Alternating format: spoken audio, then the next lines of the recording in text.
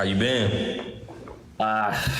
Busy. I went back to school to get another degree. I'm taking history, so I've been kind of pretty busy, not gonna lie. Congratulations, bro. That's what's up. How have you been? Hey, man, I don't know. It's life is life, and I guess. So I'm just gonna be more direct. Hold on, let me let my friend Bracha. There you go. Anyways, I'm gonna be more direct. So I haven't talked to you in a minute. I think the last time we actually talked in person was in New York, and then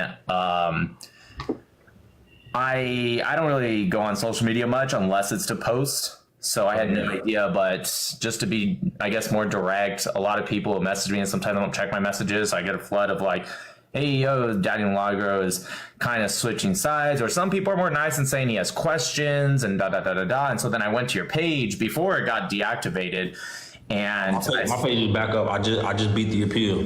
Okay, cool. So I saw like a bunch of stuff I didn't know where people were sending you pretty things, and there was messages. I don't know who those people were, but regardless, there was messages, and I'm like, whoa, what the heck happened? So even though a lot of people, I guess, probably been talking about this for a minute, I just kind of found out pretty much the last couple of days, and then I messaged you, and then like minutes after, I couldn't find your account. I thought you blocked me, and I'll be honest, I was I got banned. I got suspended. Yeah, I know that now.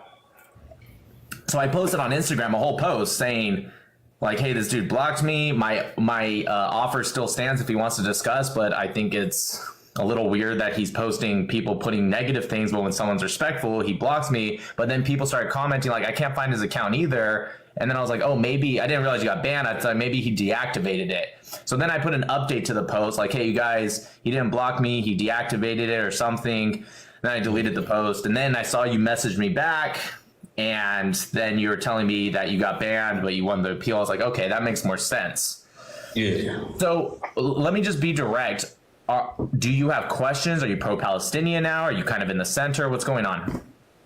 Yeah. So basically, what happened with me is a couple weeks ago, I posed a question to my followers on Instagram, and my question was concerning a Dr. Hajo Meyer, who was a Jewish Auschwitz survivor who claimed that Zionists were compared to the people of Germany that was in power during World War II. Yeah, So once that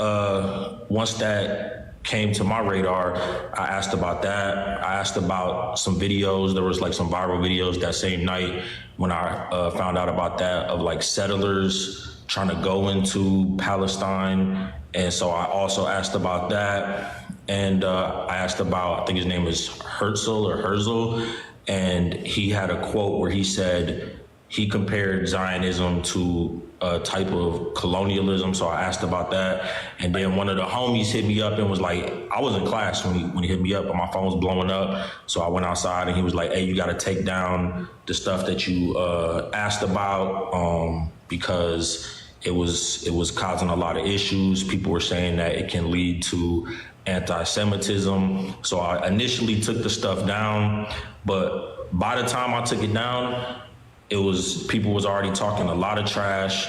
They was coming on my page talking about all of a sudden this narrative popped up. I'm a grifter. I use Jewish people. I never really cared about them. I'm getting paid in Qatari dinars. I'm an Iranian monkey. All this stuff just boom, boom, boom, boom, boom, boom, boom, boom, boom. So at first I tried to be cool. I tried to be smooth, but it got to me. So I started doing the back and forth, which turned to, people making memes about me. People keep spreading a narrative about me. So then I would like apologize, take my stuff down, try to ignore it.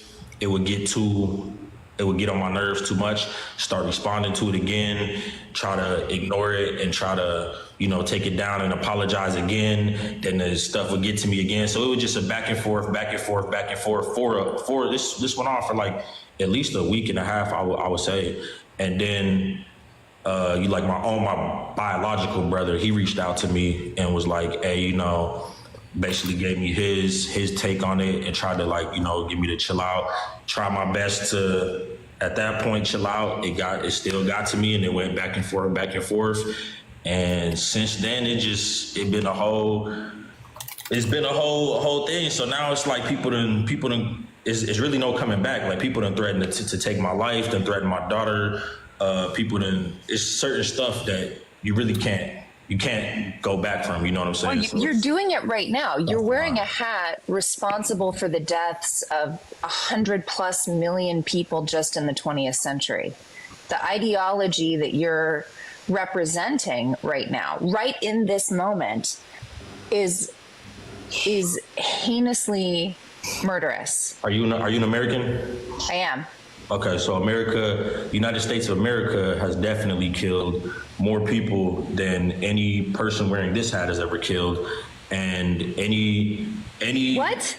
What? I don't think that's true. Who's famous for wearing this hat? I think you think Che Guevara. Yeah, but this is associated with from an the Che story. ideology This is from that the is Che responsible for 100+ million deaths. How many people were killed in Belgium, Congo Free State? That's got nothing to do with America. No, she said now she went to ideology. America has the same exact ideology as King Leopold. Well, no, America did not have the same ideology. They absolutely. King Leopold. Absolutely. What did Che Guevara do to? What did Che Guevara do? They have absolutely the same What did Che ideology. Guevara do to gay people and They Afro-Cubans? have absolutely the same ideology. What did Che Guevara do to Afro-Cubans and gay people? So what is first of all, what does Che Guevara have to do with what I was just talking about? You said Che Guevara wore the hat.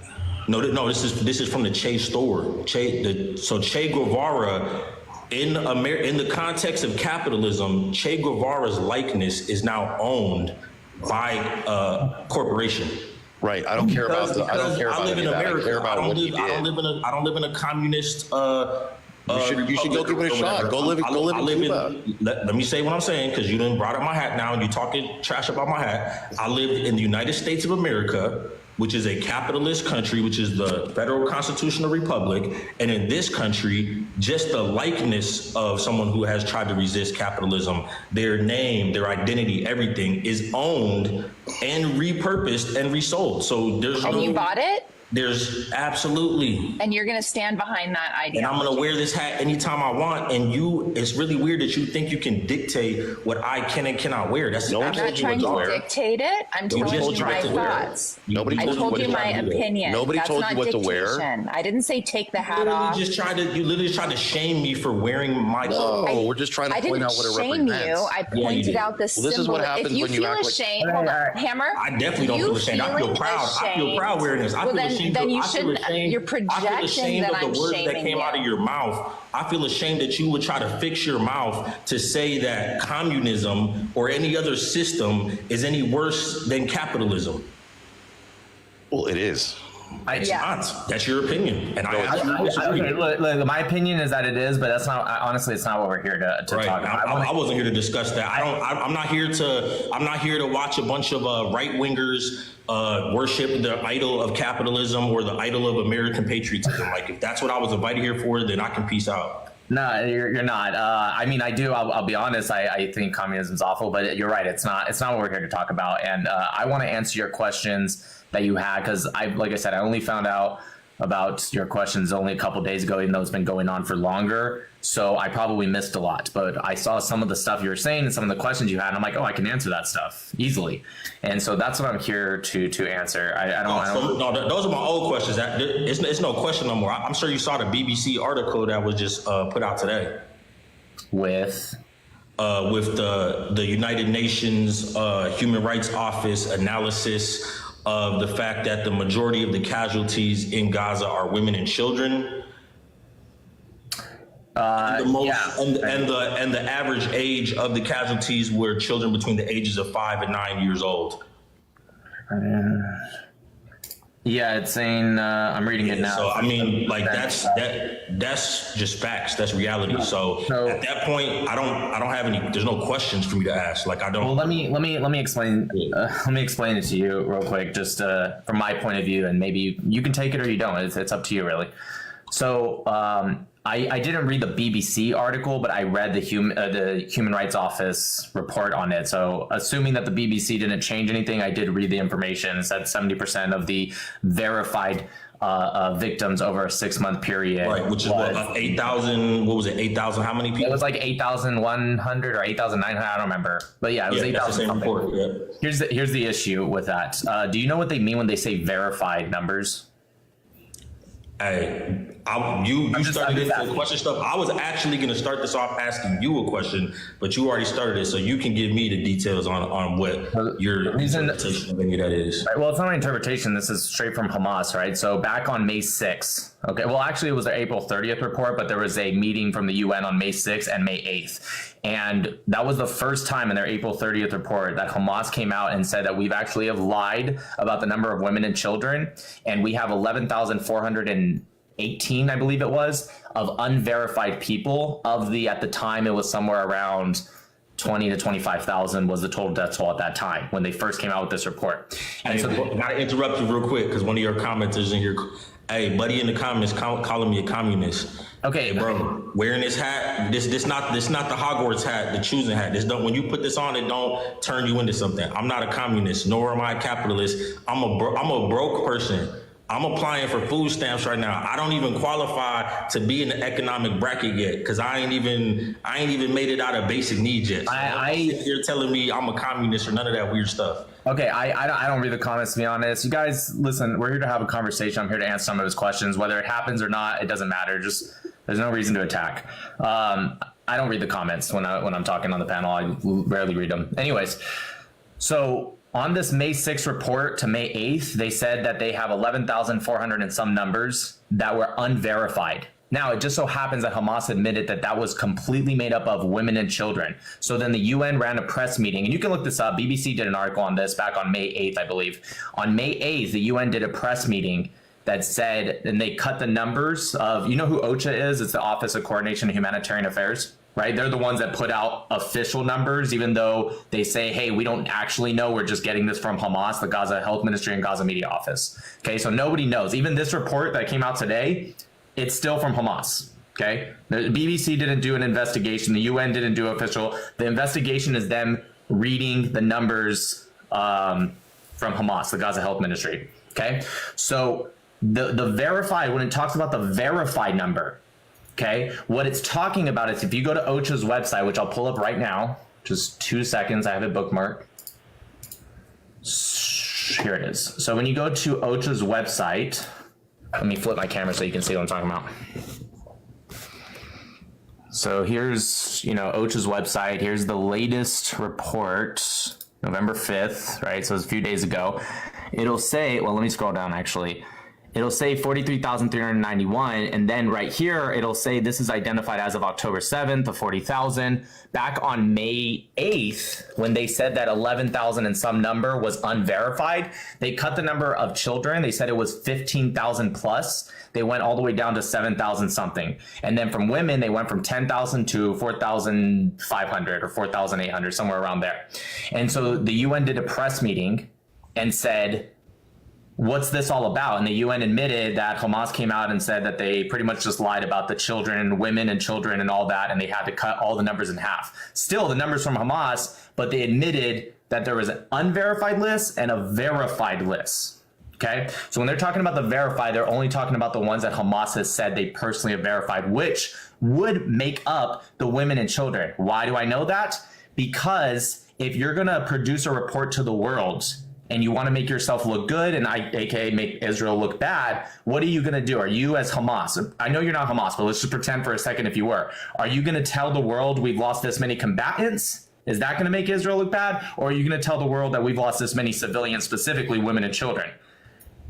I hope you can agree that they're going to say the amount of women and children. They're going to report that first before they report the number of combatants. Another proof for that is there's only one time in this entire war, it's been 11 months and 1 day, There's only one time ever, and it was back in December, where they admitted to losing combatants. They said that they lost 6,000 combatants. Now, that was about half of the international reporting that said 12,000 at the time. But regardless, that's the only time ever that Hamas has admitted to losing combatants. Since that point, they will not tell anyone the number. No matter how many times they're asked, they won't give the number. So when you read 70% of verified, there's a reason it says verified victims and not just victims, is they're taking it from the list that comes from the Gaza Health Ministry, which is run by Hamas.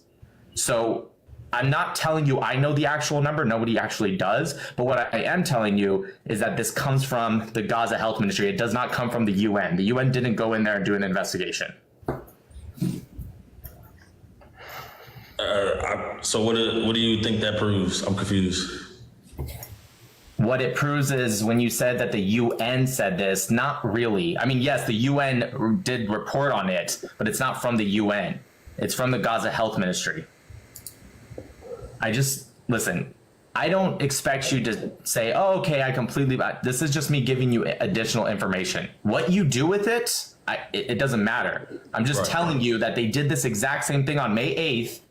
And this is when they admitted that they lied. About 11,000 people, which at the time was about 40% of the entire death toll. So you think when this is all said and done, when people actually get a chance to go in there after this finishes, when people get a chance to actually look back on it and do some investigation, you think there's going to be less casualties than is reported? I can guarantee it won't be more civilian casualties. Casualties? Well, I don't know how long. I'm not a mind reader. I have no idea how long the war is going to go on. So casualties, that's not the answer. It's about, is it 70%? Percentage wise, it won't be anywhere near 70%. Because again, and what makes you believe that it wouldn't be near that number or higher than that number? That's a good question. So the reason I know that is because I just have to look at what we've seen up to this point. And if anything, because they're not letting journalists in, so no one knows that.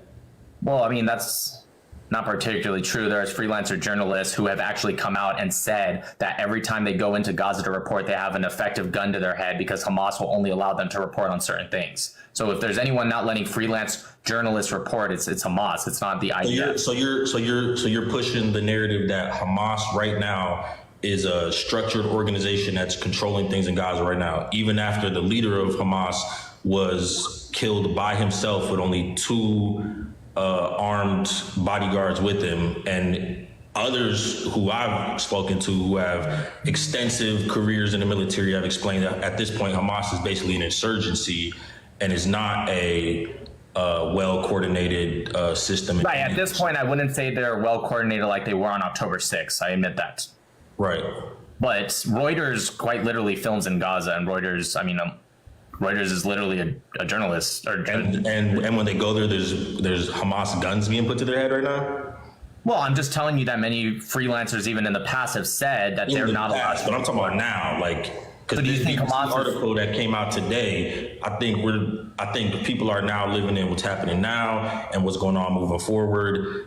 And I don't know if you're still going back to what's in the past. Well, unless you think their ideology has changed on journalists just in some months, I don't know where you're getting that from. As for the BBC, no, I brought up journalists because I'm talking about the ideology of the alleged ideology of Israel suppressing the facts of what's going on. So that's what I'm speaking about. How? That's why I brought it up, that journalists weren't being allowed in. I just told you Reuters is in there and other people are in there as well. Freelancers are in there. I'm not really sure what you mean by that. So you didn't see that there were literally journalists accused of being Hamas? I mean, anyone that disagrees or criticizes Israel is Hamas.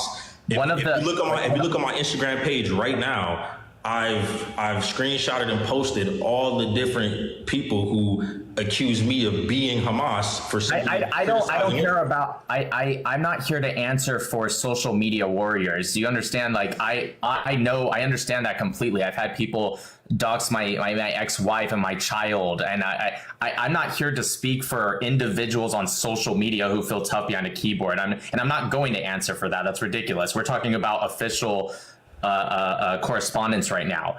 As for as for our journalists being Hamas, some literally are. The person, when they rescued Noah Argamani and the 3 men that were with her, there was 4 in total that were rescued. The son was a journalist, and the I'm father.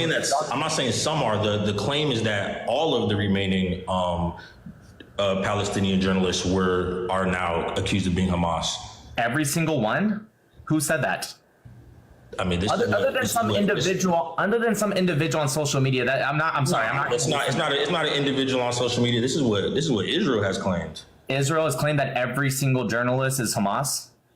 I'm sure that you. I can pull it up right now. But I'm sure you're aware of it, and I'm sure that you're just. I'm not. You know a lot more about this stuff. So I'm sure you've heard of Al Jazeera, right? Yeah, of course. Wizard Bassan is very much against Hamas. Israel accused the 6 remaining Al Jazeera journalists in Gaza being Palestinian militants. I'm sure you're aware of that. Yeah, but that's not what you said. There's over like 300 freelancers, probably more actually, just the ones that I know of. On the freelancers, I wasn't talking about freelancers. They're journalists. You said journalists. Okay, well let's talk about these 6 journalists. They're all yes. Let's talk about Bassan. Because I mean, at this point, it looks like anyone that's speaking up about this conflict is labeled as a terrorist. It's kind of interesting. Wait, okay. First off, when has Israel said anyone who speaks up against this is you saying these 6? Hey, so you're asking the questions, and conveniently, I have answers for you. So go ahead, tell me. I'll let you answer that first question about the 6 journalists, and then I'll pull up the one for the. I don't see how saying 6 journalists is equivalent to every single person. We're gonna get to the next one. We'll get to that one. First, start with this: are all 6 journalists terrorists? You can answer that part first. I'd have to look into who these 6 are. Okay. Well, we know about Bassan, right? She's the first one and the only one he's listed so far. So Milagro, first, number one is there are not just 6 journalists, as Nick said. There are hundreds of journalists. 6 have been identified as having Hamas direct ties. Bassan is a horrible example for the pro-Pallies. She embezzled, $400,000? $450,000. Her brother is a Hamas member. Right. This is a horrible, horrible example for you. If you want to give some other names, we can weigh in specifically. I never gave that name. You actually threw that name out because you said it would be a horrible name to throw out. I said, what about the 6 You just said that name. You said Bassan. No. Well, he did say it in response. I said it first, but real quick, it doesn't even say the last 6. It just says Israel accuses 6 Al Jazeera journalists in Gaza of being Palestinian militants. It doesn't say the last 6. So I don't know where you got that from. The last part was context that someone else gave me. Well, I don't go off what other people are giving you. I'm reading it right now. It just says Israel accuses 6 Al Jazeera journalists in Gaza of being. In fact, this actually debunks them saying everyone is Hamas, because if everyone is, they wouldn't give us. That's not where the everyone is Hamas part comes from. I said I'll get to that next. I said I will ask you first to address the 6 journalists. Well, I have to read into the names of the 6 and why they're saying that, but the fact that they're giving an exact number tells me that there is more to the story. When you said the last 6, it made me interested, because then it's saying it's specifically with Al Jazeera, the only ones remaining. But now that I know it's not the last 6, they pinpointed 6 specific ones of many. So that tells me that there's probably investigation I have to read on. I haven't read every single thing ever. So I'd have to look into it, but I'm very curious on where. Okay, so now you asked about everyone who's even critical is suddenly becoming Hamas. Well, actually, it's very interesting. So, like here in the United States of America, we have freedom of speech. We're allowed to, go onto our social medias and with quite a bit of liberty, post what we'd like to post. And I don't know much about Israel's laws and governments, but I was quite shocked to find out. Over this past week, I read the New York Times article that is entitled "How 4 Posts on Instagram Destroyed Her Life," and this was about the Israeli police raiding and arresting this young college student because of things that she shared on social media. And as I read this article, I came to find out that in Israel, just by you being an Arab Israeli, after October 7th, a lot of them were rounded up, were accused of being terrorists just because of things they shared or posted on the internet. And their rights and freedoms were stripped away from them, because unlike America, where we have freedom of speech, they don't actually have a lot of the freedoms that we have. Right. So we have the hold on, let me finish. When we say that, Israel is the only Western democracy that shares our values, this is what has been told to me since April when all this stuff started being promoted to me. It really doesn't add up, because in actuality, if you are an Arab Israeli, if you are reported by your neighbor or someone else in the community, as for her, it was a classmate, a Drew's classmate, and you're just suspected of sympathizing with the terrorists, which is what she was accused of doing, then you can be rounded up. You can have your rights completely stripped away from you. And that's absolutely not a just society where there's this equal rights going on here. Right. So a couple of things. One, that's America specifically. There's a lot of Western countries that don't have what you're referring to as the First Amendment. The Constitution of the United States is very much that. It's the United States. It's not even specifically Western countries. So you can say I disagree with that, but to try to apply Americans' Constitution to not even just Israel, the UK, France, Germany. No, Spain, I'm not applying to anyone else. I'm only applying it to America because it's American bombs. Right, but we're not talking American about planes that are dropping those bombs, and it's Americans like Joe Biden, and now it's going to be Donald Trump who are supporting these atrocities in Gaza. I got it. So it's actually America that's doing all that. I'll get to that, but regardless, it's still very much not an American Constitution, not just in Israel, but any Western countries. The only country that has that Constitution is America. So regardless of what you're saying, it's a ridiculous point because it doesn't apply. No, it proves. So you denied that. I still want to. You denied that just anyone can be accused of being Hamas, and I'm telling you that actually, first off, in Israel, let me finish because the standard of you being arrested, being accused, is all you have to do to meet that standard is be an Arab Israeli. I got it. So that's not what happened. Israeli, you know what she posted? Okay, you have to let me finish here. I let you finish, right? But you're not addressing the point. You're going. I'm trying to. You made 2 points. I addressed the first one. I still haven't gotten to the second one. So your second point was what she posted, and she's just being labeled as Hamas. So do you know what she posted?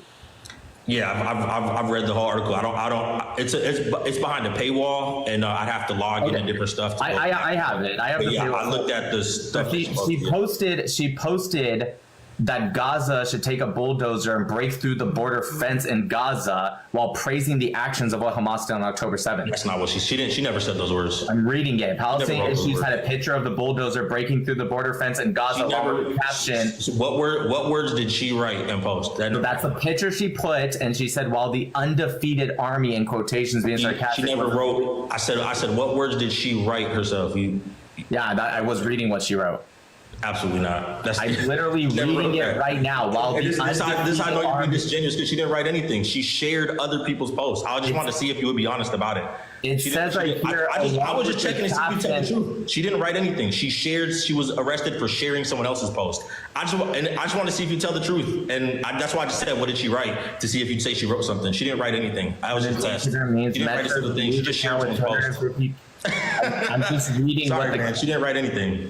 I'm just reading what it says the caption said. But that was the test. I said, what did she write? And then you answered that she wrote something. She didn't write anything. She shared something. She shared someone else's post. All right, stop. Dude, you keep interrupting me, and I haven't had a chance. I'm reading it as I'm talking to you, and I'm doing this. I just saw the part that said, this is what the caption said in Arabic, and I'm reading it word for word. Mm-hmm. Now, if I scroll up, maybe it says somebody else shared it. I apologize, but don't call me a liar. I'm not lying to you. I'm trying to read something. I'm not saying you're a liar.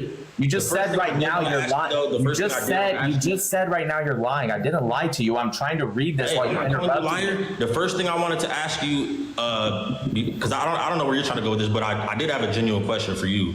I haven't even answered your first question yet. Because, bro, the reality is what Israel's doing is wrong. Like, you're not going to convince the world. Can I ask him a question? Only big bad America with all the bombs and all the war machines behind it, Raytheon is gonna agree that. Can I ask you a question? Hold on 1 second. Let me ask this guy a question. Only America with all the big bombs and everything is going to agree that what America is doing is okay. No one else around the world is ever going to agree that.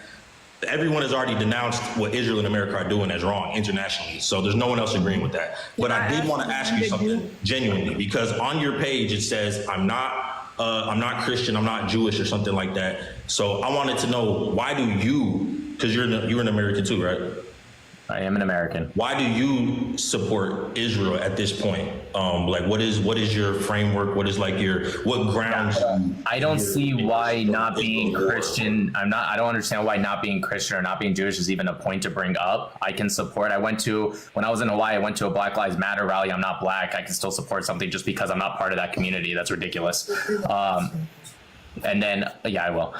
So you don't have to be part of a community to support it, right? The reason I know is because all of the questions I saw that you had asked, right, that you haven't let me finish like more than 5 words, you keep interrupting me. I have had these same questions. The only difference is I've gotten the answers to them. That's why I still support Israel. Does that mean I support everything Israel does? No, I've actually criticized Israel constantly, but that doesn't mean just because I can criticize Israel or any country in the world, because that would make something a utopia if it was perfect. There's no such thing. That doesn't mean I still can't support said country, right? I served in the military for 12 years. There is so many things about my country that I don't support, but I still very much support the United States of America just because I don't support everything. To answer your question, I'm going to let Lila ask your question because she wants to ask. Can I? Yeah. When did you realize what Israel was doing was wrong? So a couple weeks ago, when I was in Los Angeles, I was just being given the script, the spiel, and I didn't really question it because I was in a bubble. I was surrounded by people who were like in an echo chamber, all repeating the same thing over and over again. It's kind of being oversaturated. But when I became homeless again, I wasn't in that bubble anymore. I wasn't surrounded by that. And I was seeing a totally different reality of just like the slums of deeply impoverished Black people and just around their experiences and hear what they had to say. While I was in the midst of dealing with that, it came onto my radar of some questioning, troubling things compared to what I was told versus me looking at. All right. So basically, when you started asking for money and didn't get money, you decided to change what you believe. You're a grown ass man. Hold on. I didn't say anything like that. Let me finish because you kept saying it to Nick. You kept saying it to Nick, so let me finish. I sat here very quiet. Okay. I have been on your lives before. It don't matter. I'm talking. I have been on your live before, and you literally attacked me because I came up there and I said, do not let anyone change who you are. Don't do this, don't do that. And you started screaming at me. I was on your live on Instagram and you started screaming at me, and then you dropped me. And then I went on to post videos of that live and I said, watch out for this one because he cannot be trusted. Okay, this is before you even came out and decided that you were going to change to being pro-Pally. And whatever, you're fine. You can do that. People take some time. They realize what's happening. It's going on for a long time. So you're like, oh, but people are still being unalived. I don't like that. I don't F with that. So I'm going to change how I feel. And that's okay. I'm not up here to say, oh, why you switch up. My whole thing is you went to a rally or a encampment in America and you were filming while with your daughter. You were filming and you were saying, oh, look what they're doing to me, to a Black man who supports Israel. Bro, you literally had a suit on with a Magen David. A regular Jew and Israeli won't wear that ugly ass shit. You were going this far to prove that you were pro-Israel just for them to give you money. They gave you money. They gave you money so you're not homeless anymore. You got the money, but when the checks stopped coming in, you decided to go to the next highest bidder. So to come up here and ask for explanations, you were literally in Israel. You came to Israel. You were in Israel. You traveled around with certain people. You went and saw certain things. Oh, I see the truth now. You see, I'm in Israel as a Black person and nothing's happening to me. I see the truth now, and that is okay. Again, I'm not going to sit here and judge you. You were in my country. You walked the grounds that I walk on every morning. And you still decided that after the checks stopped coming in, that you were going to change who you are. And that is fine, but don't come up here trying to question people that have been talking about this entire time and trying to ask and have a got you moment. You see, I was trying to get you. I was trying to ask you if she said something and you're lying. Don't come up here trying to act funny. The highest bidder has your opinion, and that's wicked. Now you're with the fucking Red Star when they would kill you first chance they have. Act like a black person. Don't act like you're for sale. Are you slaving for this conversation? I'm confused. Okay, real quick, Daddy, we can't hear you because you're muted. You have to click the little mic button at the bottom. Just to kind of append on to Lilac. It said the moderator muted me, so I didn't actually. I don't know. That's okay. Yeah, you were muted. So, Che Guevara's diary, he was the hat that you're wearing. I feel like someone just said something to me, so can I respond to what was just said to me? I'm just going to append briefly. Or do I just got to hear people just go on these rants? No, go ahead. So yeah, you just blatantly lied multiple times. You said that I made a video with my daughter in an encampment where I said I'm a black man supporting Israel. I never said anything about supporting Israel in that video. I actually was taking my daughter from a gymnastics class at the Wooden Recreation Center to a bus stop so we could go home to UCLA Family Housing. And the bus stop, in order to get there, you have to cross through what at that time was an area taken over by a bunch of privileged young white students. And so I said to those white students, why are you stopping me as a black man who earned his right to be in this university and is walking through this campus? Never mentioned Jewish people, never mentioned Israel, had nothing to do with you or what you're talking about. So you just blatantly lied and made this up. Second of all, you're lying and saying that there's this paymaster who's paying me and people are paying me off and I'm going to the highest bidder. I know that you have this nonsense imaginary fan fiction that you've been writing about me with all your little friends, but in reality, nobody's paying me anything except for my boss. When I go to work, that's you literally just said I was getting paid. You're interrupting me. I thought you just said you don't interrupt me. He was getting paid. Now you're interrupting me. I just had to sit there and listen to you go on a rant. Did you hear? I just had to listen to your rant, but now I can't respond. That's kind of weird. Okay. Nobody pays me except for my boss. Nobody pays. You were trying to let me talk because I let you talk. Nobody pays me. You didn't. You talked the whole time. You were just. I let you talk and go on your rant, so please let me talk. You were muted. That's why you couldn't interfere. I will let you talk again when I finish, and I will not interrupt you. So let me talk, please. Nobody pays me except for my boss. When I go to work, that is the only person that pays me. I do not have a monetized social media account. I don't have a current GoFundMe. All GoFundMes that I have ever had in the past were I was told to create by Jewish content creators like Shirion Collective. Like when I did the LA Moms magazine, Sharon Yadiger told me to create a GoFundMe. I've never had an idea of my own to create a GoFundMe. I've had 4 GoFundMes in my entire life, and every single one I was instructed to do so by a popular, wealthy, famous, one of those above, Jewish content creator who instructed me what to say, how to form it, and I've even shown screenshots of that which are still up on my Instagram page. So you can live in your la-la land, your fantasy world where communists are paying me to wear this hat. It's a hat. You buy it online. It comes in the mail. Nobody pays me to wear it. It's just like if I wore any other hat in the world. I have multiple hats in my closet.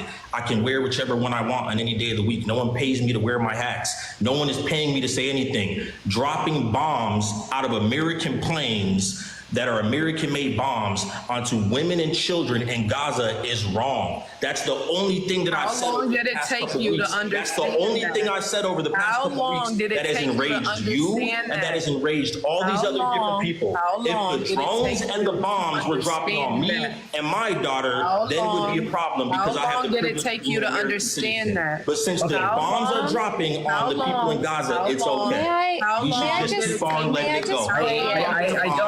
I don't want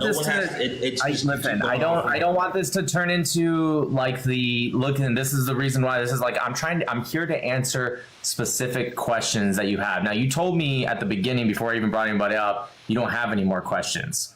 If you don't have any questions, I'm not going to force you to think anyway. I honestly don't care if you're pro-Palestinian, pro-Israel, if you hate both or if you love both. That's not the point of this. Okay. Obviously, other people know more about this with specifically you than I do. I don't know where all this is coming from. I didn't know about an Instagram live or any of this, but this isn't This is not meant to be like a dramatic live, really. I'm here to answer questions that you may have. I mean, I hope you still have, right? The only thing that you really brought up, I know you brought up some articles I was trying to read quickly while answering you, but the only thing that you really brought up that I was able to answer was this whole like 70% of verified numbers. I explained to you what that means and how they've lied. By the way, I only give you one example of how they lied. Between their April 30th and June 30th report, they turned 19-year-olds, 67% of 19-year-olds into 18-year-olds. They turned 71% of 18-year-olds into 17-year-olds, and then they turned 77% of 17-year-olds into 16-year-olds, and so on and so on. And this has been verified. You can look, because everyone has a unique ID number in Gaza, or in Palestine for that matter, even in the West Bank. Everyone has a unique ID number. They took the ID numbers and they looked at how it was on the April 30th list, and then they looked at the same ID number on June 30th, and they magically made more children, right? They turned 19-year-olds into 18-year-olds, which in Gaza, 18 does count as a child. Just, I don't know if you knew that. And then they turned 18-year-olds and 17-year-olds. Like, these are people that are lying. So when you're telling me about this report, and not even just the overall numbers, just the verified ones, you're telling me like, oh, 70%. So I'm trying to give you the context of what that means and why it's not what it sounds like. That's what I'm trying to do. I'm not here to attack you. I don't care about your communist hat. I don't agree with it, but that's not what we're here about. Okay. Not here about money that you did or didn't take. Okay. Because I don't know anything about it. So I can't accuse you of anything because I have no idea what anyone's talking about. Can I just share? I do want to share one thing about the hat, because I'm guessing that Milagro doesn't know that in Che Guevara's diary, he was an extraordinarily racist person. He referred to Black people as those magnificent examples of the African race who have maintained their racial purity thanks to their lack of affinity with bathing.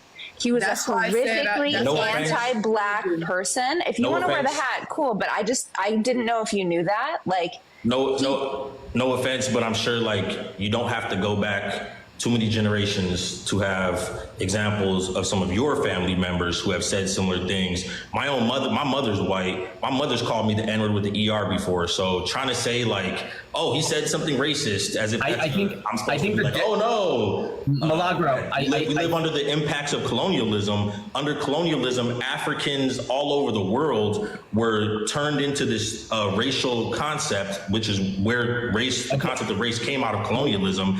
And so that's why we have these negative stereotypes about Black people, including ones that possibly what you said was true. I don't know if that's true, but even if it was, Donald Trump has said worse things. Donald Trump has said worse things. He's the president of the United States of America right now. Milagro, I would say the difference is you're probably right. You can go back into anyone's few generations back and they probably said some racist thing, but the difference is you're not wearing a hat repping Bracha's family. I think that's the point she's making. It's not that she's saying that her family. There's no hat I can wear. If I wear a New York fitted cap, most of the people who've worn New York fitted caps have said some racist stuff. If I wear any type of hat, you're going to have historical people that said racist stuff wearing the hat. Again, but you're only singling out this one because the reason is because they're a threat to your privilege and your way of life.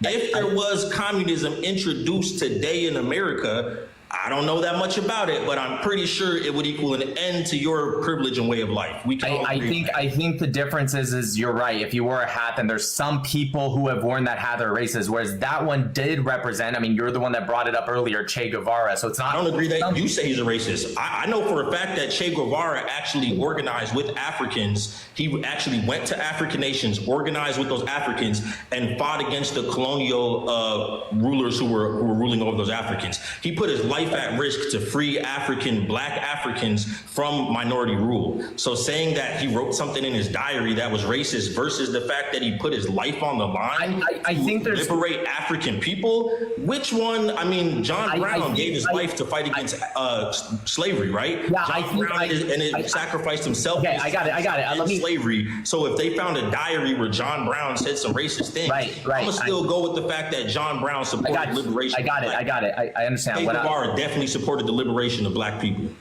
I understand. What I will say is we don't have to look far into history to find that people have supported Black people and were extremely racist. Lyndon B. Johnson, who signed in civil rights, I'm sure you know what he said about Black people. Like to say that like, oh, well, he did this, so he couldn't have been racist. Just look at I'm not Lyndon saying he Johnson. couldn't have been racist. I'm saying that he supported the liberation of black people. Regardless, this isn't. Whereas This isn't you can't show me a capitalist who supports the liberation of black people, because the system of capitalism in America is about keeping black people as a permanent underclass, never paying the reparations that are owed to African Americans for slavery. What about Wade? I don't want to talk. I'm sorry. I don't want to talk about. And It's fine. This isn't a leftist right wing argument. So it's not. Listen, you're a leftist. That's fine. This is not a left wing right wing argument. So I just wanted to point that out, but it's really not what the conversation's about.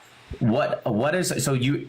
Overall, the biggest claim other than this BBC article, the biggest claim you've made to me is just there are still bombs dropping inside of Gaza today. And I hear you, okay? Lebanon, I mean, there's bombs dropping on When Lebanon he was in right now. Israel, they were dropping. I mean, let's just be honest here. When you were in Israel, they were dropping also. So what's the difference? Let's just be honest. Let's just be realistic here. The United States of America is a super powerful nation that's definitely got more military power than any of the people that you are saying are enemies of Israel, and 100% supports Israel in anything that they want to do. And right now, Israel is waging a very destructive campaign that is at the cost of American weapons, American dollars being put into it. And me as an individual in April, when I was mistaken for an Israeli agitator at UCLA, I was told nonstop that, I need to be a part of supporting this and giving all the reasons why. And it sounded all good and jolly, but well, I'm here to tell you support it. I mean, you've told me reasons why you support it. Right. Well, I mean, very little. But let me tell you, as somebody who's one of the biggest, I didn't start this on October 7th. Okay. I've been doing this for years. Okay. I'm not one of these post October 7th. You said doing this, you mean supporting wars? Israel. No, dude. Even I'm not talking about Israel. I'm talking about wars. No, I'm so, just. we had Afghanistan. Let me finish, okay? Because you're cutting me off, so it changes the context of what I'm actually saying. I'm not talking about wars. I'm just saying I've been talking about Israel beyond just even wars or October. None of that. I've been talking about Israel on TikTok alone for about 4 years, but about almost a decade in general. So I'm not one of these like post October 7th guys. So somebody who's a very big Zionist, right, pro-Israeli person, I'm here to tell you I don't agree with anyone saying you have to support Israel. I could care two shits if you do or don't, all right? I'm having a conversation with you because I've met you personally, and I saw that, well, at least the way I took your post, again, I just found out about this a couple days ago, it seemed like that you had some questions, and I'm like, well, I know this guy, right? Let me see if I can answer him some questions. That's literally where this is coming from. I don't care if you support Israel, Palestine, or if you end up hating both and you want nothing to do with either. Seriously, I don't care. I'm just here to answer questions. You said you have the problem with bombs still dropping on Gaza and Lebanon. Listen, you're making a great case for why Hamas should surrender and why Hezbollah should follow Security Resolution 1701 that they've been breaking for almost two decades, right? I agree with you. I also want this to end, but not at the risk of the security of the Israeli people who did not start this or want this. Now, but you're saying it's very destructive. So let me ask you a couple questions here. Do you know how many military bases Hamas has inside of Gaza? Hey, so let me ask you something. Yes or no? If the United States of America released to the public a violent criminal, and that violent criminal went out and hurt somebody, who would be responsible for what that? And he was already convicted and locked up for a lifetime imprisonment. Who would be responsible for what that violent criminal then did? Don't answer that question, Nick. I will, but Don't answer that question. I'm gonna answer. I'll answer it, but can you answer my question if I answer this? Yes, and because I have a follow up to that real quick, and then I'll answer with it.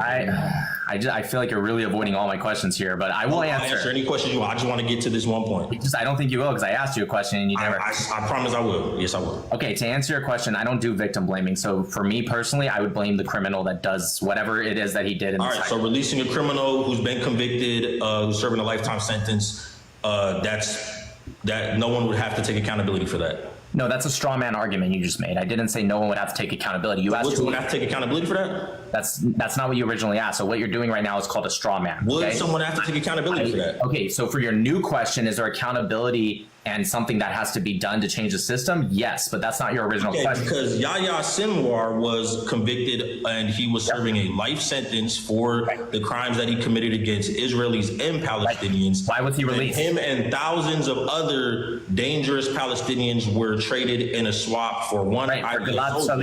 And he was able to organize and carry out all these attacks. Right. And what he did was then used as a justification for all of these bombings and destruction, which is now turning into absolute ethnic cleansing.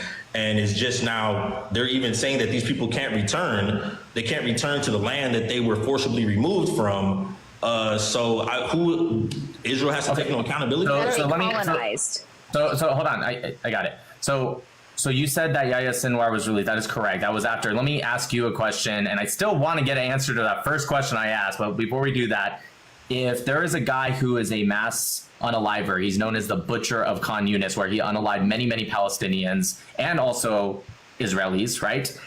If he's known as this and he has a tumor in his brain and the government fixes that tumor and removes it, are they at fault for anything he does after? Yeah, that's just like Osama bin Laden was treated for dialysis by the CIA. Yes, right. If you're keeping someone like that alive, you absolutely have a purpose for keeping someone like that alive. And then you want to use that person as a boogeyman later on to justify the massive war campaigns you're going to carry out. Absolutely. They absolutely are responsible for keeping those type of people alive. The CIA, any of these organizations that have kept these type of people alive and then use them to justify these types of Afghanistan. So it's not the Hippocratic Oath. Absolutely. Just real quick. It's not the Hippocratic Oath then, is what you're saying. What's that? So it's not the Hippocratic Oath is what you're saying. You're saying it's that. What do you mean by that? The Hippocratic Oath is what? The Hippocratic Oath is the oath that doctors take that say if there's somebody, regardless of who they are, that's in front of them, they will treat them. It's an oath that all doctors take. Yeah, I'm not a doctor. I come from poverty. I don't know any doctors. No one in my family went to med school. I don't know nothing about that. I am also not a doctor. I just know what the Hippocratic Oath is. I don't know anything about it. I just told you the Hippocratic Oath it's a very well-known. What's it got to do with the CIA? I was talking about what's it got to do? Well, that's why they removed his tumor, because he was in their custody. He was in jail. What's his tumor got to do with trading him? What does his tumor got to do with trading him for a hostage and releasing him out to the public? The Hippocratic Oath says you have to release mass murderers to the public. Well, so they did that so they can get back an Israeli hostage. Yes, correct. Right. So to get back, you can say. So Israel can negotiate with terrorists, is what you're saying. But they can't stop the bombing. They can't stop killing the women and children and ethnically cleansing, because that would be negotiating with terrorists. And they have negotiated. You can't negotiate with Hamas. Do you know when they released him? You can't have a ceasefire. You can't negotiate. You can't negotiate. Nobody said that they can't negotiate. But you're just making things. Okay, all right. You have to stop. You have to stop interrupting me. I said yes, and you immediately started interrupting me again. Nobody said they can't negotiate. In fact, they have negotiated even since October 7th, right? Just because they haven't they did come to it once, but just because they don't always agree on either side, some said no on this side, some said no on this side, that doesn't mean they're not negotiating. You're literally making things up right now, saying, no, you can't negotiate. No one has ever said that. They're negotiating. No one's ever said that. I hear that every single day as a justification for why this war needs to continue until Hamas surrenders or until they're completely exterminated. So let me ask you. Argument today. You argued that this war has to continue until Hamas surrenders. First off, I never said that. I said you're making a good argument for Hamas to surrender. I didn't say the war has to continue until Hamas surrenders. Let me ask you, how did they come to the agreement in November then if they came out and said they'll never negotiate? How did they do that? So look, I don't even know. I honestly don't know how they did that or anything that you're talking about. Because you're wrong, because they do negotiate. My point is this. The war is continuing right now. You're saying that answer my question. What's up? That doesn't answer my question. You said that they. What's your question, bro? He's not listening to you. He's reading the comments. Because the only reason I was brought onto this live. I mean, since we left Manhattan, you haven't invited me onto no lives. The only reason I was brought onto this live is because people are mad that I'm saying that this war is wrong. If three weeks ago, before I was saying this war is wrong, people were saying Milagro is a hero. I'm not here to talk about other people that aren't even here right now. But I'm saying that's why people told you to bring me on. There's nobody told you to bring me on. When I reached out to you, it's because I thought when I read your post that you had on your Instagram, I was like, oh, he has questions. That's literally it. That's the only reason. Nobody told me to bring you on. They didn't even know if I knew you or not. I mean, I'm sure maybe some did because I took a video with you in New York. Well, you were part of a compilation video, but still, like, nobody asked me to. Okay, I would tell you if I. You're just bringing me on because you want to bring me on. Yes, because I read your Instagram post and I'm like, oh, he has questions. I'm sure I can answer some of them. That's literally it. So my question to you that you never answered was, how many bases in Gaza does Hamas have? How many military bases? And I promise you there's a reason I'm asking. Yeah, I don't know anything about Hamas because they're like a terrorist group, and I don't know how you find information about them. But what I was told by an American military person who's, I think he was a Green Beret or SEALs or something like that. All I know is he was like one of those high-ranking things. He told me that Hamas is at this point an insurgency. They're not a close, like, organized. So I would have to guess zero. I don't think they have bases. Right. So that's correct. And the reason I ask, and I appreciate you being honest and saying like, hey, I don't know much about Hamas. Okay, fair enough. But the reason is because it adds context to what you're saying, because I also have seen the destruction that's known as war. Okay. But the war in this is different than other warfare. And I'll explain why. So they have zero bases, but they still do military operations. In fact, they ran out of everything except for rockets. They're still to this day launching rockets, right? Obviously, they've slowed down because, as you said, Israel has created corridors that they now hold control of that Hamas no longer does, but they still very much still send rockets. So they ran out of everything but rockets. So where do they do these operations from if they have zero bases, which you're correct, they have zero? Where do they do these operations from? The only operations I've seen is Israel bombing Gaza to shit. I don't see Hamas doing any operations. That's just a lack of research. I'm just seeing Israel bombing the shit out of Gaza. I don't know how that's a Hamas operation. Okay, so that's just from a lack of research then, to be honest, because they post them attacking the IDF in Gaza all the time. They post launching rockets. In fact, when you were in Israel, I'm pretty sure they launched rockets, right? When I was in Israel, Hamas launched rockets? Yeah. I knew Hezbollah launched rockets. I didn't know. Well, that's probably also true. Hezbollah started launching on October 8th, the day after our October 7th attack. Hezbollah started launching. They haven't stopped since. Hamas has also have been launching. Regardless, if you've never seen once any Hamas operations or anything like that, bro, how would I see Hamas, bro? What?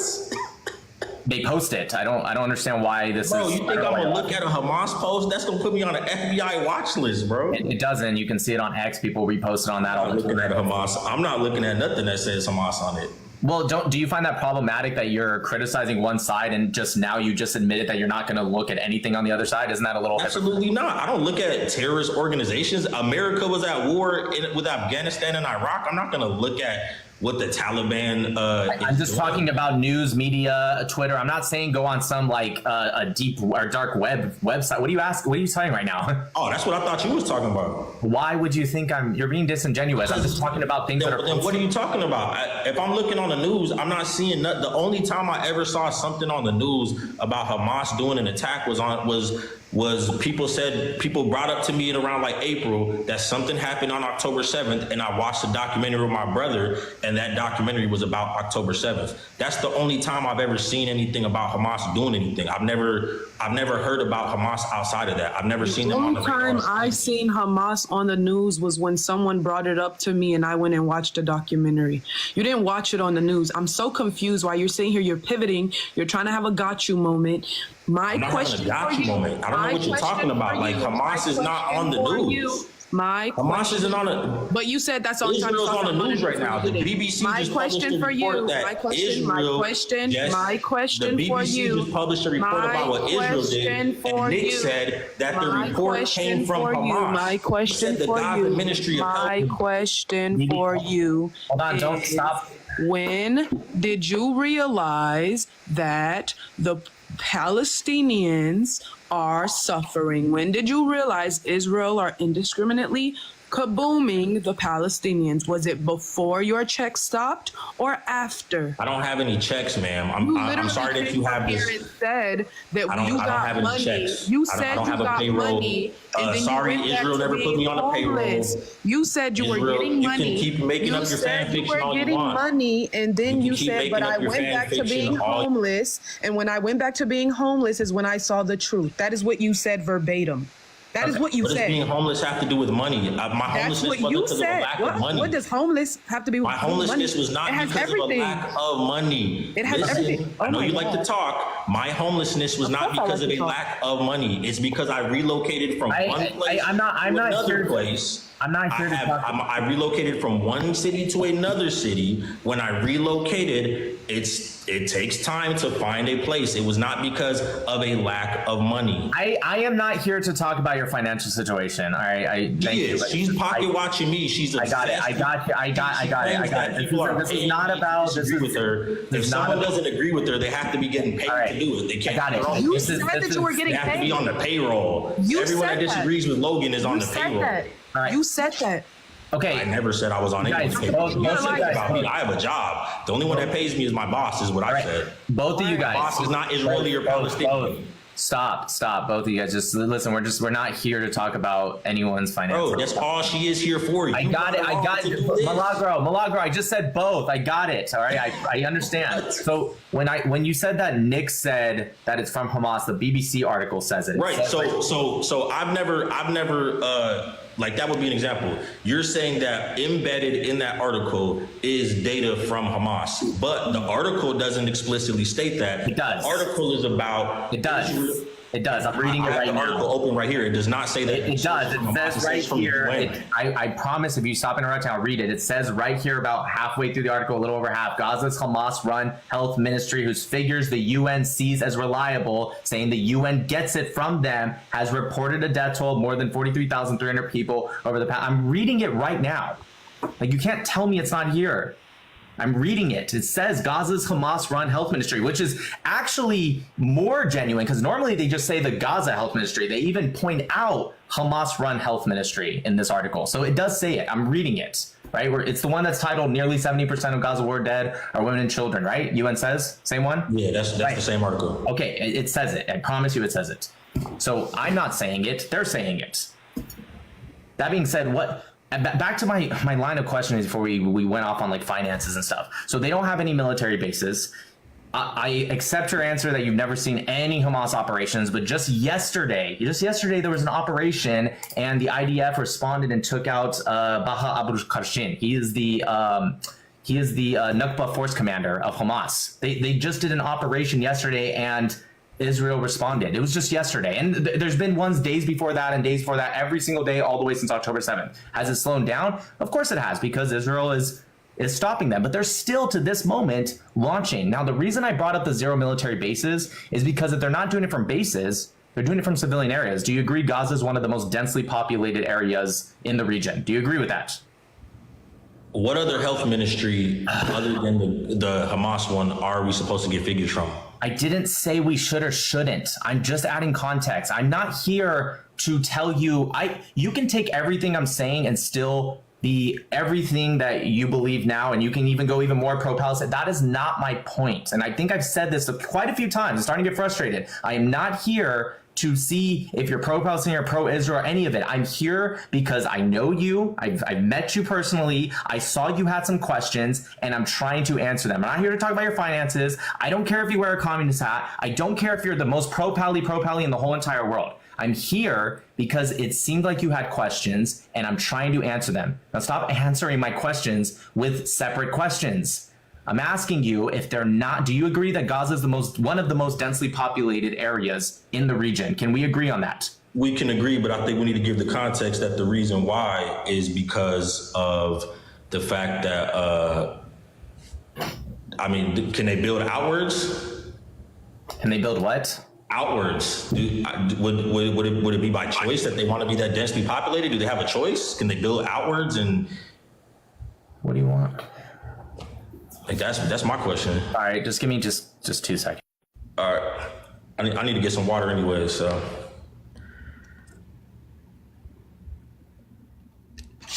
Nick, don't be mad at me, Nick.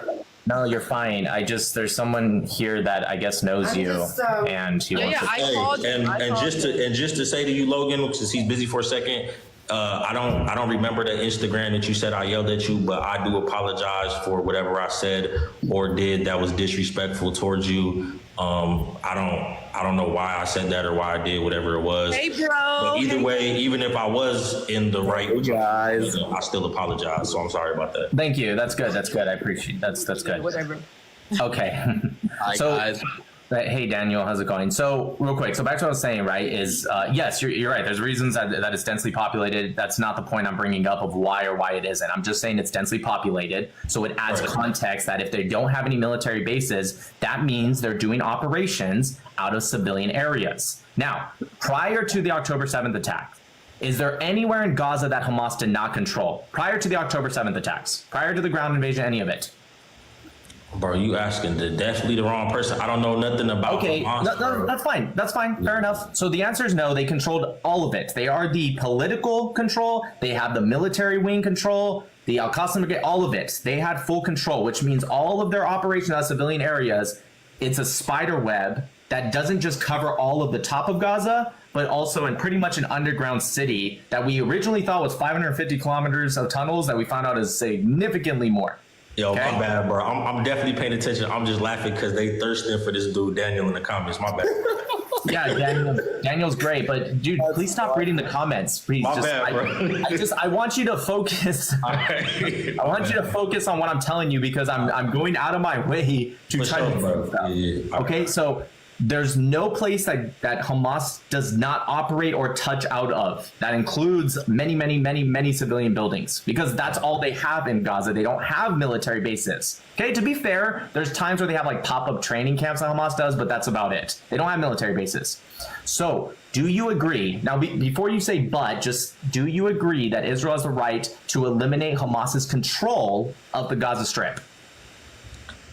I can't answer that. I don't know if Hamas was a legit group or if they was always a terrorist group. I don't know if because in America we have to get congressional approval before we go to war. I don't know how Israel decides when they can't go to war. None of that. I can answer you for that. So they started off technically in the 70s. They weren't known as Hamas yet as a charity organization, and Israel even worked with them. But this was not when they were Hamas. They became Hamas, which is Harakat al-Makar al-Islamia. It means Islamic resistance. I might be getting it a little bit wrong, but it's an acronym. Okay, they started off in 1987 by a guy named Ahmed Yassin. Okay, they started off as an armed section of the Muslim Brotherhood in 1987, and they immediately operated in the first Intifada from 87 to 93. So they have been a terrorist organization since they've been Hamas from the very beginning. Okay, so back to present time. Okay, so if they're only operating out of civilian areas and since you said if they've been a terrorist organization the whole time, that's the only way you can answer that they have the right to eliminate them from the control of the Gaza Strip. Okay, how do you do that without attacking civilian areas? How do you eliminate Hamas's control of the Gaza Strip? You asking me? Are you trying to like justify to me attacking civilians? No. See, you're not listening. I didn't say civilians. I said civilian areas because let me expand a little bit. You have two options. If you make the decision that we have to attack a guerrilla warfare unit, because that's what Hamas is, they're a guerrilla warfare unit. If you make the decision, you have two options. You either displace the people and then attack, which is obviously the correct option, or you do the bad option and you don't displace anyone and then you attack the civilian areas, which means you would actually do an ethnic cleansing / genocide. So you only have two options. I hope you and I can agree that the first option is the better one. You displace people first. Some people might not listen, but you displace people first, declare a war zone, and then you eliminate what I call the spider web that Hamas has controlled over the Gaza Strip. I'm asking you, how do you do that without attacking not civilians? I didn't say that. I said civilian areas because we already agree they don't have any military bases. It's not like they can attack the Al-Quds military base in Khan Yunis. Like that doesn't exist. I don't think Milagro is listening. He's reading all the comments. No, I'm listening. I'm just confused because like you said you have like 12 years of military experience, right? Yep. So you have military experience. You talking about military strategies and all this different stuff. You asking a fiction writer who got no military experience, how are you gonna go about doing these military stuff? I don't know. I'm not asking for military strategy. I'm just talking about simple just logic here. Because the logic is that they don't have any military bases and you have to eliminate their control, which is in civilian areas. They literally booby trap kids' toy chests. They booby trap buildings. Just the other day, last week, or maybe it was 2 weeks ago at this point, 12 IDF soldiers to lower the amount of airstrikes to appease people internationally. They've been starting to go door to door. Well, guess what happened the other day? 12 IDF soldiers lost their life because they booby-trapped a civilian building, not a base, not a trap. No, it was a civilian building, and they went in and the IEDs exploded, and 12 IDF soldiers lost their lives because they're trying to do it the way that people without military experience, no offense, are saying, well, why don't they just do this? Why don't they just be more strategical? Yeah, and then they all die. And then Hamas gets to remain in power and get stronger. How is that good for anyone, including the Palestinian people, by the way? Bro, I think you're asking me as if I have an answer to these. Daddy. Like, Daddy. I don't, bro. I'm not here to give you answers on how IDF should fight their war. I don't agree with the war in the first place. So I also don't agree with it. Who started the war? Who started the war? Who started the war? I agree with you. I don't agree with the war. Who started it? This current war right now. My understanding is Hamas started the war. Right, and who's continuing it? Israel. So you're saying that Hamas is allowed to just keep launching rockets, keep holding currently 101 hostages from a 9-month-old, well, he's not 9 months old anymore, he's 1.5, but he was 9 months when they kidnapped him, all the way to Holocaust. I don't believe in the idea that Benjamin Netanyahu and Israel's government wants this war to end. If I believe that, then I could agree with you. I'm not here to talk about beliefs. I don't think they want to. I don't think they want to get the hostages back, end the war, and have a ceasefire. What are you getting this from? They want the war to continue. Where are you getting that? I hear you're saying I believe this. I'm not here really to talk about beliefs and theories. I'm here to talk about stats and reason. But let's go with it. Where are you getting that Netanyahu doesn't want the 101 hostages back? Yeah, so it's a plan it's called like the General's Plan or something like that. Mm-hmm. I'm sure that you're familiar with it. I've never heard of the General's Plan. Let me look up the name of it then. So there's a plan that a lot of the media is reporting that Israel is implementing right now. Did it come from Netanyahu? Oh, the laying siege to the northern Gaza. Yeah, I know what you're talking about. I don't really know what that has to do with. So my understanding is Israel. Wait, what is laying Israel's general? It's called General's Plan. I had it right. Wait, no. But the General's Plan has nothing to do with the not getting the hostages back. I know it's to lay siege onto northern Gaza. What does that have to do with not wanting the 101 hostages back? Because that was my question. Remember? You said I've never seen any evidence. I've never seen any evidence whatsoever that is a goal that Benjamin Netanyahu has. Well, first off, that's literally their official goal that they have put out. Go ahead, Daniel. Sorry, they list the goals. They say the destruction of Hamas, and the second goal is to bring back every single hostage. I said evidence, words saying I'm going to do something. They said it. There's endless interviews with Bibi speaking about how the goal is to bring the hostages back, and every single government. That's words. I said evidence, actual evidence of actions to back up. Well, sure, they've rescued multiple hostages. They've even found the bodies of hostages that they executed, right? Because the IDF was getting so close that they just pewed them all under live. They've done that on top of the hostage deal that they came to in November. So I would. What about the CNN saying Netanyahu derailed a potential Gaza hostage deal in July? Israeli newspaper reports. Right? Why? Why did he do that?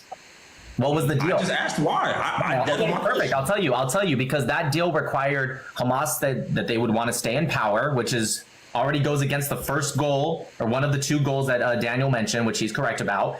But they wanted to stay in power, and on top of that, they wanted the IDF to do their actions immediately. But their actions, releasing of the hostages, wouldn't come until waves. The first wave being after 45 days, where they only released dead bodies and people that needed serious medical attention, and then another 45 days, so 90 days. Right? They were going to release the second wave, and then 45 days after that, they were going to release a third wave. So, of course, they said no to that. Any thinking person would say no to it. Just because you give out a deal that's a non-starter and someone says no to it, are you going to blame the person that said no, or are you going to blame the person that offered a non-starter that just about any thinking person would say no to? You would say no to it. It's ridiculous.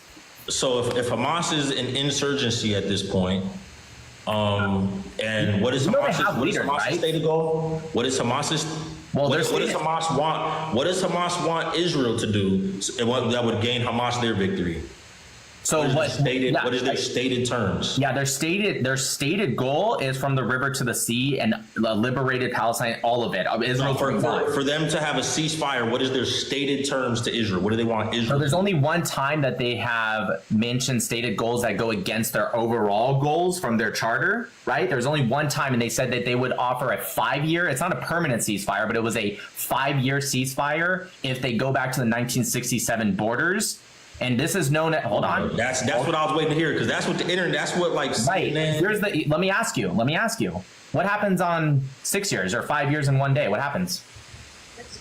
Hey, so look, before we continue, I'm gonna say this. So Cam Higbee, this dude right here, I used to follow this guy. He used to be at UCLA. This dude made a lot of posts talking shit about George Floyd. And never posted talking shit about George Floyd. Yeah, hey, bro, come on now. I showed you post to a lot of people on X. You posted What this did I stuff. post about George Floyd? You should stand by what you said. So just so you understand, me as a black man in America. Bro, you're wearing that hat as a black man. I'm not gonna be. Bro, what did I post about George Floyd? You're wearing that hat.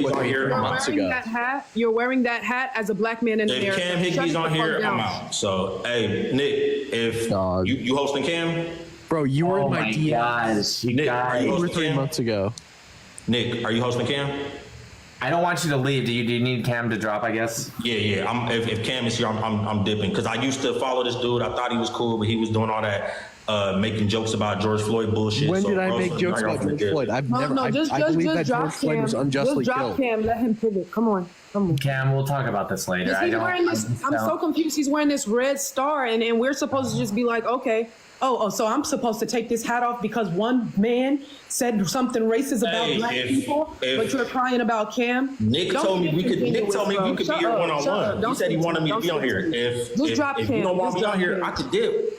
I don't want to talk about the Red Star. I don't want to talk about finance. I don't want to talk about Cam saying this or that. I don't want to talk about. I've never made jokes about George Floyd. I believe that George Floyd was unjustly killed. I do not believe that the rise to response to his death was I got the screenshots because I had to share them. All right, post them on your Instagram. Post them, Nick, bro. if you want to have a conversation with the thing up here, then you have to drop King. All right. See you, Nick. See you, Cam. Sorry. Hey, everybody. Love you guys. We love you too. All right. Love you, Cam. W Cam in the chat though, because since he read in the comments, W Cam. Yeah, I see. Listen, I just don't want listen, I don't do these drama lives, all right? I'm seriously just here to answer questions. I know that's like, it is what it is. All right, so what were we talking about? The goals of Israel, or the goals of Hamas, right? So the 5 years, what happens after 5 years in one day? So this is my question about, this is why I asked. Can you answer my question first?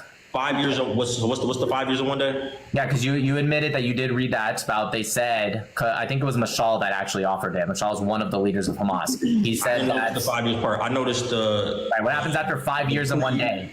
What was it? What was the other part? They would say that they would do a 5-year ceasefire if they go to the 1967 borders, which is problematic in its own way. 1967 borders. That's what I was asking. That's what I was wondering about. So why would Israel not go back to the 1967 borders? Well, first off, the 67 borders would in technicality, it would be Jordan controlling Judea and Samaria and Egypt controlling Gaza. But let's say you mean, no. They want Hamas / the PA or both to control, Judea and Samaria. Because remember, Jordan annexed what they call the West Bank, the colonizers call the West Bank, right? They annexed that from 49, technically 50 administratively, all the way to 67. And then Jordan in 1988 released an official memo that released all claim of the West Bank. They released all of it, okay?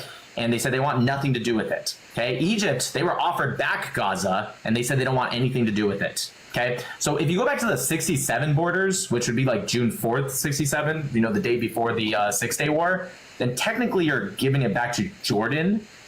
But let's say you're saying that they just want to push out all the settlers, if you will, right? That follows the Oslo Accords. What happens after 5 years in one day? Who says if you give us the second state, which, by the way, that's what everyone says, just give them a second state and there will be peace. So why are they saying 5 years? What happens after 5 years? I don't think they've gotten 1 year. But I'm asking, why doesn't Israel go back to that? Without the 5, like, why doesn't it? What is Israel's reason to not want to go back to not want to give them the land they're asking for? Well, first off, they did actually. Israel offered in Camp David and also the realignment plan. They offered literally everything you're asking for in the realignment plan. They offered. Not asking for that. They asking about that. Okay, fine. They are asking for it. Fine. Okay, fine. So I'm answering your question. Okay, in the realignment plan, they offered what they call the West Bank, the colonists called the West Bank, right? They were giving them that, a link between the Gaza Strip and the West Bank. They also offered 6 to 10% of Israeli proper land. That's like, you know what Israel proper land means when I say that? No. Israel proper land is like land that's not West Bank or Gaza. They were offering another 6 to 10% of that land to sweeten the deal.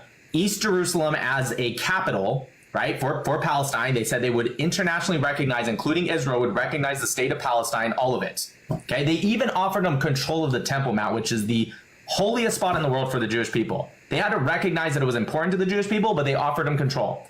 All of that, and guess what the Palestinians said? No. So when you say, why hasn't Israel offered that? They have, not once, but twice. And what year was that, so I can verify what you just said? The realignment plan was in 2008. Camp David was in 2000.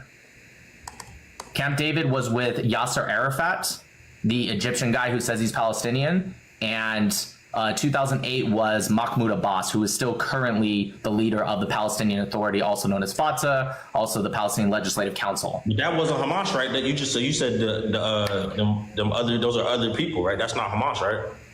Well, actually, Hamas and the PH formed a unity government, right? In 2005, or technically 2006, when they won the election, they formed a unity government with this exact same people. Hamas won 58. First off, when I mentioned the PLC and you said that's not Hamas, you're wrong, okay?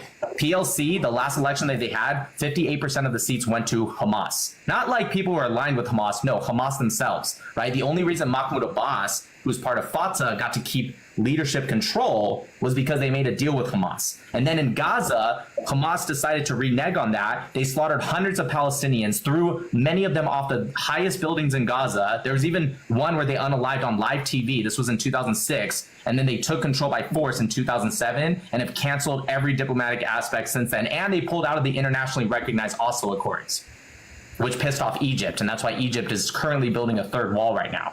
Bro, you could bring your homie Cam back on, because all people talking about I'm scared. I ain't scared of nobody. I just don't like people that talk shit about George Floyd. Can I turn off the comments? Like, because I feel like you're ignoring everything I'm telling you, and bro, you're just, I can listen to what people Turn say. the comments off, Nick. Yeah, he's reading every single comment. I don't even know know what you said, bro. I told them the W camp. And people in the comments talking about debate, bro. I'm not debating, bro. It's not a debate. Wait, bro. I met you in New York at a conference, right? Yeah. What you were dripped out, all the swag. My friend Moshe, remember Moshe? You played him your rap song. Remember that? Remember that we were outside on the balcony? Yeah. And he told you our whole story, and we got real personal. He told you all about the organization, all about his best friend that was murdered on October 7th, and you really understood what our pain and what we're going through, and you told us that you learned so much in Israel as well. What's happened? What happened? What do you mean by what's happening? I don't know. What made you switch so hard? I feel like you were understanding. That's your narrative that I switched. I'm not trying to say you switched. I'm trying to say you went from one perspective to another, and I want to know what got you there. What brought you from that side to the other? I don't feel like I'm in a different perspective. I feel like the rest of the world right now, anywhere that I can look to, from the United Nations to any mainstream outlet, is all saying, even like big Jewish figures. What's his name? Hold on. Wait, Milagro, do you think that Hamas and Hezbollah are all individual entities? They don't have any correlation to one another? Do you think that Hamas, the Houthis, Hezbollah, do you think they're all separate, or do you think there's some sort of connection between all of them?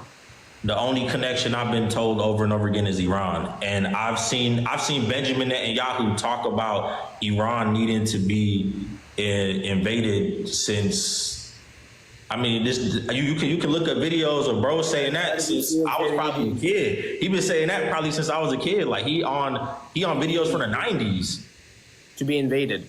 Yeah, he's saying that they need. He advocated for Saddam Hussein to be. Let me tell you, the Islamic Republic in Iran is not the Iranian people. They're two different things. Okay, right. I'm aware of that. You're aware of that. The second thing, the Islamic Republic is the head of the snake, which is controlling Hezbollah in the north, which is controlling Hamas in the south, which is controlling the Houthis. They're feeding them all money with one goal, and that's to attack Israel. Okay, that's why we say we're going to take out the head of the snake, which is the IRGCC. We got to take them out. It's not about taking Iran out or the Iranian people. So here's the question: why? Why? Because they have an ideology, a fundamental ideology that the Jewish people cannot exist in this world, that Israel cannot exist. They are. If we put down our weapons against them, we are 100% dead. Okay, and if they put down their weapons against us, no one is dead. No one. Because we don't want this war. We don't want to attack them. We don't want this whole conflict, but they do. So because that's how you feel. But Benjamin Netanyahu, the actual state of Israel, they're making claims that the people in North Gaza, they're not returning home. We were just speaking about Iran heading, the IRGC heading Hezbollah. You said it's all connected. Yeah, why are you talking about northern Gaza? Because if this is just a fight against Iran and all their proxies, then why is that? Then why would that be a motive for Israel to be taking land from people? Where is one of their proxies? Why would Iran being an enemy inspire? Why would Iran being an enemy be inspiring settlers to take land? And so there's something else going on here that's not being addressed. Why does the Iran's ideology give settlers permission to take land? What do you mean by that? I mean, your narrative, your framework, what you're telling me, what I've been told from April until the time I left Los Angeles, the same thing everyone says.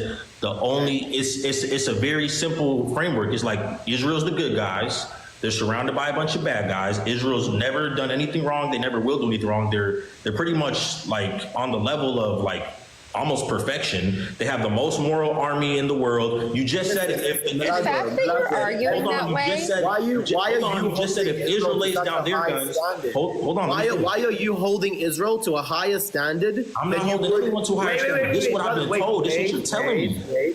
Wait. Why are you holding Israel to a higher standard than you hold any country in the world? I'm not. I don't do that. You said Israel is almost perfect. You telling me that. You just said if Israel lays down their guns, no one dies. You just said if Israel lays down their guns, all of Israel dies. But if the other people lay down their guns, no one dies. To turn that into Israel is perfect. No, that is, I'm hoping that you are smart enough to distinguish between what Daniel said and the straw man that you spat back. I believe that you are, and so you are either not intelligent enough to distinguish. He just literally said if Israel guns. Yes, he did say that, but that is not equivalent to saying Israel is perfect and has never made a mistake. And if you can't distinguish, you are either disingenuous or you have an epistemological problem where you cannot process information very well. Are you saying there's another nation on earth besides Israel that if they had a neighbor who just laid down all their weapons and said, "Come on over," they're not going to annex their land? Yes. Yes. There's many countries at peace. There's many countries at peace, and especially neighboring countries that would do that. That they're not looking to take land. Ukraine. But hold on, y'all. Ukraine's getting their land snatched. Can I enter something right now? And if Russia put down their weapons, Judge Nick, can I enter something to evidence? Sure, go ahead. Thank you. I love this. All right. Right. Hold on. And please mute, Milagro. I don't want you interfering yourself. Please. Right. I understand that. Like, I don't have an opinion about. I go to grad school. I take care of a kid. Like, I don't have domestic and international foreign affairs opinions. Like, that's kind of that's a little bit out of my range. Like, I don't have actual opinions on something like that. That'd be kind of crazy if I did. Yeah. I've admitted that was definitely an example of scapegoating, and that was totally wrong. I should have never said that, and Yeah, it's okay. It's okay. We accept your apology. And it's crazy. You don't have any opinions on it, so why are you up here giving them? because I was invited to be on here, because people are attacking my page, threatening to kill me, sending me beeper emojis, saying they're gonna kill my daughter. Let's use TikTok. Let's use calling me TikTok. an Iranian monkey. You know what I wanted to do? Watch anime, mind my own business, post about fashion. Because a bunch of pro-war, pro-genocide people are coming on my page attacking me on a daily basis. On a daily basis. No, it's been happening since April. It's been happening since April. That's what happens when you take a public stance. Because the moment I started speaking out loudly about a place I live in, my country, I got those exact same threats. I get them all the time. When you publicly talk about something and someone publicly disagrees with you, you will get those threats. You're not the first, not the second, not the third, maybe not even the 100th person that has gotten threats since this happened. It doesn't mean, oh, I got threats, so now I'm going to give an opinion on something I know nothing about. Right, I get death threats every single day. It doesn't mean that for you. Me and Daniel, It means the death threat for you. We all get death threats every single day. When I was called a Zionist, Daniel, we literally sat down. when I was called a Zionist at UCLA, the first time I ever heard the word in my life, I never heard no one get called a Zionist in my life. They said to me, you were called a Zionist and ran to become one. no, that's not. No, when I was called, damn, can I talk? We know. Look, I'm respecting you. I'm not interrupting you. You asked me to be quiet, so I'll be quiet so you can talk. Can I talk, please? Cause you keep talking this little sprinkle money stuff. Like, I don't have no damn money. I don't know what's up. You clearly in a big house. You got money. You like to show off your privilege. That's cool, but I don't have money. You don't got to throw it in my face that I was born in homelessness. I'm a couple weeks away from homelessness. I was just homeless, so I don't know why you keep throwing money in my face. That's not my issue. I don't care. So why are you on the live when he's told me to come on the live just to talk about the fact that I don't got money? Like, I was. No, that I'm just telling you that your opinion is for sale. Look, but nobody don't. Then how come I'm not selling it? Then why am I not monetizing everything I'm saying is for free? Because you don't know how to monetize things very well. You don't know how to monetize. If my opinion is for sale, then why do I just say what I gotta say? You're not a good businessman. Nick, I'm frustrated. I'm not. This is not a business. There's no business model. This is not a business. But you're having a lot of patience for growth. I'm not in a business right now. You said something. Now let me speak. I was trying to speak. You talking over me. So like I was trying to say. When people at UCLA call me a Zionist, and I'm clearly not talking to you, I'm talking to them now because you ain't got no respect for me. Cam in the comments, y'all. I don't talk to people who don't have respect for me, so I got nothing else to say to you. All right. Stop Like I'm gonna say to Nick. You want Nick to drop me? People call me a Zionist at UCLA. The next time they saw me, I had a shirt on that said Zionist.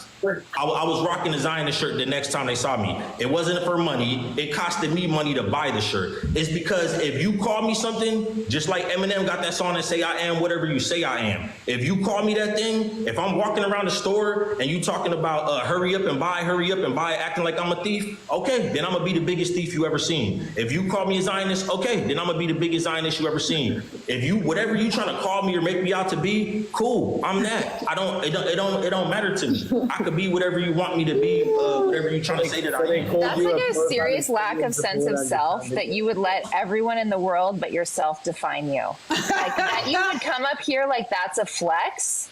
And it's not out a flex. Yourself. You're outing it's yourself. Not a flex. Can you just let me finish? Let me finish. I've been mostly quiet. You said that people called you a Zionist, so you put on a Zionist shirt. And that is not a flex. Have a sense of self and a sense of moral there's no character. money involved. You keep saying I got paid money to do it. I didn't say that. Money. I think you. I didn't say that. She done said at least 10 times on this live that my opinions for sale. I'm getting paid to say what I'm saying. Okay.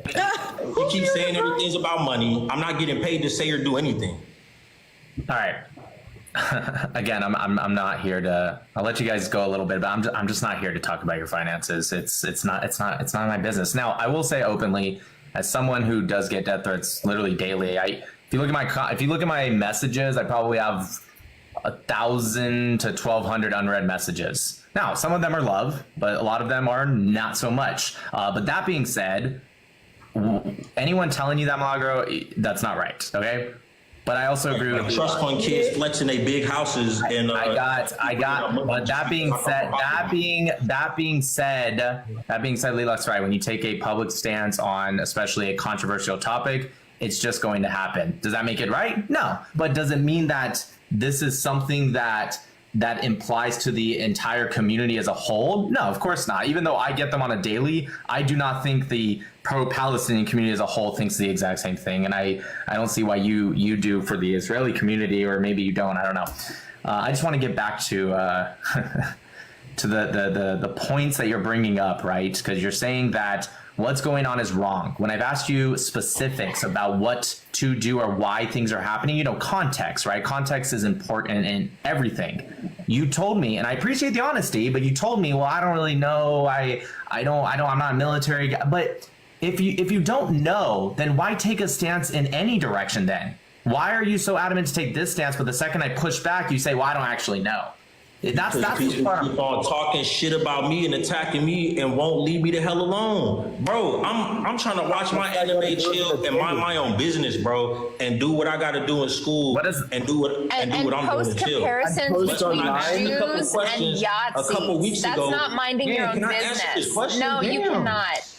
You say you're minding your own business. You're not. You're not minding your business. That's not asking a question.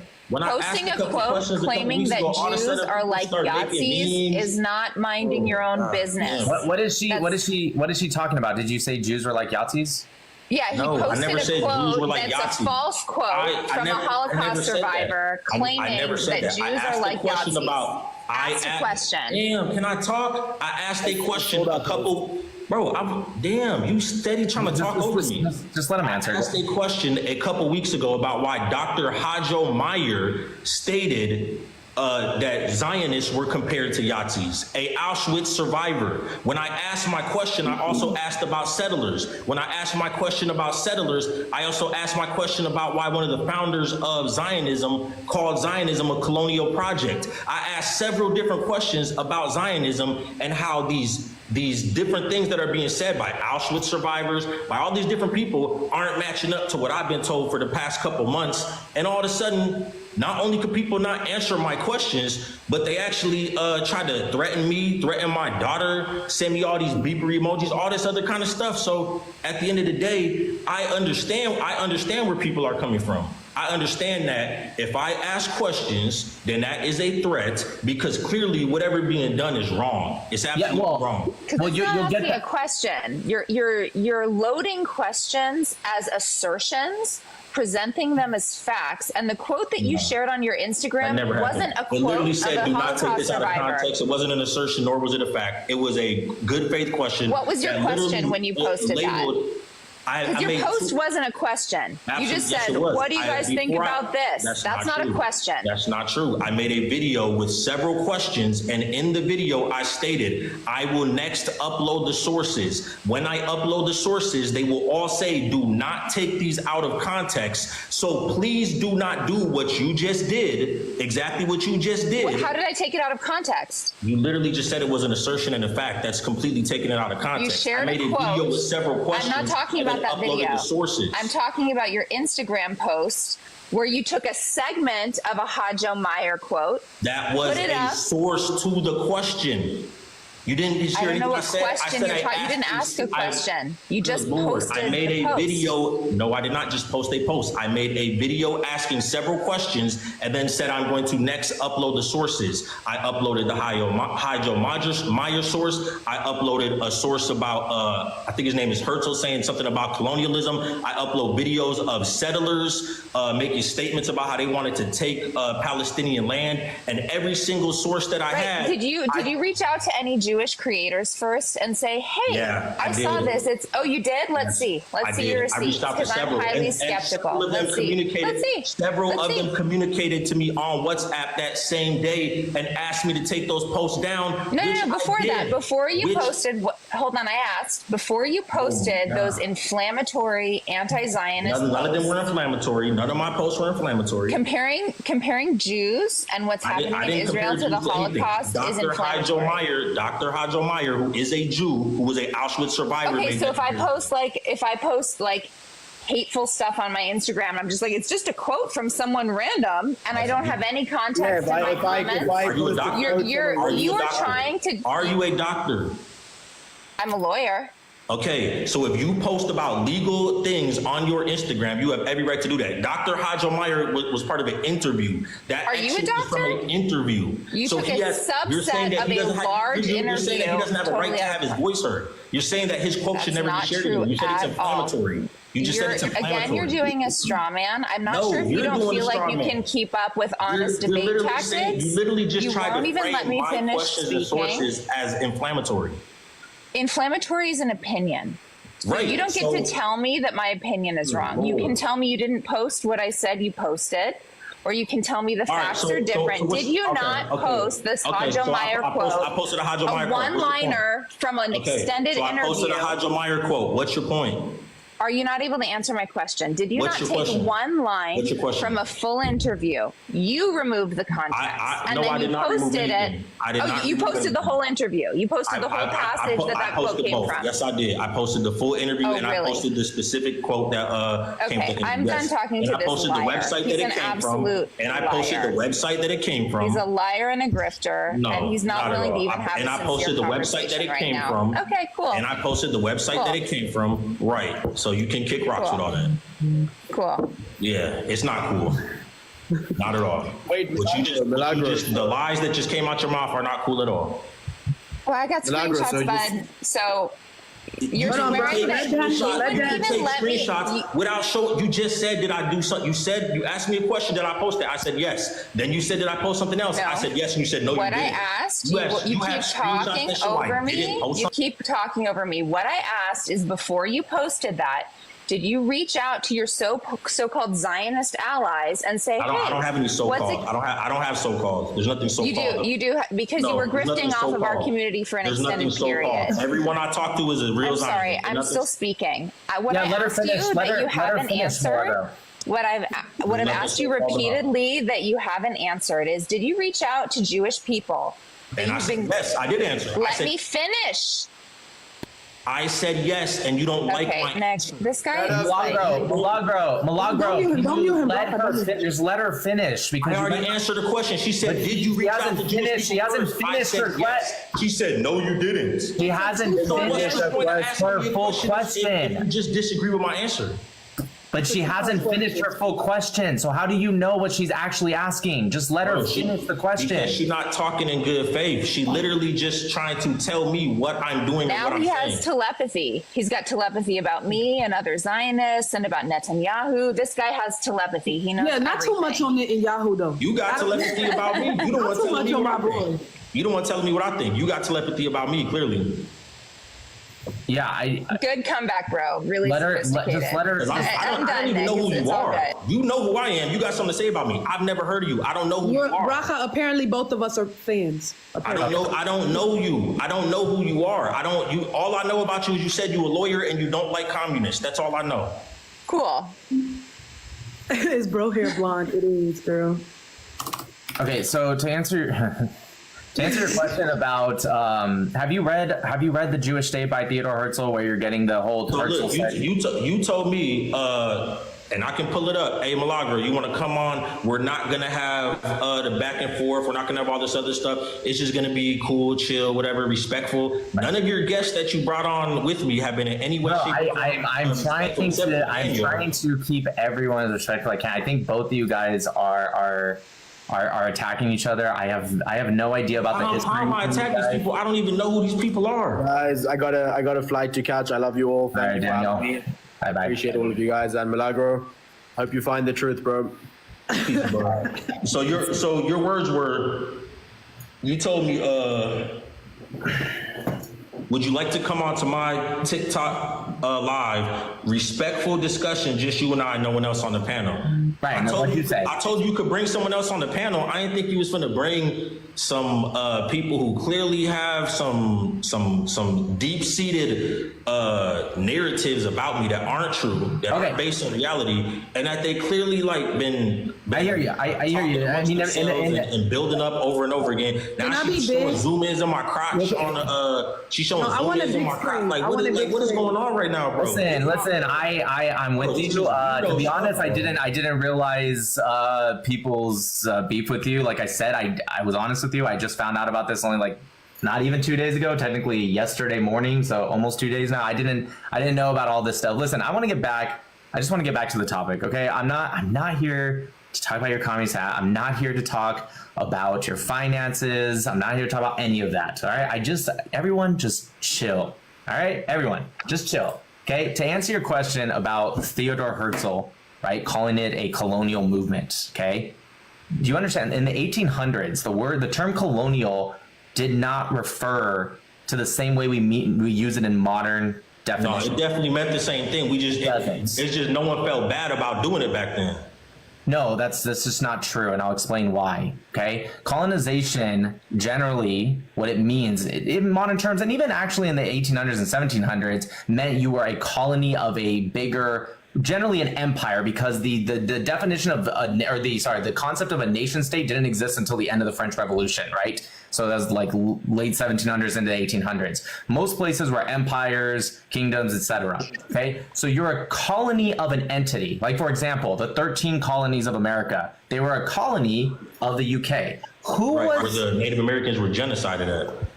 Agreed. All right. So my question for you is, who is Israel a colony of in 1948, or sorry, in 1897 when Theodore Herzl was? I'm not Theodore Herzl. Yeah, check out the drip, baby, head to toe. You ain't never just answer my question. You ain't never put on nothing like that, have you? You jealous, huh? You got that big old house. I'm Israeli. I'm Israeli. I could never. You got that big old house, but you can't fill it with that drip. That's embarrassing. Hey, hold on. I'm gonna show you what I do have. Hey, I'm gonna show you what I got. Got that big old house, but you can't fill it with that drip.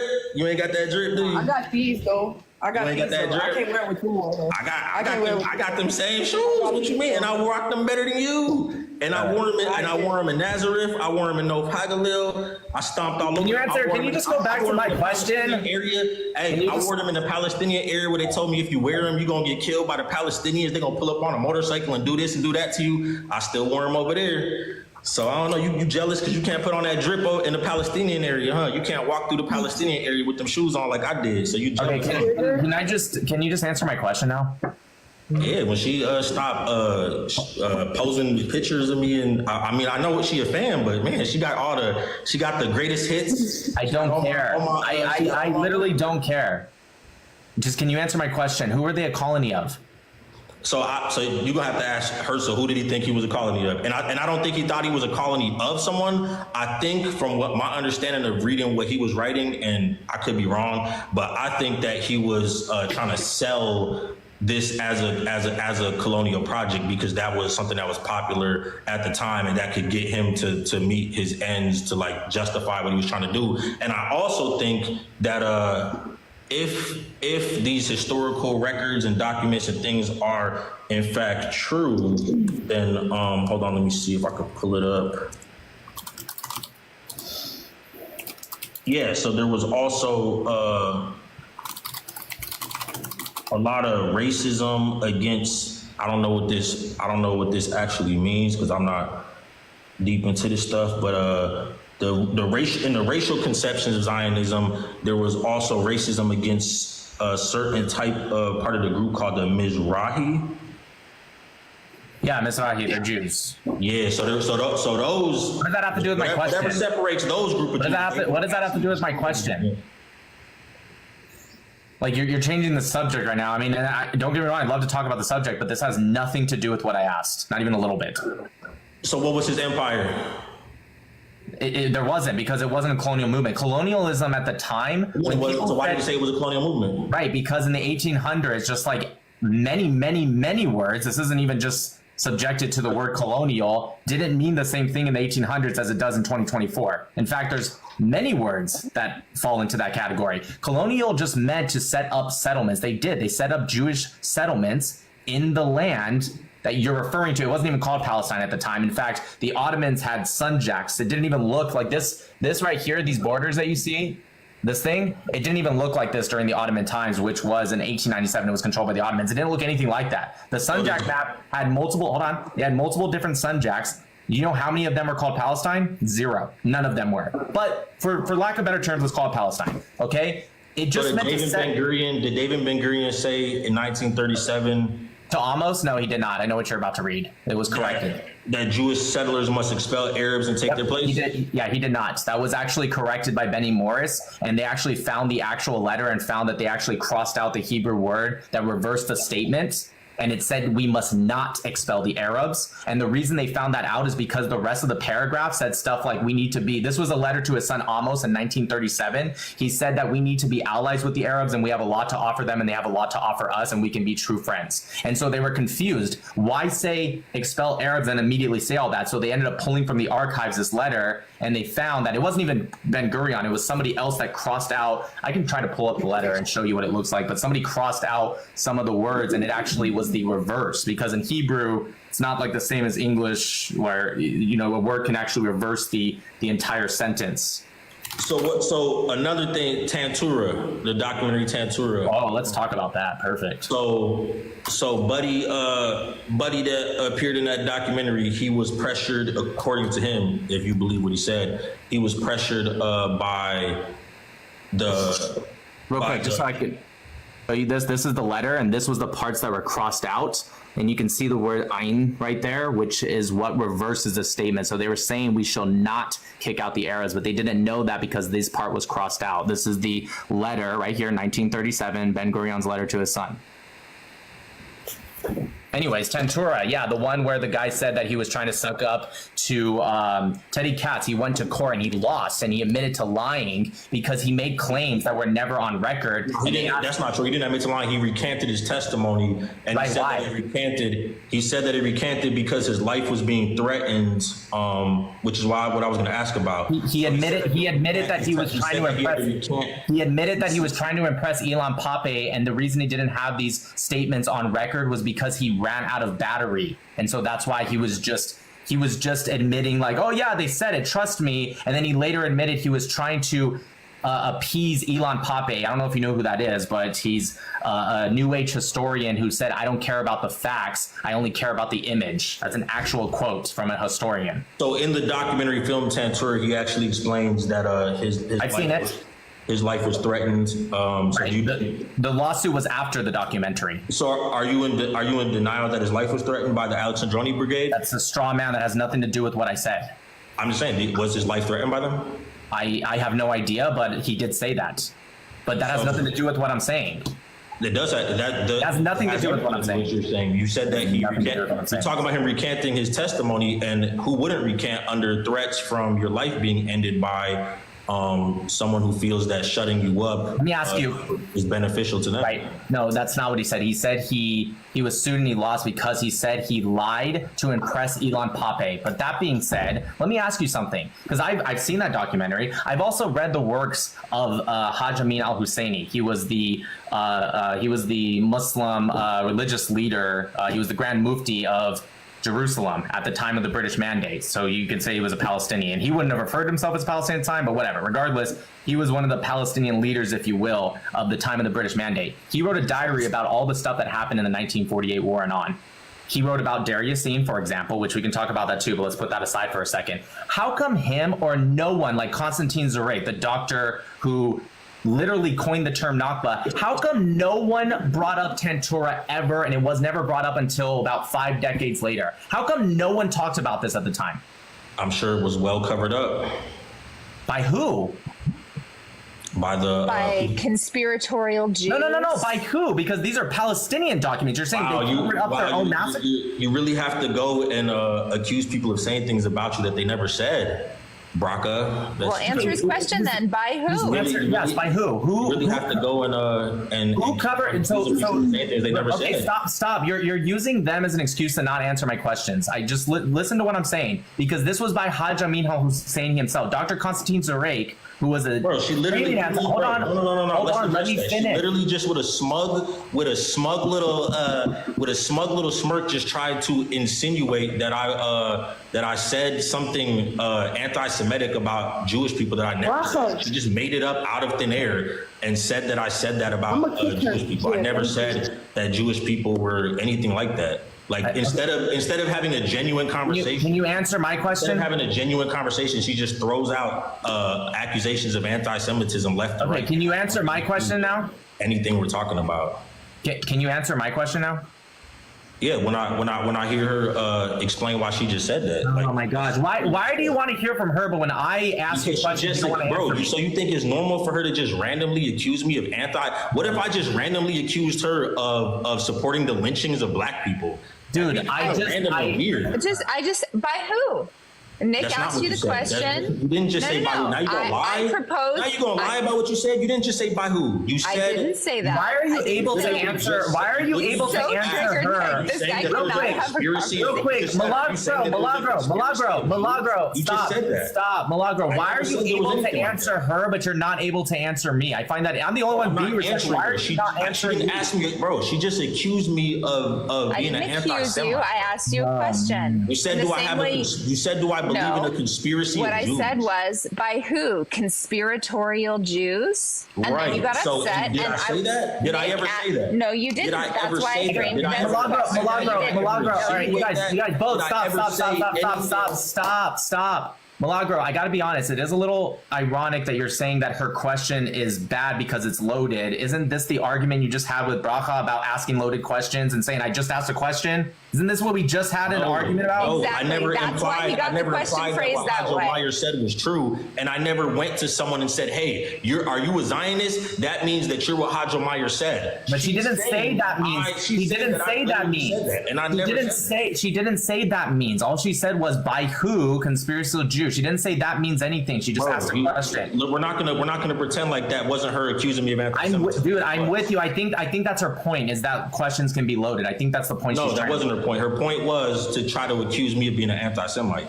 And by asking a loaded question. I don't even think that's an interesting question. I don't accuse people of that because I don't think it's very interesting. You just did, but you just did, and you did it. No, in you're imputing that I was smug to you, and I was making a point about the way a question can be loaded. If the answer is no, just say no and answer the question Nick asked. By who? I wasn't accusing you of anything. The reason I asked the Haganah, that's who. Who? By the Haganah, that's who. The Haganah, got it. So the Haganah. So how did the Haganah cover up Dr. Constantine Zarek's book that he wrote in 1948 and was published out of Syria? Make sure that information didn't get to him. You just said who covered it up. He's the one that coined the term Nakba. He was there. He was the one that coined it. What do you mean the information didn't get to him? What about Haj Amin al-Husseini? His diary was found until much later.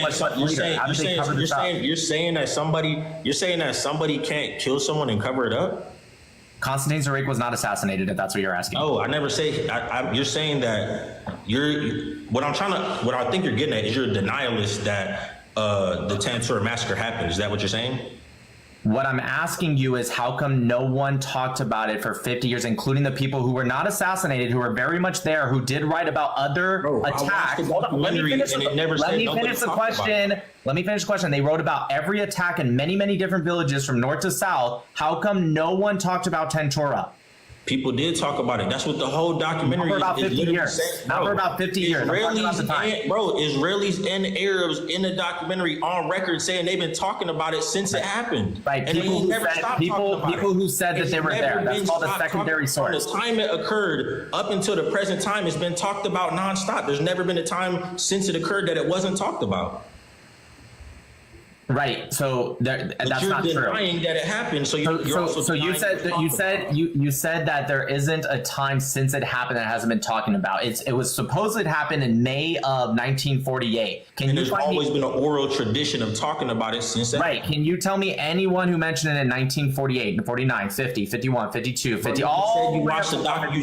You just sat up here and said you watched the documentary. Right. These are people who said that they were there. Trust me, bro. I got it. That's a secondary source. I'm talking about the Israeli people, and Arab people. They all made it up.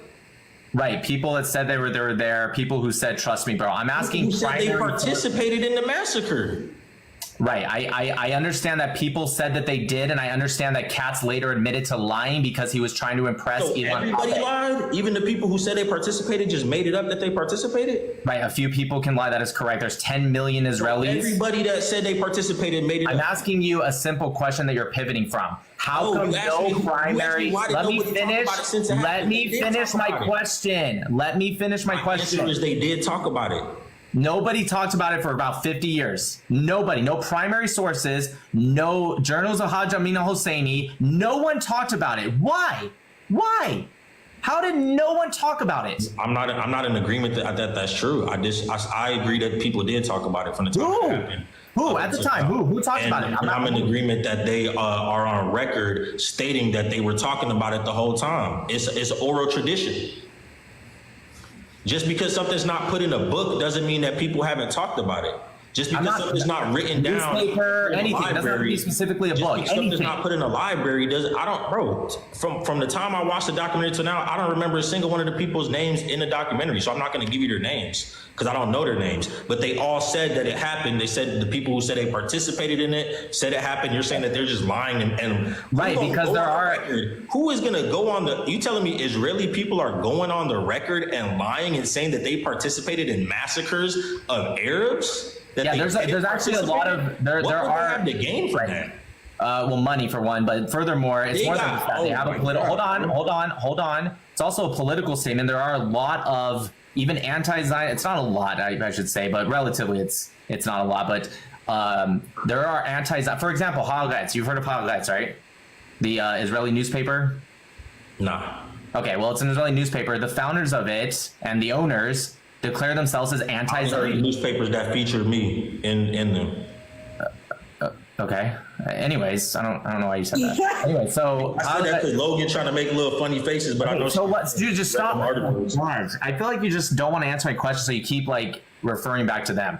Listen, they have referred to themselves as anti-Zionists, and they're an Israeli newspaper. I think they're the oldest Israeli newspaper still in production today. They refer to themselves as anti-Zionists. They exist. So when you say why would I know what you're talking about. I just know it's pronounced like that. You're talking about Haaretz? Correct.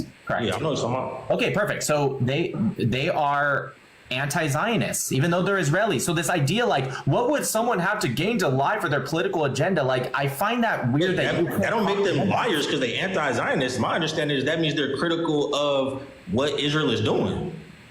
That's great. I just find it weird that even whether we're talking about America, whether we're talking about America, Israel, Saudi Arabia, any country in the world, the idea that you can't find a few people in a country that has millions, you can't find a few people to lie for a political agenda. Like you really? You just said being an anti-Zionist. You just compared being an anti-Zionist to being a liar. That doesn't make sense. I didn't say that. I'm trying to explain to you that just because someone's Israeli doesn't mean it's impossible for you to lie for a political agenda. It's never going to happen. Dude, there's 10 million Israelis. You're telling me you can't find a few that are going to lie? But look, here's the thing. Everyone you disagree with is a liar. So I didn't say that.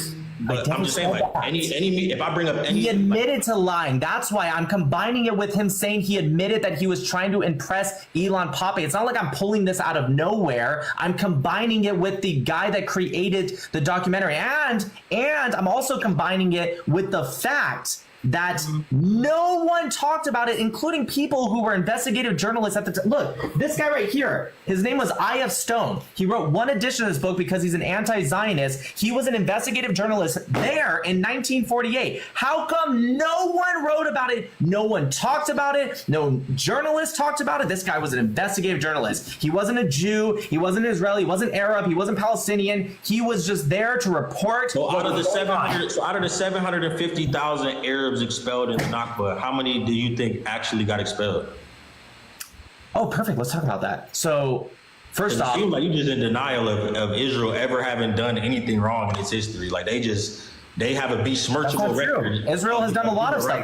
That's not true. You're making stuff up again. I tell think me, out of the 750,000 that the rest of the world Israel has what number do you throw out? Israel has done stuff wrong in its history, just like every other country in the entire world. Is one of those things wrong? Expelling 750,000 Arabs, Palestinians. I mean, because a lot of people telling me Palestinians don't exist. Okay, I'm confused. Are you implying that are you implying everyone was expelled and no one left just because of the war? Hey, this is the official numbers that the rest of the world go by. But when I come into these spaces that support Israel's war, they go by their own numbers. You know that. You know, I have given you a source. I have given you a source, and I have given you a source and reason for everything. I have not just made up my own numbers. As you said. That's what I'm saying. Everybody got their different. Bro, if I'm with somebody who believe the official narrative of 9/11, they gonna give me their source. If I'm one of those conspiracy theorists, he gonna give me some weird, random, off-brand source. So I know that you go by different sources than most people in the world go by. So that's not true. You play, bro. It ain't true because you just told me that the UN changed. Bro, you just told me that the UN who was quoted by the BBC was Hamas. I didn't say the UN was Hamas. You're lying again. I said they're using Hamas's numbers, and it said it in the BBC article. So the UN uses Hamas, but the UN don't say that. The UN doesn't say they use Hamas. The UN says that the Gaza Health Ministry is the only health ministry that they can go by. Right. I didn't say why or why not. I'm just giving you the fact that they use Hamas's numbers. That's literally true. Why are you? What do you say? I'm lying to you? Bro, I'm not saying you lied to me. I'm saying you have a different set of sources than somebody who disagree with you. Let's look at the UN. One of the main reasons why people disagree is because they have different sets of sources. You agree this is the UN, United Nations Mediator on Palestine? This was in 1948. You want to know about the numbers expelled? You said the UN's a good source. Here it is. UN, go to part 3, assistance to refugees. This was during the Nakba, the 1948 war. Watch this. Let's scroll all the way down to part 3. You said UN's a good source, so don't backtrack now. Here we go. Part 3. See? Assistance to refugees. Right, you see? All right. Assistance to refugees. Boom. Nature of the problem. This was after the end of the Nakba. Nick, he can't pay attention. I think you're wasting your time. Every time you bring out a source or a statistic, his eyes glaze over. I'm looking at a source that I'm about to bring up to counter what you're saying. I'm not allowed. But how can you counter what he's saying when you haven't read it? How can you counter what you're saying? I'm not here to talk to you. You don't get to tell me what to do. You should be careful, Milagro. I think women make him nervous. All right. I think women make him nervous. They definitely do, but that ain't got nothing to do. Can I just, Milagro, just let's be nice. Let's just read this right here, okay? I don't know what this means. Like, I don't know what's going on. Talk to her if he wants to be up here. Okay. Look, this is as of 10th September 1948. Confirmed estimates give a total of 330,000 Arab refugees, and they even say where they went by numbers. Iraq, 3,000, Lebanon, Syria. It even includes different areas of Palestine. This is the West Bank, 80,000. They didn't even leave Palestine. 2/3 of this, even 750,000, if you go with that number, they never even left Palestine. They just moved to a different neighborhood, and it shows it even right here. Look, Nablus, Suqam, Ramallah, those are in Palestine. 80,000. Hold on. Gaza, 65,000 for a total of 330,000. This is from the UN. Oh, that's a lot of people. That's okay for Israel to. That's okay. Don't change the subject. Don't change the subject. You said, what do I think the number is? And I told you, I'm not going to tell you what I think because I wasn't alive. So you agree that Israel displaced 300,000? That's also incorrect. Many of them left. In fact, there's a book called Rivers Without Bridges written by Dr. Hakam. What's his name? His name is Hakam. He is a Arab PhD holder. He graduated at the University of Michigan. He did, with another journalist, he did an investigation in these refugees. And in 1948, the refugees that admitted that they left before seeing even one Israelis, guess how many? Percentage-wise. 67% said they left before even seeing one Israeli. Why? Because the Arab leaders around told them that we will beat the Zionists, some said Jews, in 2 weeks or less, and you can come back. Many left because there was a war. Some did leave because they were forced out, and some left before the war even started. That's true. They said they would kill all of the Jews here. So if Israel came peacefully, why is it? I'm confused. Like, what is are you saying the Nakba didn't happen? I'm confused. What you I'm giving you just context. Look, this is from November 25th, 1947. I hope you're not looking, so I'm just gonna hope you trust me. November 25th, I have to make sure I got my source to respond. I got you. 1947, Jamal El-Husseini, chairman of the delegation of the Arab Higher Committee, told the Palestine Committee of the General Assembly that the Arabs of Palestine would die to the last man to resist the creation of a, what does that say? Not Zionist, Jewish state. They said they would die to the last man. These are the same people that told their people to leave and that they would unalive all the Yahuds, not Zionists, not occupiers, not colonial, none of that. They said Jews. They said they would push them out into the sea and then you can come back. That's what happened. I'm showing you primary sources, not what someone said 50 years later. This is a primary source. Here's something interesting. It says, following a discussion of gaslighting as well as racial gaslighting, we illustrate our argument that some key expressions of anti-Palestinian racism can be named by focusing on three interrelated features. First, we discuss the way that Palestinian experience and reality are characterized by denial. What does this have to do with what I said? A feature especially evident in consideration of the treatment of the Nakba of 1948. Second, we analyze how real attention to real power and equity of stateless Palestinians. What does this have to do with what I said? And Palestinians holding Israeli citizenship is diverted through an active repositioning. That has to do with what does this have to do with what I said at all? You're just completely pivoting. Bro, it has to do with the fact that you're literally what's the source? How is this a primary source even? What are you reading right now? Anti-Palestinian racism and racial gaslighting. That's not a source. That's an opinion. That's an op-ed. Which was published in the Political Quarterly in July. This is an op-ed. That's an op-ed. And 22nd. That's an op-ed. And deals with Nakba denial, which is what I'm seeing. I just showed you a primary source, and you said you were going to bring a source that debunks mine. That's an op-ed. I never said anything about debunking. Okay, then can you answer what I just showed you? I'm going to respond. What I'm hearing right now, what I'm understanding right now, is a situation of Nakba denial. That's what I just showed you the UN, which you specifically were saying that I didn't like to use. I showed you the UN mediator report from the primary source of that specific time. So are you saying that the land was empty? That Palestinians. I literally never said any. I didn't say any of this. You are making. No, I'm saying, do you believe these things? I'm asking if you believe any of those. Let me ask you something, Milagro. I think you know the answer, and I'll explain why. If I thought the land was empty, why would I have brought up a source that talks about 330,000? But why would it be okay to displace 300,000 people?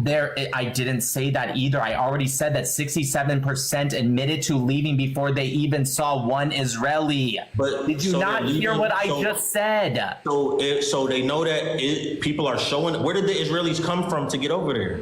Okay, first off, many Israelis live. Well, when you say Israelis, you mean Jews, right? So when Jews, many of them lived in what's called the diaspora about 2,000 years ago. But where did they come? I will tell you. Okay, so they lived in the diaspora because about 2,000 years ago, the Roman Emperor Hadrian, he renamed the land Judea. He renamed it to Syria Palestina, which was named after the Assyrians and the Philistines, who come from Greece. They come from the island of Crete. Okay, so he renamed those lands, and the Jews went into the diaspora. There are three major types of Jews. There's more, but three major types. Ashkenazim, who went into the Roman Empire area that is today's Europe, right? Well, it was Europe then too. There was the Sephardic, which went into Southern Europe and Northern Africa. And then there was the Mizrahim, who went into the surrounding areas, and many of them stayed in the land of Israel. There's never been a time where Jews were not in that land, but many of them were kicked out because of actual colonization through the Roman Empire. So when you say where they came from, there's not one specific place. Many Jews were making Aliyah all the way back to the 1500s. Now, where did the Arabs come from? Since you want to ask that question, where did they come from? Bro, you ain't answering my question. At the time that when they showed up in 1948, where were they showing up from? So they didn't. So some showed up in 1948, but you're implying that all of them came in 1948. From where? So some came from Iraq, some came from Yemen. Where did the majority of them come from? Well, because of the Holocaust, the majority of them came from Europe. What's your point? Okay, why can't? And in that same time period, Because that's not what you asked. hold on, from 1922 to 1947, 1.3 million Arabs immigrated to the land we call Right. Israel. Many more than Jews that immigrated. 150% of the What does population that of got to Arabs. do with the Nakba? That ain't got nothing. It actually does, because you're trying to discredit the Jewish presence in the land by saying we emigrated Discredit? from What Europe. are you talking about? I'm trying to. Ain't nobody How can you Okay, discredit? so what, then what? presence? You Then there or please you not excuse me. there? Then explain, what did you mean by pointing out that many Jews immigrated from Europe? Because If you weren't trying to say they were Nakba- outsiders if who you- were colonizers. If you admit that the Nakba happened, then what you're admitting is that a group of people came from Europe to a part of Asia and displaced people that were living in that part of Asia, and anywhere from 300,000 to 750,000 people were displaced at that time. That's all I'm asking is, are you That's not admitting actually that what happened? happened. That's Wait, not hold actually, on. no, that's not the That never timeline. happened. Both sides No, were that never displaced. happened. Well, so first off, both sides were displaced in 1921 when they created the Emirate of Transjordan out of thin air. There were 16,000 Jews who owned land in that area. They kicked them all out, never gave them reparations. On top of that, another 70,000 were kicked out of the West Bank, what you call the West Bank. They were, well, it was some got to return because of where the lines were, but many of them didn't get to return for another 2 decades. Some died before that because Jordan annexed it and said no Jews allowed, and they kicked them all out. So it wasn't like the displacement only happened on one side. Yes, it affected another side more because they lost the war than the people who won the war, which they didn't start, by the way. We can get into that, but let's put that aside for a second. But both sides were displaced. In just 1 week alone, 70,000 Jews were displaced. On top of that, during the same exact time you're talking about the Nakba, you said, let's go with 750,000. 850,000, 100,000 more than what you're saying, were displaced out of surrounding lands solely because they were Jewish. 850,000 Jews were displaced that I'm sure they were glad that the state of Israel existed, but they didn't necessarily want anything to do with it because they already had established lives. And just because they were Jewish, not because of a war, just because they were Jewish, they were pushed out. 850,000. What's your point? Bro, my point was very simple. It's to ask you, are you admitting that the Nakba happened? Yes or no? No. Okay. I will tell you. Okay, the Nakba. I've been asking the same question for like 30 minutes. I have explained to you so much context because I think what you believe the Nakba is and what I've shown you even through primary sources is different. So if I say yes, I'm answering yes based off of what you believe it is. And that's why I'm not going to answer that. You can say that the specifics of it are I will tell you. You believe the Nakba happened. I will tell you. I believe the Nakba that Constantine Zarate coined and wrote about did happen. Constantine Zarate coined the term in 1948. It was hijacked later to mean something different. If you read Constantine's book, and by the way, it's only like 90 pages. You can find it online for free. It's called The Meaning of Disaster. It was translated in 1956 out of Egypt to English. So you can read it or you can get the Arabic one and translate it, whatever you want. Constantine Zarate said there was a Nakba, which means disaster, catastrophe, whatever. The disaster, if you read his book, it had nothing to do with people being displaced out. It had nothing to do with that. That didn't come till later. The Nakba was the fact that the Arabs left instead of staying and fighting, and he says not Zionists, he says the Jews, and unaliving them. He says this in his book. So did the Nakba happen? His Nakba, the one that he said, the guy that coined the term that you're bringing up right now, correct, it did happen. Yeah, I can't. How do you spell his name? I can't find that. Constantine, spelled normally, and Zurich, Z-U-R-I-Q or Z-U-E-R-I-Q. He was a historian, doctor. He was a doctor out of Syria. And his book's called The Meaning of Disaster. Okay, I see it. Or Z-U-R-A-Y-K. And sometimes it's spelled R-E-I-Q. It just depends because it's translated from Arabic. Yeah, okay, I see it. Yeah, you can read his book. It's called The Meaning of Disaster. You can find a PDF online or you can buy it. It's up to you. But yeah, you can read it. Just read it. I've read it. It's full of extremely anti-Semitic stuff. But if you can get through that, he talks about what the Nakba was.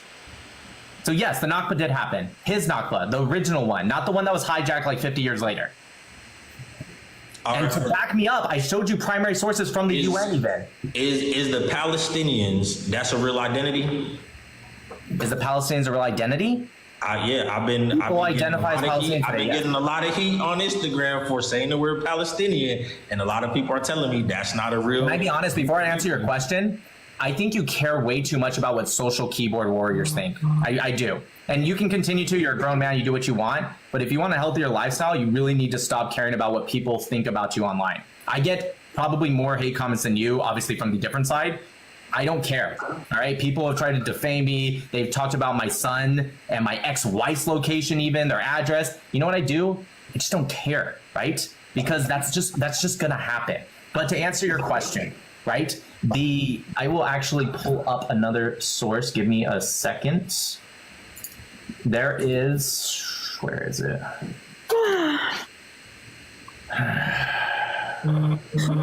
I'll have to find it, but let me just tell you what it says first. There was a PLO, right? The PLO was created in 1964. So this, the Palestinian flag, I'm sure you've seen it. You know that's not the Palestinian flag, right? Well, I mean, you can adopt anything and make it your flag. No. I agree with that. Flag upside down and say this, this is my new revolution, and I'm going against America. You can, right? You can flip symbols into. I'm not asking for all that. I agree with you, but that has nothing to do with what I'm saying. So everything about the Palestinian identity comes from colonial movements, right? Whether it's Roman, English, or French. I can explain. Okay, the flag was created in 1917 by Mark Sykes. He was a British man. He created that flag, and it actually started off as a Kingdom of Hijaz and Pan-Arab, which, by the way, is colonialism. Pan-Arab flag. It wasn't adopted as a Palestinian one until 1964. Okay, the Palestinian independence wasn't until 1988, 40 years after the State of Israel. You can look that up, November 15th. I'm aware of that. I think that's great. They're forming an identity and trying to. That's amazing. They are exactly. You said it. You nailed it. You nailed it. They're forming an identity. I agree with that. And that's why I'm asking, do you respect their identity and their right to be free from occupation and to have a state? And the amount of arguments I've had, let me finish, but the amount of arguments I've had in 10 years, you think I'd die on the hill if they want to call themselves Palestinian and they're forming an identity? No, I don't care. I say Palestinian all the time. I say Palestine as a regional name. It was never a country or a nation state or any of that, but I say it as a regional name because it was called Palestine. I don't care. But to finish my point, the borders that they call Palestine, right? The South and the East was created by British colonial. British actually invented Jordan out of thin air. The North was created by British and French colonialism. So their borders were created by colonialism. Their name, which means invader, by the way, their name comes from the root word that means invader. So when you say I'm from Palestine, you're saying I'm from the land of invaders because it comes from Palestine, but it comes from the Philistines who were literally invaders. They tried to invade Egypt. Egypt kicked their ass, and then they invaded what is today's area of Gaza, and it went up to Ashkelon and Ashdod area. Right? They were invaders. So their name comes from Roman colonialization. Their borders come from British and French colonialization. Their flag comes from a British man that was adopted from a colonial movement, the Pan-Arab Kingdom of Hijaz movement. Everything about their identity is colonialism. Furthermore, the PLO, who adopted the flag and created this identity as a specific ethnicity, there was a leader in the PLO who said, Palestinian identity doesn't exist. He said this is a quote. He said it doesn't exist. It only exists to fight the Zionist forces. We are Arabs and we are part of the Arab nation. That is a quote which I'm gonna have to find, but I'll find. That makes perfect sense to me because if you look at a black person in America, the flag that I'm under is the same flag that was used to enslave African Americans. The borders that I'm under are borders that were created during colonialism, colonial project. Yep, and correct. The identity that I have, my language was stripped, my identity was stripped. Me calling myself black, that comes from the root word bleg, which is Germanic. So these people you agree identity to fight back against Israel and their illegal occupation. That makes it sound like they still have Israel slaves in Gaza. They still have black slaves in Gaza. Why are you defending people who continue to keep black slaves in Gaza? The Arab slave trade trafficked many times more people than the transatlantic slave trade. That you're using this as some example of America's moral inferiority. They still have black slaves in Gaza. Black people are enslaved. Identity. Black people are enslaved currently, right at this moment in Gaza.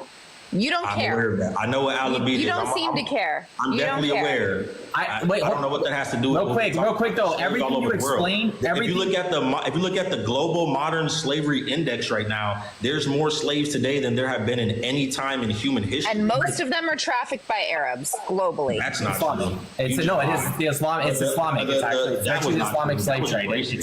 That was just deeply racist. It's the she's right. It's the Islamic slave trade. I challenge you to look at the current statistics on the global slave trade, the modern slave trade. Yeah, what you just said was a lie, source and I think that was pretty. No, it's not. What source should I look at?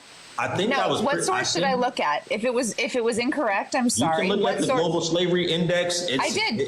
It's in your free time. You just said that the majority of all hold on, you're saying I'm lying. So presumably you have a source. You just said that the majority of all what you just said was so racist and Islamophobic. You just said the majority. I didn't say anything about Muslim. She said Arab. She didn't say Islam. The majority of. She didn't say Muslim. She didn't say Muslim. She said Arab. But hold on, Daddy Milagro, you're so confident. Just give me a source. I promise you I'll read it. I promise you I'll read it. I literally just told you. But I've already read that source. So that's a website. Well, if you read the source, then why did you just lie about it like that? I didn't lie. You did. Okay, can you show me what link I should look at under the Global Slavery Index to confirm that? You just lied. You just lied and said that. Fine, prove me wrong then. I would love to read a source. You just lied and said that the slavery, you just blamed it on Arabs. That's what you just did. So that's not exactly what I said, but what you were saying was you were blaming slavery on Arabs. I mentioned black people, and you brought it. Whenever I mention black people, a lot of you, and by you I mean people like you. You mentioned slavery. You mentioned slavery, not black people. Are you white, Raka? Are you white? He's up here to talk at You're not white? at us into the comments. So do you live in America? Can you just hold? I don't want to pivot. What is this? You're calling? Hold on. You're calling me a liar. So please show me the source. Do you answer the question? I'm not going to answer. Arabs aren't enslaving black people. You called me a liar, Milagro. Provide a source. I'm here. I've got my laptop open. I'll look at it. Data, you know you put white. I don't know why you lying about it. He's cooked, I have whatever. My, on your ID it says white. I don't know why you just lied about it. My ID doesn't have my race on it. I don't know why you just lied about it. Your ID doesn't have your race. Where do you live? What? My ID definitely says black. It says brown eyes. It definitely has my race. Milagro, I understand you're triggered because you don't have a source after calling me a liar. But if you're calling me a liar and you want to redeem yourself, just show me the source. I'm sitting here in front of my laptop. I will read anything you got. You show me a source that says Arabs are running the slave trade. That's what you said. Please show him, please. You're the one who said it, so you got to show us sort of how. What I said was the majority of slaves currently held are in the Arab slave trade. You are the one who just lied about Arab people and said that they're responsible for slavery. You said that they had way more slaves in the transatlantic. Do you not know these are recorded, buddy? Do you not know these are recorded? Arab people enslaved all the black people. Why do you get so triggered when I talk? It's like because you literally are a white person trying to say that you're a white person trying to make Arab people out to be the bad guys against black people. When in modern history, the majority of all the things that's been done wrong to black people came from white people, not from Arab people. So I'm looking at the global index that you brought up, and it's not just that the prevalence where it's dark red are Arab countries and Northern Africa where the Islamic slave trade happens. I'm looking at your source right now. It shows areas where Islamic slave trade happens in Africa and Arab countries or Islamic countries. Libya, Chad, Sudan. Libya, Chad, and who caused all the slavery in Libya? Because it wasn't under Muammar Gaddafi. I didn't say it was under Gaddafi. It was actually goes way before Gaddafi. It actually goes way before. Stop interrupting me. Stop interrupting me. It goes way before Gaddafi. It's still the Islamic slave trade. I'm not really sure why you're. Because we all know who's responsible for it, and it ain't Arab people. Wait, do you not know that the Arab slave trade predated the transatlantic slave trade by? How would I not know that, bro? Years? Are you serious? Come on now, bro. Come on now. You didn't know that? Absolutely, I knew that. How would you know they went into North Africa and started castrating all the men and turning the women into sex? How would I not know that? Of course I know that. That's like it hasn't stopped. My point is, it hasn't stopped. They never gave it up. We did. And what does that have to do with anything we were talking about? It has to do with your claim that most of the grievances that black people have I was talking about Palestinian identity. Your claim that white people have been more harmful. Your claim that white people have been more harmful. Arab people don't really like black people. They just like to enslave them. Well, that's true. Out of here with that stuff. Well, that's Palestinians are fighting an illegal occupation. They have created an identity so they can. What does that have to do with? What does that have to do with? What does that have to do with? Americans. What does that have to do with? What does that have to do with? I know you're muted. What does that have to do with your point that white people are more responsible for the issues with black people than the Arabs, who again predated? Because I was talking about black identity, and I'm talking about. No, you spoke about slavery in the United States. That's what caused me to raise that. I was talking about slavery. That's not black identity. I just want to slavery to her that Arabs enslaved black people in the United States. All right, she never said that. But that being said, what you said, because you did, you talked about black identity and living on a land that was forced through colonialism. And it wasn't by Arabs. I didn't say it was. Just let me finish. She never said it was by Arabs either. Nobody said that. Just let me finish. Okay? So you brought up all of the tactics that I said happen with Palestinian culture. You know, the borders, the flag, everything that I told you. You were like, yeah, just like in America. America also was from colonialization, so you agree with me that their identity I agree that the Palestinian identity is a response to colonialism, Israel's colonialism. And where Israel's do Arabs come occupation. from? Okay, let me show you. I finally have the source up. I agree that Israel's illegal occupation. Okay, we will get to that. This was from PLO's military department. This was Zuhair Mohsen, the guy that created this. Well, he's not the guy, but this organization is the one that created the identity you're talking about. Here's a quote from him from Truo. It was a Dutch newspaper, right? This is translation. There are no differences between Jordanians, Palestinians, Syrians, and Lebanese. We are one people. Only for political reasons do we carefully underline our Palestinian identity. Yes, the existence of a separate Palestinian identity is there only for tactical reasons. A new fight against what? Tactical against what? Against Israel's illegal occupation. Hold on. First off, script are you reading? I got it. Hold on. So first off, the occupation you speak of, which is the West Bank, and you can even include Gaza if you want. This was in that was in 1977, but PLO was created in 1964. When did this occupation start that you're speaking of? That wasn't until 67. You cut off completely, bro. I said you're talking about the occupation of the West Bank, and you can include Gaza even though they left in 2005, but let's include Gaza as well. Okay, the PLO was created in 1964. Okay, Milagro? 64. The occupation you speak of, the one that you call illegal, that didn't even happen until the 6-Day War, which was 3 years after that. So don't tell me, oh, he only said that because stop. I'm not done. I'm not done. Don't tell me. I hear you though. What's your year? PLO was created in 1964. You can look that up, but I promise you I'm right. Okay, it was created in 1964, 3 years before the 6-Day War, which is when they gained the territory of what you call the West Bank and Gaza. Okay, this was 3 years before. So don't tell me he said this quote because of the occupation. The occupation didn't even exist yet.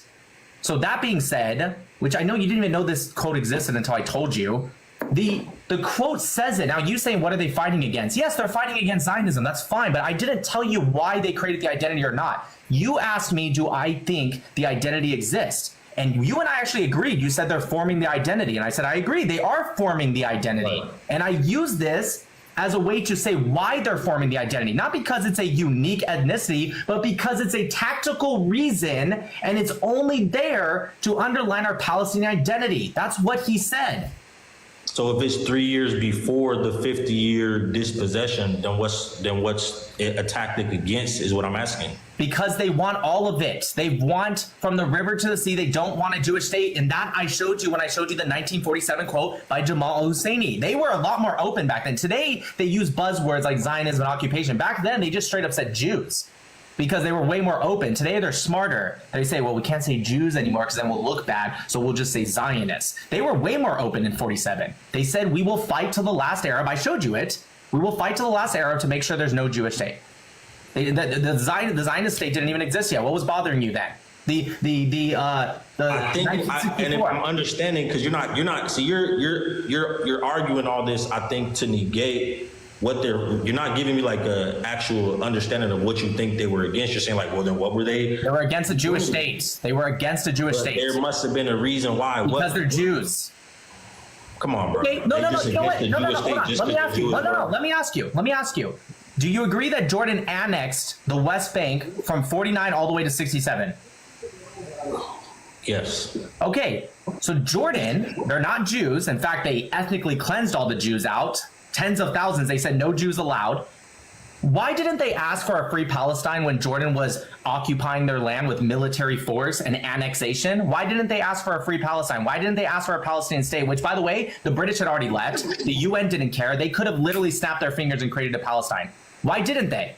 I don't know. It's not about Jews, because it wasn't Jews. Dude, it's so obvious because it wasn't Jews. It was Arabs doing it, so now they don't care. They put them in concentration camps inside of Jordan. Still to this day in Lebanon and Jordan, if you're Palestinian, you're not allowed to hold certain jobs solely because you're Palestinian. They will not give you citizenship in certain areas. Why? Why don't they complain about that? Isn't that apartheid? That's apartheid, isn't it? They're saying they didn't complain about that. I don't believe they didn't complain about that. Show me. Show me where they call for a free Palestine with Jordan. Go ahead, show me. I'll wait. I've never heard of any people living under oppression that didn't complain about their oppression. I'm asking you to show me where they called for their state that they had before. They didn't complain about it. Okay, fine. Show me when they complained to Jordan about the occupation. People complaining isn't something I can show. I'm sure they were complaining if they were living under oppression. When you say things like "I'm sure" or "I guess," what that means is I don't actually know. There's no way to know whether or not they were actually complaining. People aren't. When you complain, you make a record of your complaints. Okay. Let me rephrase that then, because you're going off semantics now. When did they ever call for a Palestinian state when Jordan was occupying them through military force? I never said they did. I don't know what the point is. Why not? It's their land, isn't it? It was being occupied. Why not? If I have to guess, I'm gonna guess that whatever oppression they were living under, it must not have been as bad as what they're having to live under. But I thought it was about the occupation. What the level of oppression? Look up Black September and tell. Hold on. Look up Black September and tell me they weren't living under worse. Wait, hold on. In the 1964 PLO charter, didn't even include Judea and Samaria and Gaza. It only talked about Israel. Israel proper. It seems to me what you're trying to tell me is that Palestinians as a people are content to live under any level of oppression, won't fight back, and they just hate Jewish people so bad that they just don't. I just said that no, not you. Charter, I'm talking about what Nick PLO charter didn't say that either. The land they're living on now, which was Jordanian, if they were okay, I'm really gonna have to connect the dots for you here. I see.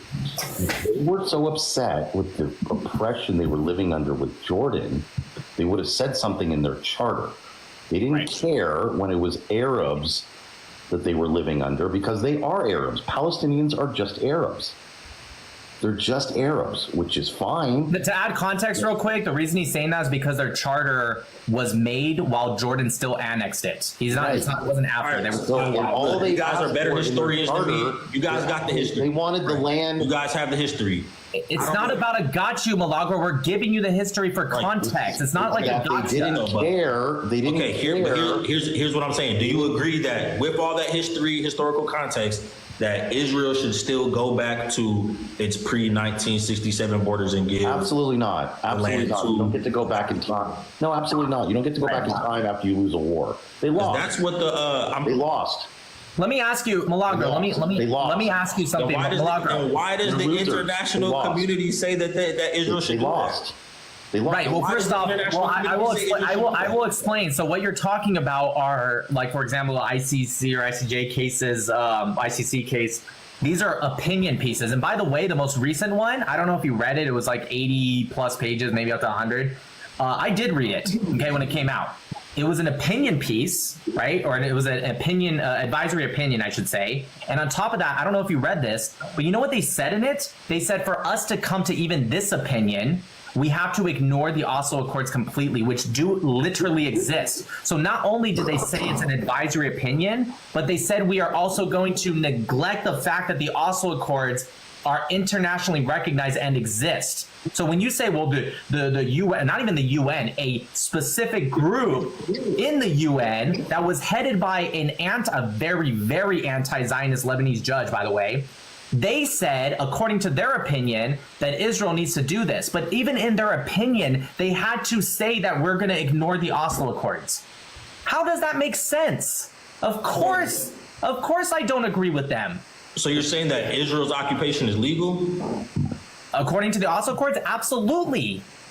Not only that, you still didn't recognize the fact. You don't get to go back in time after you lose a war of aggression where you tried to wipe out our people. You lost. Now you have to accept the consequences of losing. That's not what, so that's the thing. That's what I'm talking about. When I get in these spaces. Life's rough. Bro, when I get in these spaces, you're saying that they was the aggressors. International law. No, the rest of the world says Israel was the aggressor. No, they weren't. They weren't. That's what the rest of the world says. In 67? No, they don't. No, they don't. It's very much, No, even they the don't. UN declared it as a defensive war. What are you talking about? By the way, Syria, wait, hold on one sec. Wait, one sec. Syria was launching missiles for months before the 6-day war even started. What are you talking? Dude, no one thinks that. Egypt kicked the peacekeepers out of the Sinai Desert. Yeah. Get the hell out of here, and lined up all their tanks, the third division, along the borders of Israel. That's an act of war. You don't have to fire a shot to commit an act of war. It's called a casus belli in international law. It means it's a cause. It triggers a state of war such that if you respond to it, you are not the aggressor. Right. Also, international why does the rapporteur override say the opposite? Francesca. Yes, let's talk about Francesca Albanese. Bro, it's crazy because you literally. I'd love to answer you about Francesca Albanese. Let's talk about her. You say that you say the ICC is wrong, the ICJ is wrong. I did not say that though. But see, that's the thing is you weren't listening because you were reading. Here's the thing. You said it's illegal. I didn't say it was illegal. You said yes. I didn't say it was illegal. See, this is a problem when you're reading. I said, is the occupation legal? You said yes. Legal, but you said I said the ICC was wrong. I didn't say that. They said it was illegal. Okay, listen. I didn't say that though because you were reading while I was talking to you. So you say you can do both, but I don't think you can. Bro, I said yes or no question. I said, was it legal? And you said yes. It is because of the Oslo Accords. And what did I say about, let's see if you were listening. What did I say that the ICC admitted to doing in their opinion piece? What did I say they did? I said it 4 times actually. Bro, I can't quote back to you what you say, bro. Because you're not listening. The ICC said we are going to ignore the Oslo Accords to come up with our advisory opinion. So if you ignore a document that is internationally recognized, that was signed by both parties, then yes, you can come up with a new statement. That's why it was an advisory opinion and why it wasn't any legal bounding.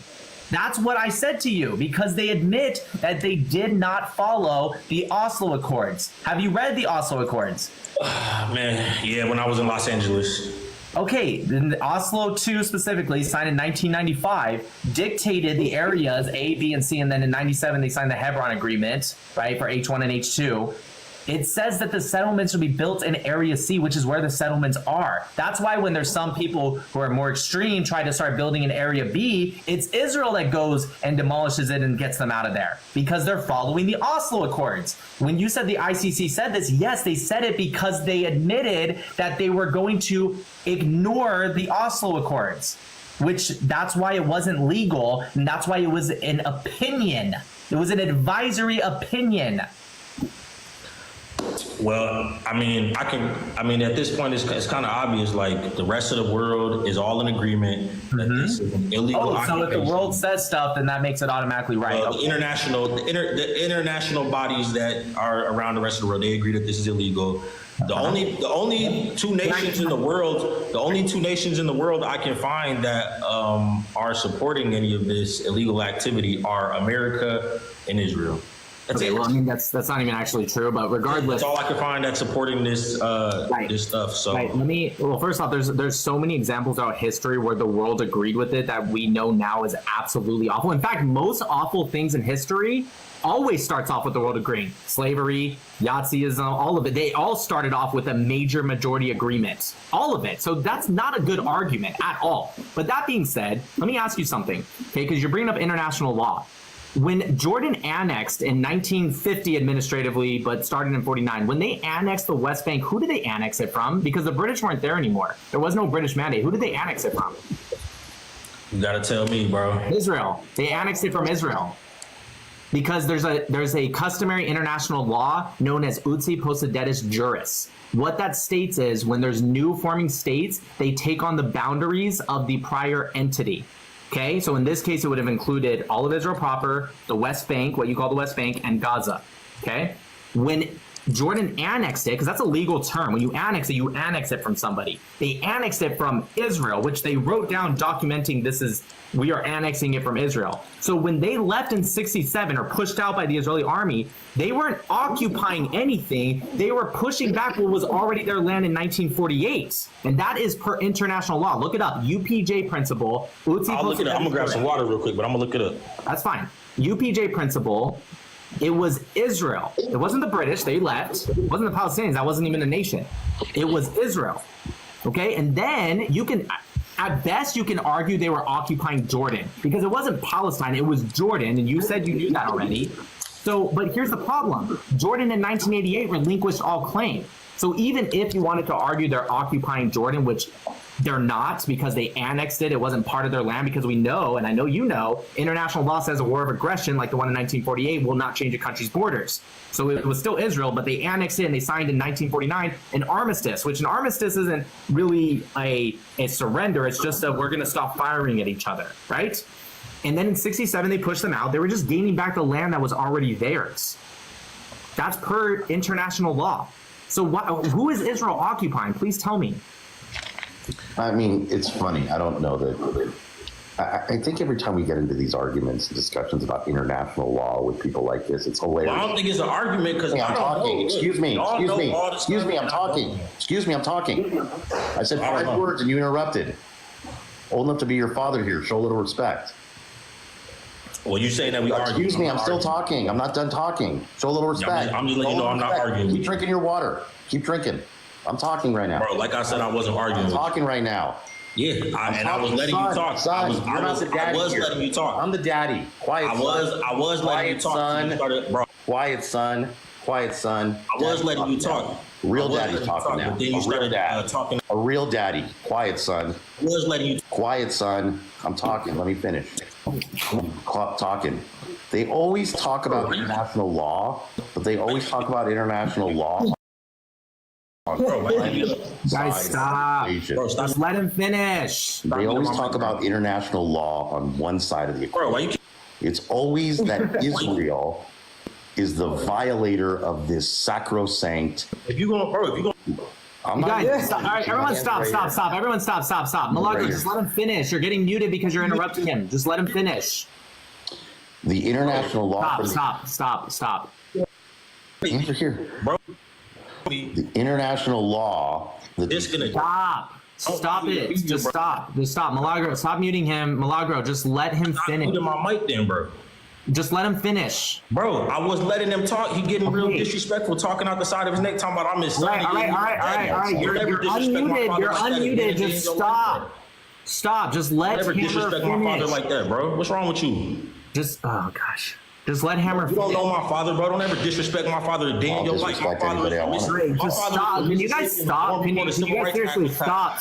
You ain't cut from like my father is. Don't ever disrespect my father like that. Oh my God. You would never stand in front of my father and say anything like that in your life. Say whatever I want. You wouldn't say shit to my father. Can you stop? You wouldn't fix your lips to say shit to my dad. Stop. The fuck is you talking about? Stop. Let him finish. You could look up my dad. My dad got bodies. Jesus Christ. And this news reports. And so did my granddaddy Muhammad. So I don't know what the hell you talking about. I don't know what All right. Yeah, it's not a joke. That's not funny. You don't disrespect people. Maybe where you're from, Maybe All where right. you're from, it's Yes. funny to Kiki. All right, and Just breathe, Milagro. maybe where Just you're from, breathe. it's Just funny to breathe. disrespect He people's wasn't. lineage. All right, and Mama, He was disrespect just trying to come make from- a You don't point. disrespect my ancestors. You don't disrespect my family. Just You don't breathe. disrespect my family, my ancestors. Just breathe. I haven't came All right. All right. We I haven't disrespected none of your get it. family members. Just stop. I didn't disrespect Judaism. I didn't Okay, disrespect Jewish Milagro, people. you're I didn't Yes, you disrespect did. none of your family members. So don't You sit here and disrespected speak your me. dirty ass mouth to You're disrespect my using father. this as an excuse to not answer his question. Bro, Just he just stop. started talking shit about my father. Dude, for I have damn no reason. idea. I walked away. Just Yes, stop. he did. He started talking about, okay, son, I'm the That's dad not here. talking You're about not my your dad. You dad. don't disrespect my father like that. And you laughing about this shit because you think shit like this is funny. I think 'Cause it's it funny is. because you're getting Disrespectful. triggered Absolutely about disrespectful. some guy. No, y'all are saying absolutely son. disrespectful. I both still of y'all. can't hear you. Dude. Ain't nothing funny. There's nothing funny about that at all. Are you done with your little temper tantrum, It comrade? ain't no temper tantrum. Can I You're the finish? one who couldn't control his Can I anger finish, because comrade? I said I'm not arguing with you. You Can I got finish, mad. comrade? You got mad because I said I'm not arguing with you. I'm not having an argument with you. I don't think I I'm was the one invited that's here mad by here. Nick, who told me we were gonna have a respectful I think I'm discussion. the one that's I mad. wish it He was. said we were gonna have a respectful discussion. I'm And trying. ain't no respect from Not his guests that are on respectful here. to keep Not interrupting one of me. his guests has had any respect towards me. It's not I don't respectful have to any. keep Respect is interrupting me earned. every time I Respect Right. is And you haven't earned any earned. from me. And I'm you not haven't earned any asking from for me. your respect. I'm not And- asking and- for and your you'll never respect. get it. You're the one You never earned having. any from me. never Cool. get You're the one Listen. having a Stop- fit stop about crying. respect. No one else Stop is. Just crying. you, You don't buddy. Because I I finish didn't my agree point to about be on here with international you. law? I don't know you, and I didn't agree to be on here with you, Brock. Can we get back to the? Can we just get back to the? And whoever he brought on was going to be respectful. Can we get back to the conversation? Who was going to come on here disrespecting me the entire time I'm on here? Because you don't see me on here with a group of people bullying up and ganging up on you, Braca. You wouldn't stay. You wouldn't be in a space where me and a bunch of people bully up and gang on you. Because that wouldn't be funny to you. I gotta be You're honest. laughing because you're part of a group who's ganging up on one person. I don't I go think to That's Pro shameful. Poly Lives No, that's all the absolutely time. shameful. I go Cry to Pro about it. Poly. No, that's absolutely about it. shameful, and Cry that's about absolutely it. shameful, and Cry you should be about ashamed it. of yourself. Cry Shameful about it. because You should he be called ashamed of you yourself. son and you had You a should be fit. ashamed of yourself. You're Cry about embarrassing it. yourself. I don't care about being. I don't care about embarrassment. You're ganging up to bully and disrespect me. What- I don't how are care. you I don't being care bullied? about. I was How are you invited being on here by bullied? Nick to have a respectful conversation. I can read what he wrote right here. every It said, single Milagro, you and you're I had a good extending time this. and hung out in New York. Would you be willing to come on my platform on a TikTok live, respectful discussion, just you and I, no one Milagro. else on the panel? Instead, it's a bunch of disrespectful people Milagro, that can't have a polite, civilized conversation. Milagro, you're extending. I don't think anyone is ganging up on you or not. No one's trying to do that. I think you're extending Absolutely. it. What do you mean? Absolutely. I just want. Let's get back to the conversation. You're extending it. That wasn't a Cameron's not conversation. even speaking anymore. He's not even speaking. Right, that you could bring anyone Okay. else up. It's fine. Just can we get back to just the conversation? Just let Hammer finish what he was going to say. You guys stop. Everyone, just stop with the tags. I don't know. I walked away. I don't even know what you guys are talking about. He just said, "I'm the daddy. Let me speak." So now he said he disrespected his father. Because You're not my father, Logan. Maybe you like old man You calling. wouldn't act you like that calling if old one man of us were daddy. your parents. Logan, maybe you like If one calling of us old were man your daddy, parents, but I you don't wouldn't call be old men acting who are like my you. father daddy. So I If don't know what one the of hell us you're were talking your about. parents, you I don't wouldn't know. be I don't know acting what you're like talking you. about out the side Your of your neck. hair would be I one don't know what color. y'all. That star Hey, wouldn't Nick. be on your hat. Hey Nick, The Nick, magenta Nick, beat, I'm gonna have to tie dip. wouldn't have I'm been gonna have to on dip you. because ain't nobody in your panel, Arden did. ain't nobody in your Arden panel did. have the least Arden bit of did. respect Arden for did. me. Nobody's Arden did. disrespecting you right now. Absolutely, she just making little I kiki can't even jokes hear. I can't even about bro being somebody daddy. Like that's some sick ass shit, bro. I don't. I Old didn't man, say old that. man saying that he's my daddy. What the fuck? That's some sick ass shit, bro. right. Can I finish You now? have daddy in your username. Cool it. Like that's it's such a my- ridiculous thing to freak Bro, out what the about hell when is your you talking username about? is daddy. That's why he Milagro. said, "I'm daddy now," because it's in your username. You're just Jeez crying because you don't want to Louise, answer You're any such questions. a crybaby. No, what Your happened victim was complex let me is finish. insane. What happened No, you was ain't calling nobody's the victim guy. complex The insane. guy. You just either crying about the A-Rod. Quiet. The guy who says he wants a respectful conversation won't let me get 5 words out before he interrupts me. And so I said, I'm old enough to be your father, show a little respect. And then you started flipping out. And that's when I triggered you some more, because why not? Because you can't maintain your composure. Now, let me finish my point, and then you can say whatever you want. Drink your water and calm down. It's all going to be okay. It's just TikTok. The people who claim to care so much about international law and love to bring up international law show how intellectually inconsistent and hypocritical they are by only bringing it up in one direction. If you actually cared about international law, which you do not, let's be real here, but if you actually did, you would bring up all the supposed violations of international law of Israel, in addition to the clear violations of international law and war crimes committed by the Palestinians on a daily basis. For example, using children as soldiers, fighting a resistance without uniforms, which is in violation of Article 13 of the Geneva Convention, using civilian areas to launch attacks, using civilian infrastructure to launch attacks. Okay? But you don't care about that. Your only criticism is of the Jewish state.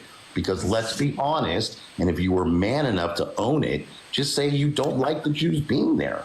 I wouldn't have a problem with that, because I know that's what the truth is, but you're on a platform here and you don't want to lose a chance to grift some more money, so you don't want to just own it and say, I don't want Jews being in that land. Because the reality is, the people that don't belong in that land are the Arab colonizers that should have stayed in Arabia, and the world, including your ancestors in Africa, would have been a lot better off. But you don't care about that. You only care about criticizing one side and one people. And we know why that is. So man up and just tell us here that you don't like Jews. I'm cool with that. Hey, thank you for your victim spiel. Your turn, son. Once again, accusing someone of not liking Jewish people and being anti-Semitic. Very surprising that that's where you went with it. But I actually support Israel's right to exist, and I have never said that I don't want Jewish people anywhere, especially not in Israel, which I have recognized from day one as their ancestral homeland. What I have a problem with is using American planes and American bombs to decimate and level Gaza, and I have a problem with with indiscriminate killing of civilians that you all here deny, but I don't deny. I'm in agreement that it is occurring. I'm in agreement that it is. I'm in agreement that it is occurring. I'm not agreeing with you guys and your propaganda. That's awesome. I'm in agreement that what is happening in Gaza is full of war crimes. I'm in agreement that Israel is in the wrong for what they're doing. It doesn't mean that Israel can't exist. It doesn't mean that someone dislikes Jewish people. It means that Israel as a state is committing crimes the same way that America and Iraq and Afghanistan committed many crimes. And the reality is, we all know this, no one's going to hold them accountable because they have the backing of America. They're already a very powerful state, and there's no one that's going to step in and do anything about it. So there's nothing anybody can do about it, because that's not the way the world works. There's nothing anyone can do about it. So nobody on the internet. The same way, nobody can step in and do anything. Maybe Israel shouldn't be bombing all these women. You had your chance. You had your monologue. I don't know how you turn. equate that with not liking my turn, Jews. comrade. Relax. My turn. You're right. The same way, nobody's going to step in and do anything to stop the Palestinians from being barbaric. The same way the world didn't step in and stop Hezbollah from maintaining an armed presence south of the Litani River. The world doesn't step in and do anything to anybody because the world has no right to Israel dictate. Absolutely Excuse me, comrade. I'm talking.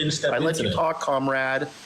You interrupted me while I was talking. Remember, snap your fingers. I didn't finish what I was saying. You interrupted me. I never finished what I was saying, comrade. No, we're going on for long enough. Dr. We're changing the subject. We're going to stay on this subject. Egghead. We're going to stay on this subject. I never finished what I was saying, Dr. Oh, so respectful, Daddy. Okay, now calling him the point egghead. is, no international body. This is a point I tried to make before. No, absolutely disrespectful. No international body has authority over individual national sovereignty. That's why a lot of countries. Hey, egghead, just because you think it's okay to bomb the kids and women in Gaza doesn't mean it's okay. Excuse me, comrade, relax, snap your fingers. Egghead, stop supporting the bombing of those kids and women in Gaza. Don't think calling me an egghead is a put down. Believe me. Egghead, stop supporting the bombing of those women. No, here's what you should do. Here's what you should do if you're really affected by all this. Stop supporting bombing those civilians. If you really don't like. Well, first of all, not all those civilians are innocent. A lot of them are collaborators. Of course. How would you justify bombing them unless you claim they're not innocent? Very simply, they're holding our hostages, and lots of civilians are right. And isn't Israel holding civilians are holding our hostages? Don't change the subject. Did you see Palestinians when you came to Gaza? We're sticking to international law. Is Israel holding the international law that you only How many Palestinian women is Israel holding right now? I heard it's 90. When you came to Israel, did you see Palestinians being held? I heard Israel's holding 90-something Palestinians. When you were here, did you terrorists.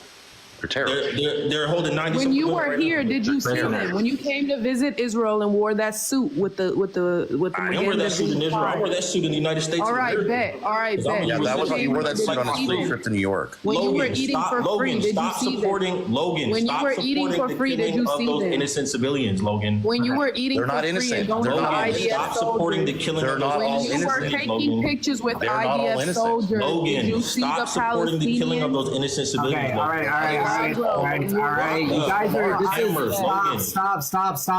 Stand up. Do the right thing and stand up for those innocent civilians. Stop.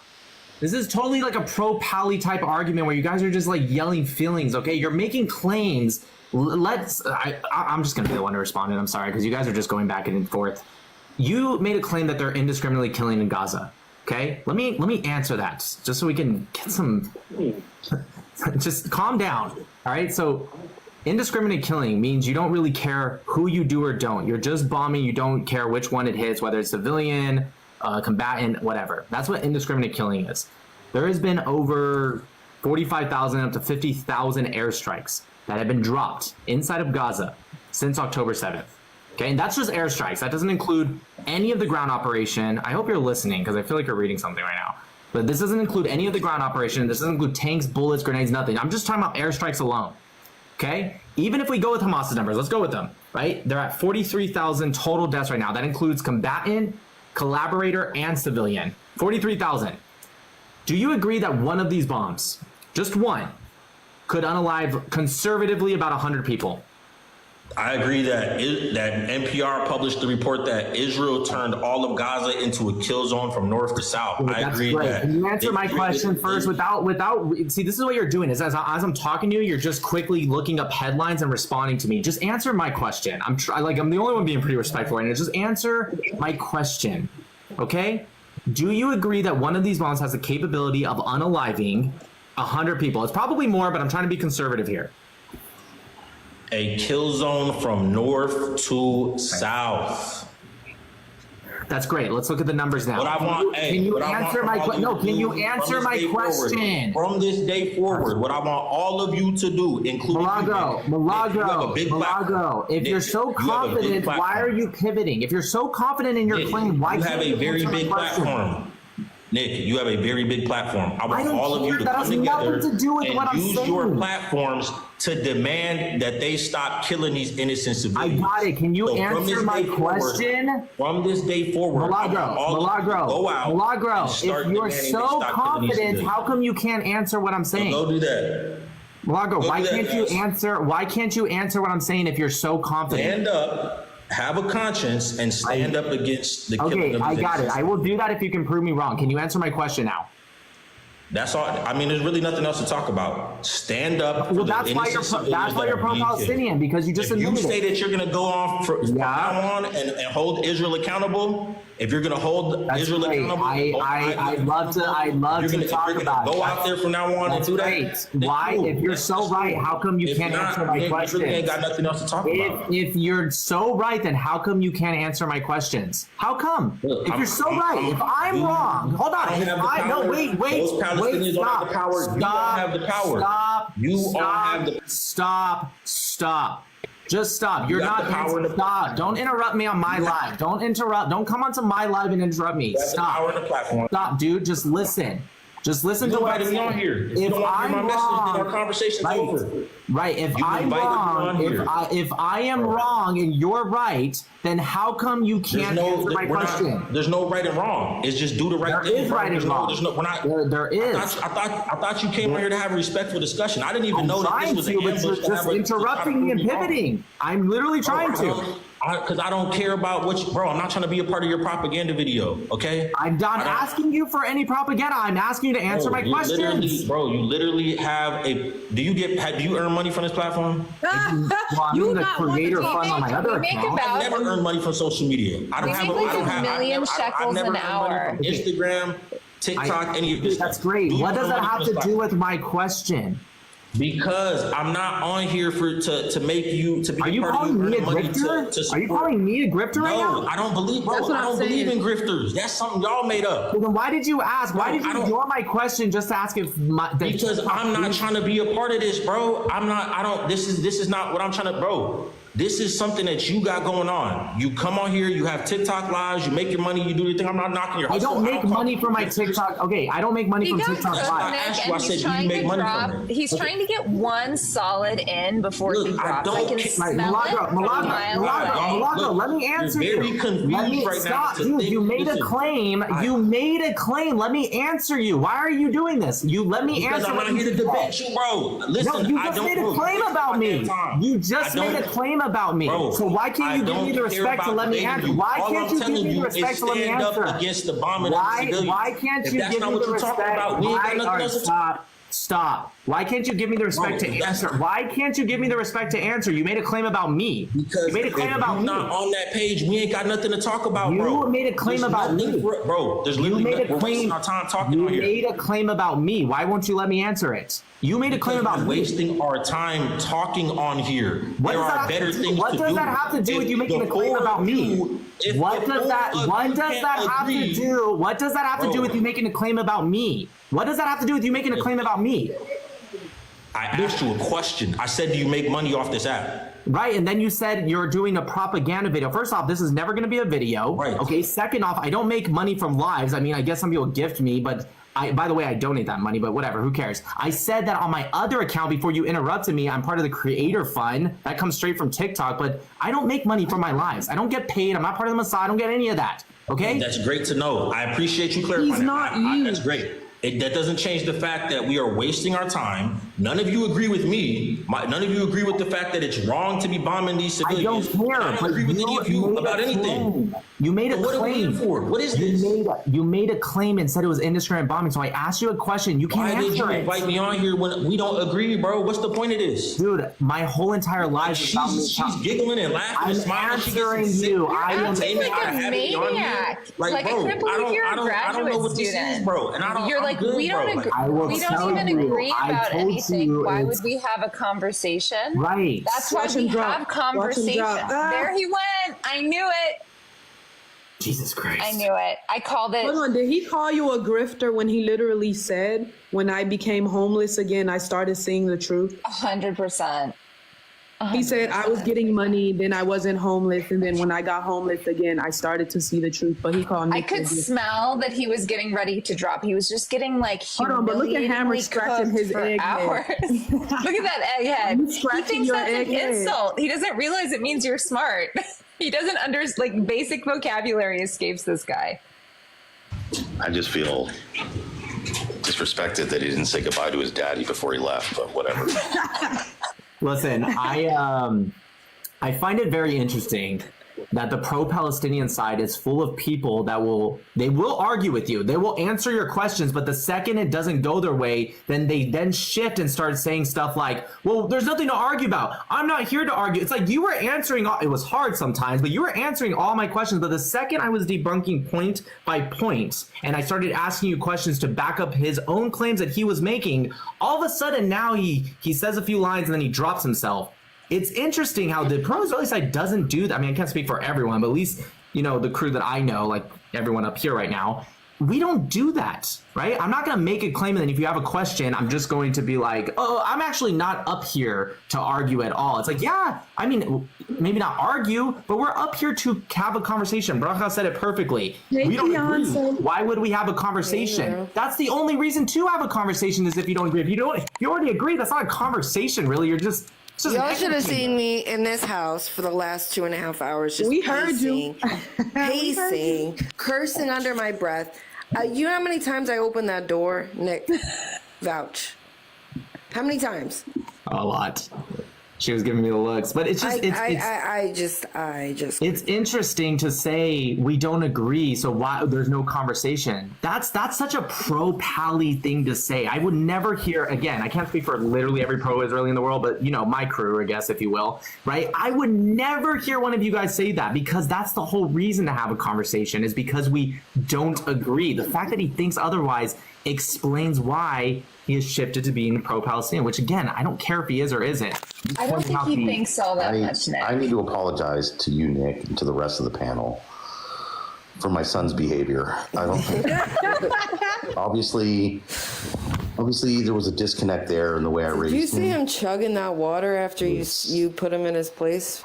That was amazing. Not every parent is perfect. We try our best. We hope to raise them right, pass on our values, but the thing is, I'm starting to understand because he was telling me, and I don't know all of it because I literally just found out he did this a couple days ago, but supposedly it's been going on for months. I didn't know. But he gets very, very, very upset that people say bad things to him, which, by the way, I don't agree with the things that people are saying, like death threats and his daughter. That's not cool.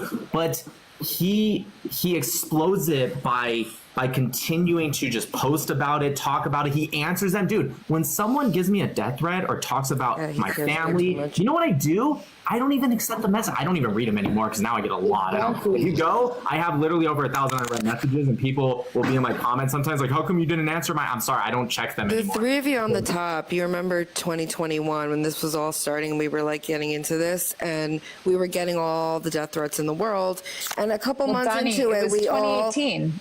Well, yeah, for you and I So, but when we started talking about it, like a couple months in, you know, it really bothered me. But after that, you just kind of let it happen and you just kind of desensitize yourself. And it's so much better to exist that way. Like, can you imagine still letting every comment get under your skin? I don't understand what in that way.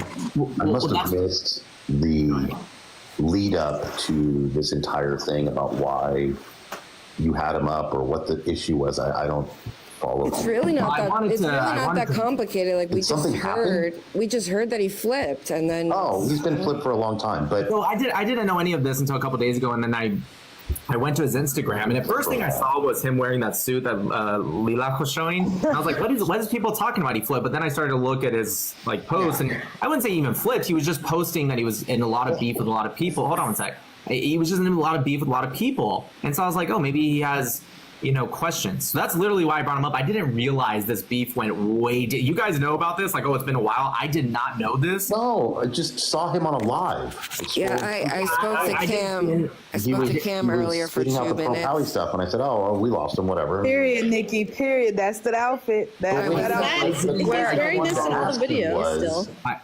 I didn't.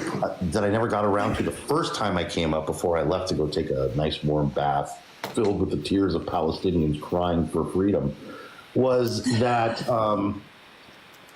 did Israel start bombing Gaza recently or something? Because when he got that free trip to New York, paid flight, paid hotel in May, June of this year, Nick, you and I were at that event. They were bombing Gaza then too. I mean, he was in Israel in July? He was in Israel in July. But you guys are assuming I spoke to Cam for. Sorry, go ahead. No, go ahead. No, I was just saying I spoke to Cam earlier for a few minutes, and he said like a couple months back he was begging him for a collab as well. Yeah, I mean, I think that what Nick, what you were assuming and what I tried to intermittently assume was that this person actually has thoughts based in facts and things he's read. So Hammer, my guess is that like in May and June, he just had some Jewish people be nice to him. and he got some clout from standing with the Jews, had some bad experiences with pro-Pallies, and was like, okay, I'm pro-Israel, and then started doing social media content about it. And then when he could no longer victimize about that initial incident, he pivoted, but it's not actually and now he's looking, it's confirmation bias. He's looking for evidence to support the position he wants to take. And that's why the points he were making, he kept going like, well, I'm not a historian. Well, I don't know the facts. You guys know the facts better. But then why are you so confident? I will say that earlier when when Nick was presented with this opportunity, it was kind of going into it like, oh, we're just going to have a conversation. He has some questions, because he did kind of present it in that way, or at least his attitude kind of seemed like it was that. Well, the thing I figured, sorry, I just want to say the thing I figured out is that a lot of the stuff, again, very much implying that he shouldn't, none of us, nobody should be getting any death threats. I don't care if you're pro-Palestine, pro-Israeli, your Daddy Milagro, your Bracha, your me, whoever, whatever. You shouldn't be getting them. That being said, Hammer, yeah, okay, you too, Hammer. Well, what I'm saying is that I realized, and again, I didn't know this about him until now, but sometimes people will even just do a little poke and he blows it up, which then makes people. Well, if you guys notice, we all learned this in middle school when there's people bullying us. What was the best deterrent for bullies? The reason why I brought up Cam earlier is because you saw immediately when he came up, did you see how frightened he was of Cam? He was like, I will not speak to him. And also, what did I want to say? Sorry, I lost my thought going on. No, it's fine. I don't know anything about him. I don't know about his financial stuff and blah blah blah, and I don't really care. The thing is, he was just checking himself out the whole time. He kept touching his hat. He was fixing his hat. He was reading the comments. Like, it was. He didn't listen to one thing he said. It was immediately clear what he was here to do. It was just to rage bait.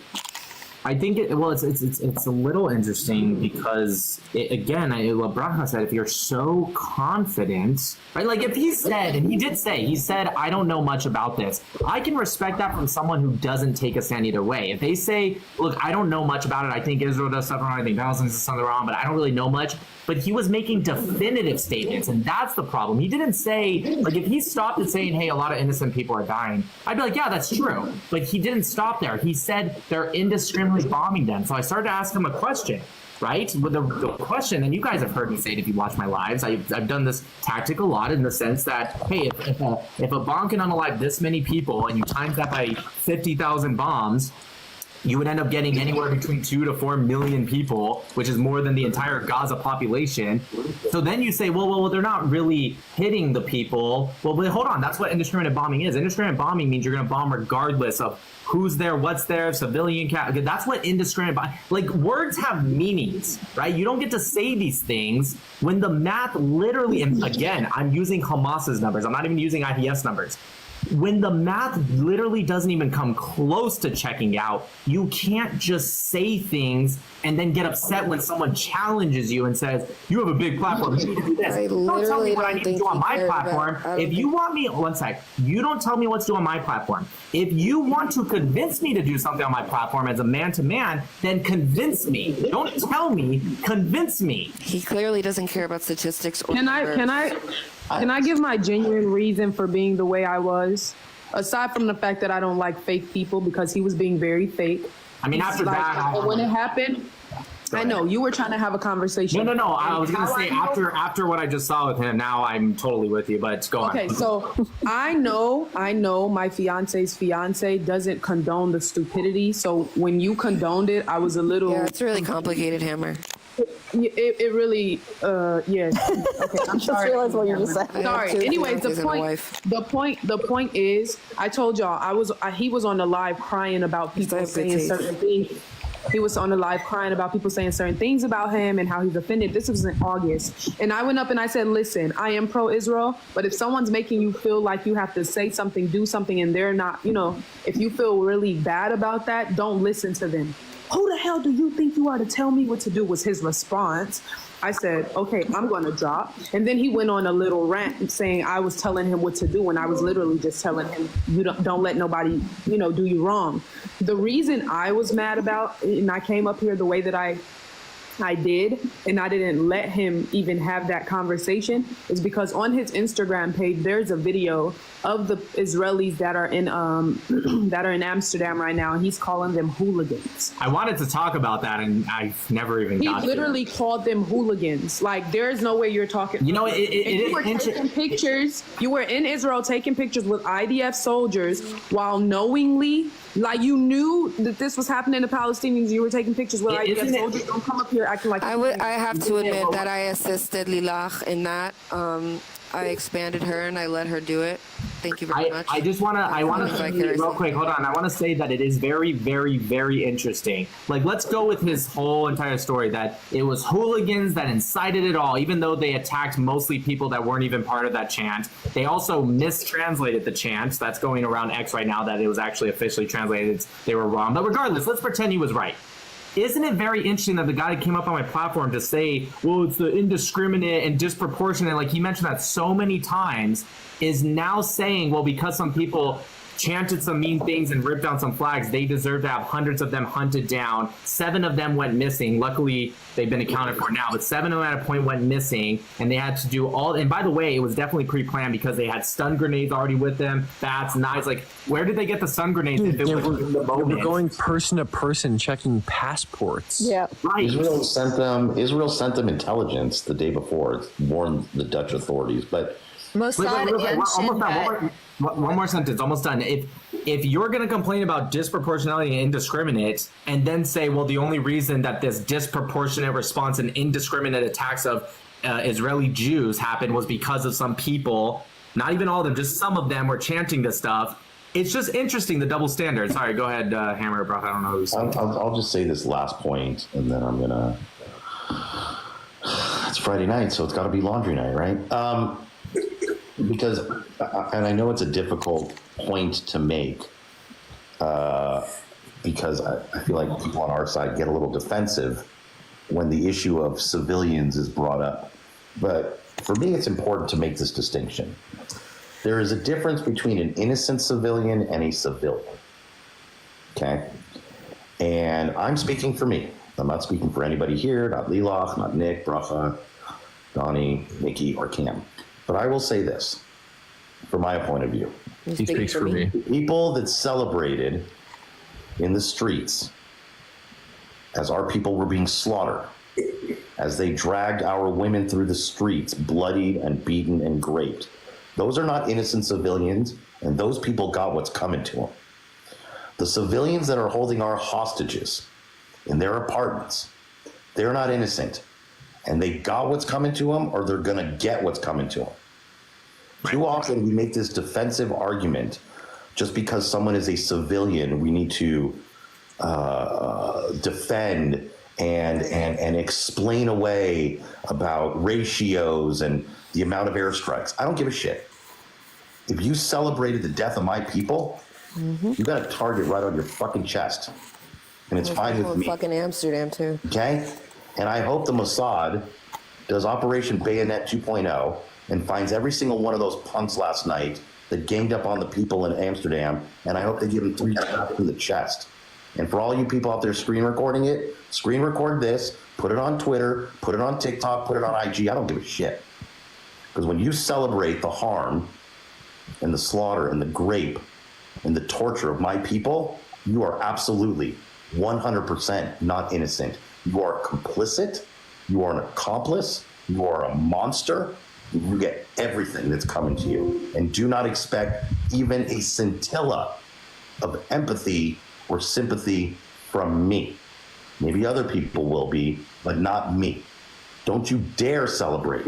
There's been more videos released now of what happened on October 7th in Gaza, with these people celebrating and cheering with their children, their disgusting, vile little children, cheering and chanting. In Amsterdam last night, or 2 nights ago, or last night, wherever it was, there were children involved in the beating. Children. This vile, disgusting culture that brainwashes their children in hate and evil from the time they're born. They get what's coming to them. No sympathy from me. All right, Nick, I love you, buddy. Thanks. Talk to you later. I have to drop in a second, but all I have to say is Milagro was trying to collab with me literally 3 months ago. He was on UCLA, the same as Nick and I, and he was trying to work with me. And I'm surprised he wasn't trying to work with Nick as well. And now he apparently hates me because I tweeted something about George Floyd. He was upset with Nick for not letting him up on his lives before this, like as if he was supposed to do something. He was? No, he was like, well, you never let me up on your lives before today. What are you trying to do here? The interesting thing is, too, is I thought Milagro was still, like, cool. Because all I remember is he was trying to collab with me around the same time that me and Nick were, like, running around all the college campuses. And Britt, too. And we were doing all this stuff, whatever. He was trying to work with us. And then I kept trying to reach out, and he was just, like not around. And I was like, oh, that's kind of weird, whatever. Like, he's probably just busy or whatever. And now he tells me it's because I tweeted some stuff about George Floyd, insisted that Nick drop me from the panel or he was petrified as soon as he came up. His whole attitude. And then he insisted that Nick turn the comments off because too many people were saying Cam W in the chat. No, he like, did. by that. How much of a petrified little pansy do you have to be? I didn't know that. Yeah, and then and the most astonishing thing is he never reached out to me. Apparently I tweeted something about George Floyd and that made him upset, and he never reached out to me and said, hey, I have a problem with this thing you tweeted. It was kind of, I didn't agree with it. Like, what's your reason behind that? All I tweeted, by the way, was just things that were purely true. Joe Biden said that monuments need to be built for George Floyd, and I said, hey, this is, by the way, the guy who literally held a gun to a pregnant woman's stomach and threatened to murder her. Just if anybody was wondering, this is the guy. Was he killed unjustly? Yeah. Does he deserve to have statues in his honor? Absolutely not. Absolutely not. This guy was, regardless of whether he was unjustly killed, scum of the earth. Fair enough. Terrible human being. Did he deserve to die? No. Bad person? Yes. Yeah. Couldn't be controversial to say, but apparently Milagro decided that apparently despite all of our at the time aligned beliefs, that was enough to totally shy him away from me. So it's because there was never a true alignment, right? He stumbled onto a college campus and some pallies were mean to him. He was able to spin a victim narrative out of it. He's not a facts guy. He's not a history guy. He said that repeatedly on the live tonight. Yep. Like, well, and then when when Nick was he starting stopped, with the facts, he immediately zoned out. Totally, he would y'all can glaze agree. over and turn away. Yeah. it was popular to make agree or content at disagree UCLA at the with time. me. Y'all can agree or disagree with me. I think there's a problem with our side as well. Not everyone who posts a video against the encampments or against Palestine is for Israel. So we have to stop going straight to those people who are against. I totally agree with you. Well, I actually thought about this. I earlier. never liked him. Why I do never we thought that he jump was on genuine, every like- person that we think is an ally and give them like all this recognition and put them on Instagram and put them. I gotta drop down, guys, but I agree. Sorry, Cam. Love Have a you, good Cam. one. Love you guys. I think where it comes from, I mean, I agree. You're 100% right. I think where it comes from is there is so much trolling, especially specifically on the internet, so much trolling and hate for pro-Israelis that when someone even does something that you're right, they're not technically being pro-Israel, but they're just maybe being anti-encampment or anti-Pal, whatever, right? There is like this need for a lot of Zionists to be like praise. To grasp to it because there's so much like it's mostly just trolling that's the most annoying. It's not even people being anti-Israel. It's just like the amount of trolling, death threats, etc. That when somebody just posts even something that's we think not even particularly pro-Israel. Like, oh, because I've seen a lot of pro-Israelis like try to reach out to certain people and like when I just they're don't think people should be rewarded with like free trips to Israel because they did the right thing. He was in Israel chilling. He even admitted that it had nothing to do with Israel or Zionism, that he had no idea what it even meant, and that he was mistaken, quote unquote, for a Zionist on So he went and campus. put on a shirt. Right, and so he thought, I'm getting all this support. Yeah, you got to. Someone said that he has an Etsy shop with Zionist merch on it. It's like he says he's not a grifter, but he went all the way out. Yeah, he went. Guys, by the way, when he was looking off, he was reading messages from people on what to answer. Of course he was. So the main thing that I noticed, because when I went into his camp, I only knew him as that dude that wore a Zionist shirt and the Barbie thing. I didn't know who this person was. I was like, who the hell? I just want to point out, if he was reading for people to tell him how to answer, he needs to get a new team, because they did not do very well at all. Like, if people were telling them, hey, say this to Nick. That's why when you were like, what source are you reading from? He just kept reading. He did. You know what? I think you're right. He did say, I was told, because there was a time where he said the last 6 journalists were claimed to be Hamas, and I pulled up the report, and it doesn't say anything about the last 6. It just said 6. And he just like kept reading through. And then I asked him, where are you getting this from? And he did. He said, well, I was told this as he was reading something. So whoever's typing.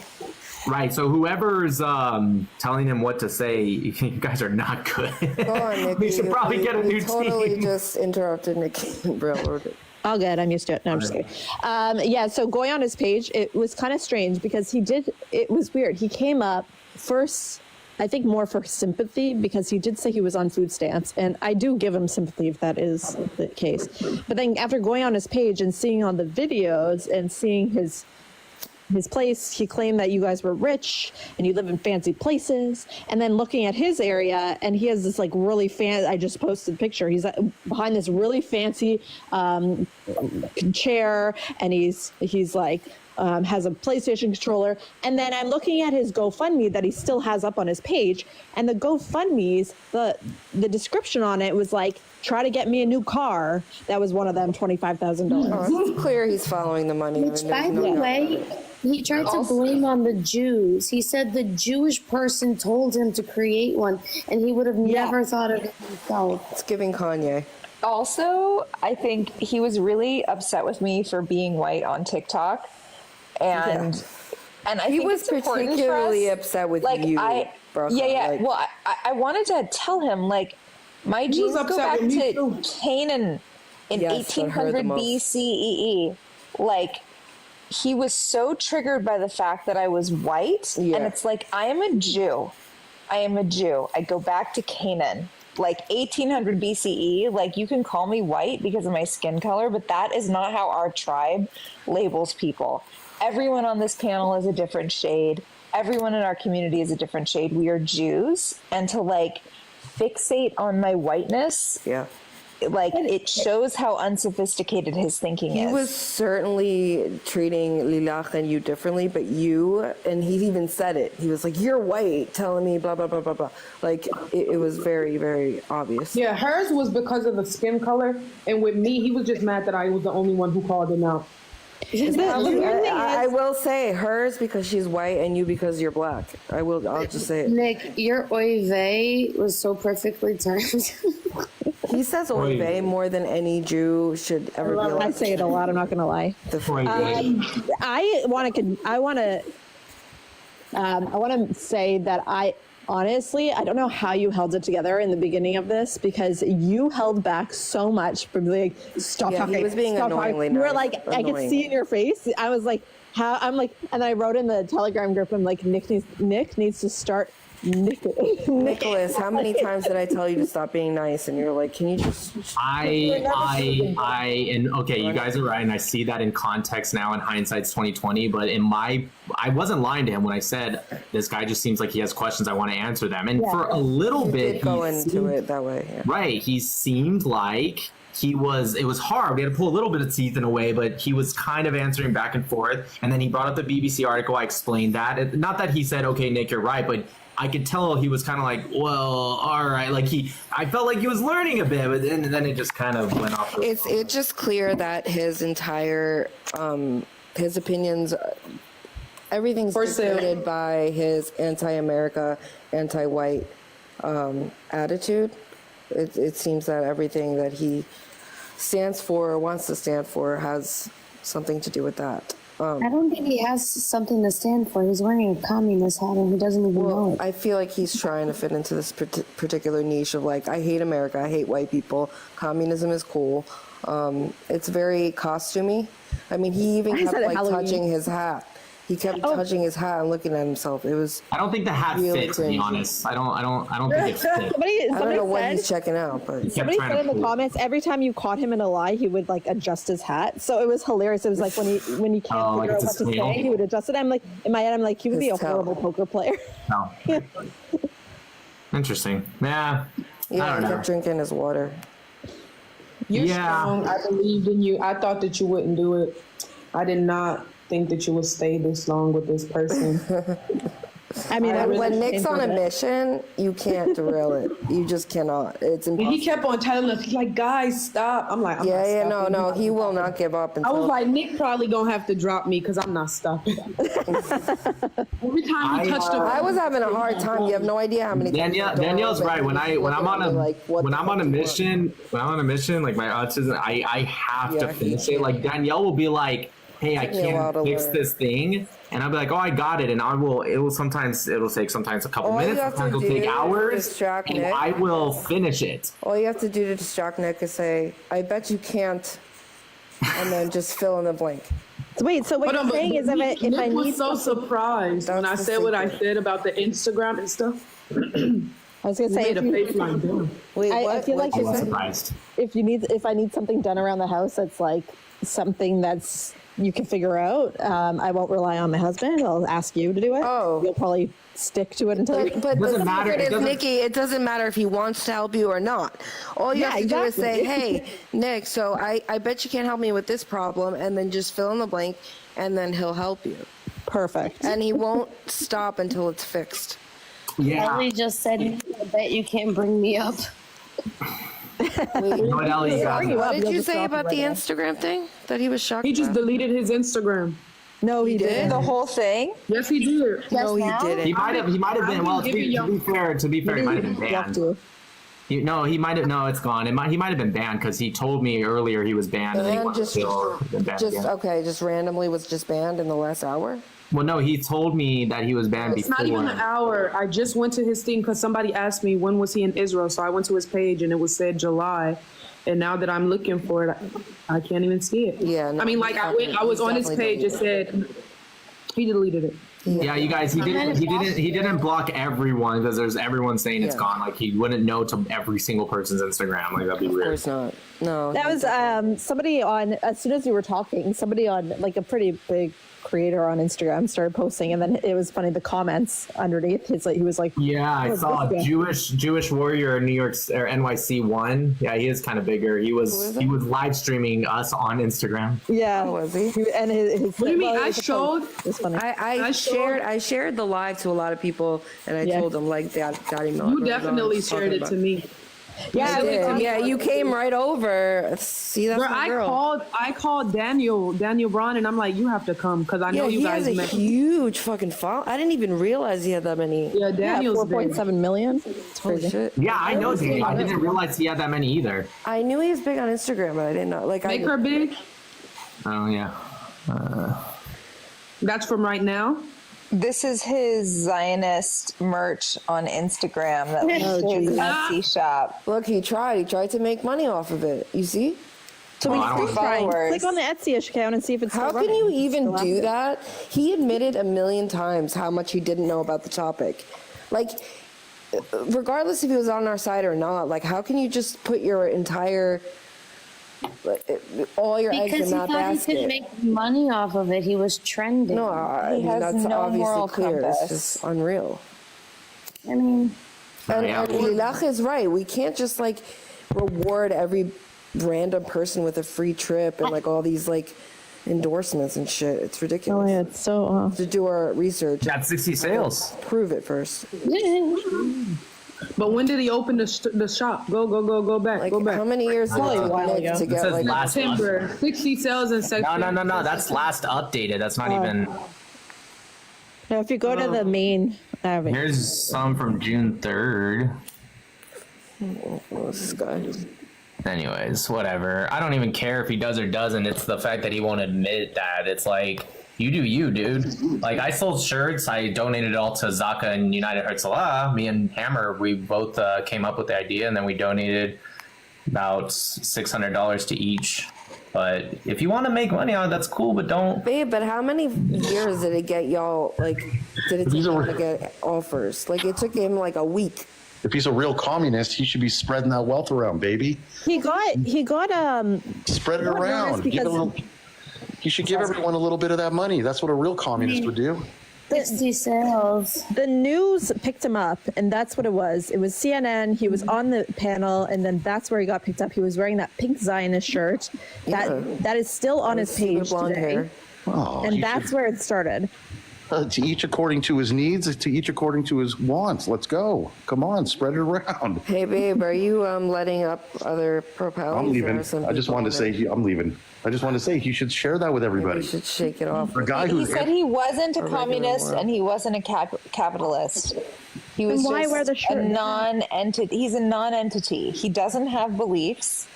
He just feels what he feels in the moment. He stands with whatever group is making him feel good, and that's just like so transparently obvious at this point. Can I just share one funny story about him? Right before I blocked him, he posted like a couple of posts to his Instagram where he wanted to sue a doctor for civil rights violations because they wouldn't take his minor child as a patient. But the doctor wasn't a pediatrician, and they said they wouldn't take people under the age of 13. And I commented like, bruh, it's not a civil rights violation for a doctor to not take patients who are outside of their specialty. And he was saying it was age discrimination because this doctor, who was not a pediatrician, would not take his child as a patient. Jesus. And that for me was like, okay, this guy, he's been pro-Pally for months. He's jumped the shark and he has no brain power behind him. He's just looking to victimize himself. I don't think he's pro-Pally. Anyone else? No, I think he's right now. I don't think he's pro-Pally. I think he's anti-Semitic. He's probably gonna be pro-Pally now. I mean, he has been for months posting anti-Zionist stuff. You're part of that. He's going to be part of the movement, but he doesn't care about the Palestinian people. I died when he asked Nick how much money they were paying him on this. Bro, I was like, "You really bringing up money?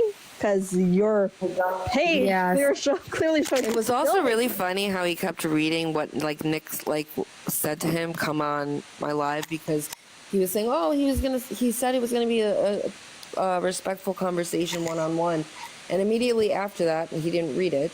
He said to Nick, "It's cool. You could bring anybody up. I don't care."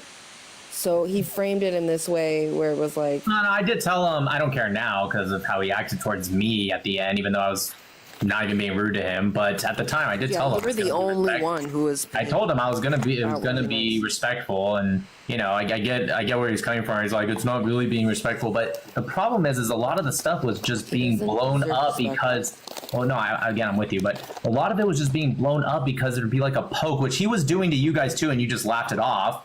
But when he got poked at, he would just blow it up. And I know why he was doing it. He just didn't want to answer my question, so he was using it as an excuse. Because it's funny how when I asked him questions, he couldn't really answer me, and he would say, I'm not really here to converse with you. But when Braha said something he didn't like, then all of a sudden conversations were flying. It's like, wait, which one is it? You're not up here to convert. You only use that excuse when you don't have an answer to a question I'm asking. 100%. It wasn't like we were being disrespectful. He was interpreting disrespect, but he was doing a ton of interrupting. He was saying things that weren't true and then calling it disrespectful when you or any of the rest of us corrected him. And then he was being really insulting, which is like, whatever, we don't care. But then if he got 1/10 of that back, he couldn't take it and blew up. It was, as you said, it was fully about derailing from answers he couldn't give. I mean this, I actually mean that, jokes aside, I actually mean this from, if he's still watching or if he's seen, I do actually mean this from a genuine point of view. He should take a break from social media. Because social media, especially a controversial topic, social media, when you're talking about, hold on one sec. When you're talking about conservative / liberal ideology, politics, Israel, Palestine, and so on and so on. When you talk about specifically controversial, you're not doing dance videos on TikTok, right? And especially when you have a lot more whatever you want to call it, clout or attention, if you cannot take the heat that comes with that, and also even the good that comes with it, right? If you can't take that, then you should probably not be on social media at all, but at minimum, you should take a break, right? You're right. Even dancing TikTokers get bullied. Like, right. What do you think's going to happen? I mean, it comes with the territory. It does. Should it? You can't handle it. Look, people like that are so unstable. They need to stay away from the internet. It just doesn't. But they thrive off of it, and that's the issue. They thrive off the attention, but whenever something negative will come, that'll eat them alive. Right. If it's something you can't handle, which I get a lot. Get a lot of it. A lot of people are very, very much obsessed with me. I have people that will do entire lives about just me with my faces, their background, all that. If it bothered me or if I had anxiety from it, I would just get off of social media. It's not for everyone. It's just not, and that's okay. It's actually probably more normal to be affected by that than it is to not. Now, luckily for me, I don't really get affected by that kind of stuff. I don't, whatever. But it's just, if you do, just take a break at minimum. If not, you should probably just get off completely. It's not for everyone, and that's okay. I just think it was a 15 minutes of fame thing, and he's not prepared to handle it. Yeah, he said when I questioned him when I first got on the live, I don't know who who was here when I first got on live, and I questioned him. He said the reasons for him. I hide my face immediately when they send those. I don't know why you're embracing it, bro. Because you gotta embrace it. You can't let it affect you. Anyway, so I asked him what made him. I asked him what made him change, and he talked about being homeless, and when he was homeless, he found the truth or whatever. And then he said, I was reading from some script. But what I did pay attention to this whole entire time was him reading from a script. No. He just changed the script. What he does is read a script. This time, this conversation, he just changed the script. I think your question was the most interesting question we didn't get an answer to, which was nothing changed from when he was standing with the Zionists to when he started being an anti-Zionist. And a couple of times you asked, Nick asked, I asked once, like, Nick didn't ask. Nick didn't let me ask. You asked for sure, and he just like whatever was triggered and didn't respond. Yes, because I said was when you were in Israel taking pictures with IDF soldiers, you didn't know what was going on. And he knew, Can y'all stop? Nick. Yeah. I want to know. I wonder if he has an Nick and his stop. I'm talking. I'm not done. Guys, this is my life. You guys hear it, but I hear it way more. Just in my dreams. Does he do it to you? Stop. No, I don't. Killing me? Are you kidding me? Yes. There would be. Dude, we would not be getting married. When this light turns off, I'm submissive. She runs the household. When is the wedding? If he ever spoke to me like that, there would be. You remember when I did a video with my dad, my 6'4" Samoan dad? Someone was like, I was waiting for you to say stop talking. I'm like, if I said that to my daddy, oh my God. Your dad's Samoan? Yeah, the one that raised me. Yeah, he's Samoan. Oh. Yeah, like when is the wedding? Wedding? Y'all will know when we do. Okay. We better, because I have to have enough time to know if I'm coming. Oh. Well, no. We're not gonna have a celebration. No, that's not true. That's not true. You're going to do a small wedding, but wait, Mayan wants to speak. She said she has to drop. Sorry. We will. Oh, well, I'll just answer. Yeah, I will let you chill. Although I enjoy the chilling part, but I'm here this morning. So good morning. Morning. And to all the lovely, beautiful women on the panel. It was wonderful as usual. Hearing you, yeah, that's a good. You got a heart. I just realized everyone's. Look at these fine ladies. I realized everyone on the panel. This is true. This is true feminism. Let's go. Yeah, I had one quick remark, and this just connects to something that you just said. I started listening to the live about 40 minutes in when it was Unique and Bracha, Lilach, and Milagro guy. And usually I tune in and out, but I do not mute. And this time I had to mute it because he asked for things to be respectful, but he was all the time disrespectful. He was very misogynist. He was stopping people. He wouldn't let you talk, and you can't do a respectful thing one-sided. It has to be both sides. And when he was disrespectful while you were trying so hard to be respectful, it was, for me, it was so disingenuous. And this is one message that I think everyone needs to take. I mean, if you want to be respected, you need to be respectful yourself. And talking quietly, and he was not talking quietly, does not mean being respectful. Respectful means more than that. It means do not cut people. You answer when you're asked questions. He wasn't able to answer any question. And I think if it was anyone else, you would have dropped him a long time before he left. I mean, usually I'm not one of those girls that cry like misogynist, but he was clearly.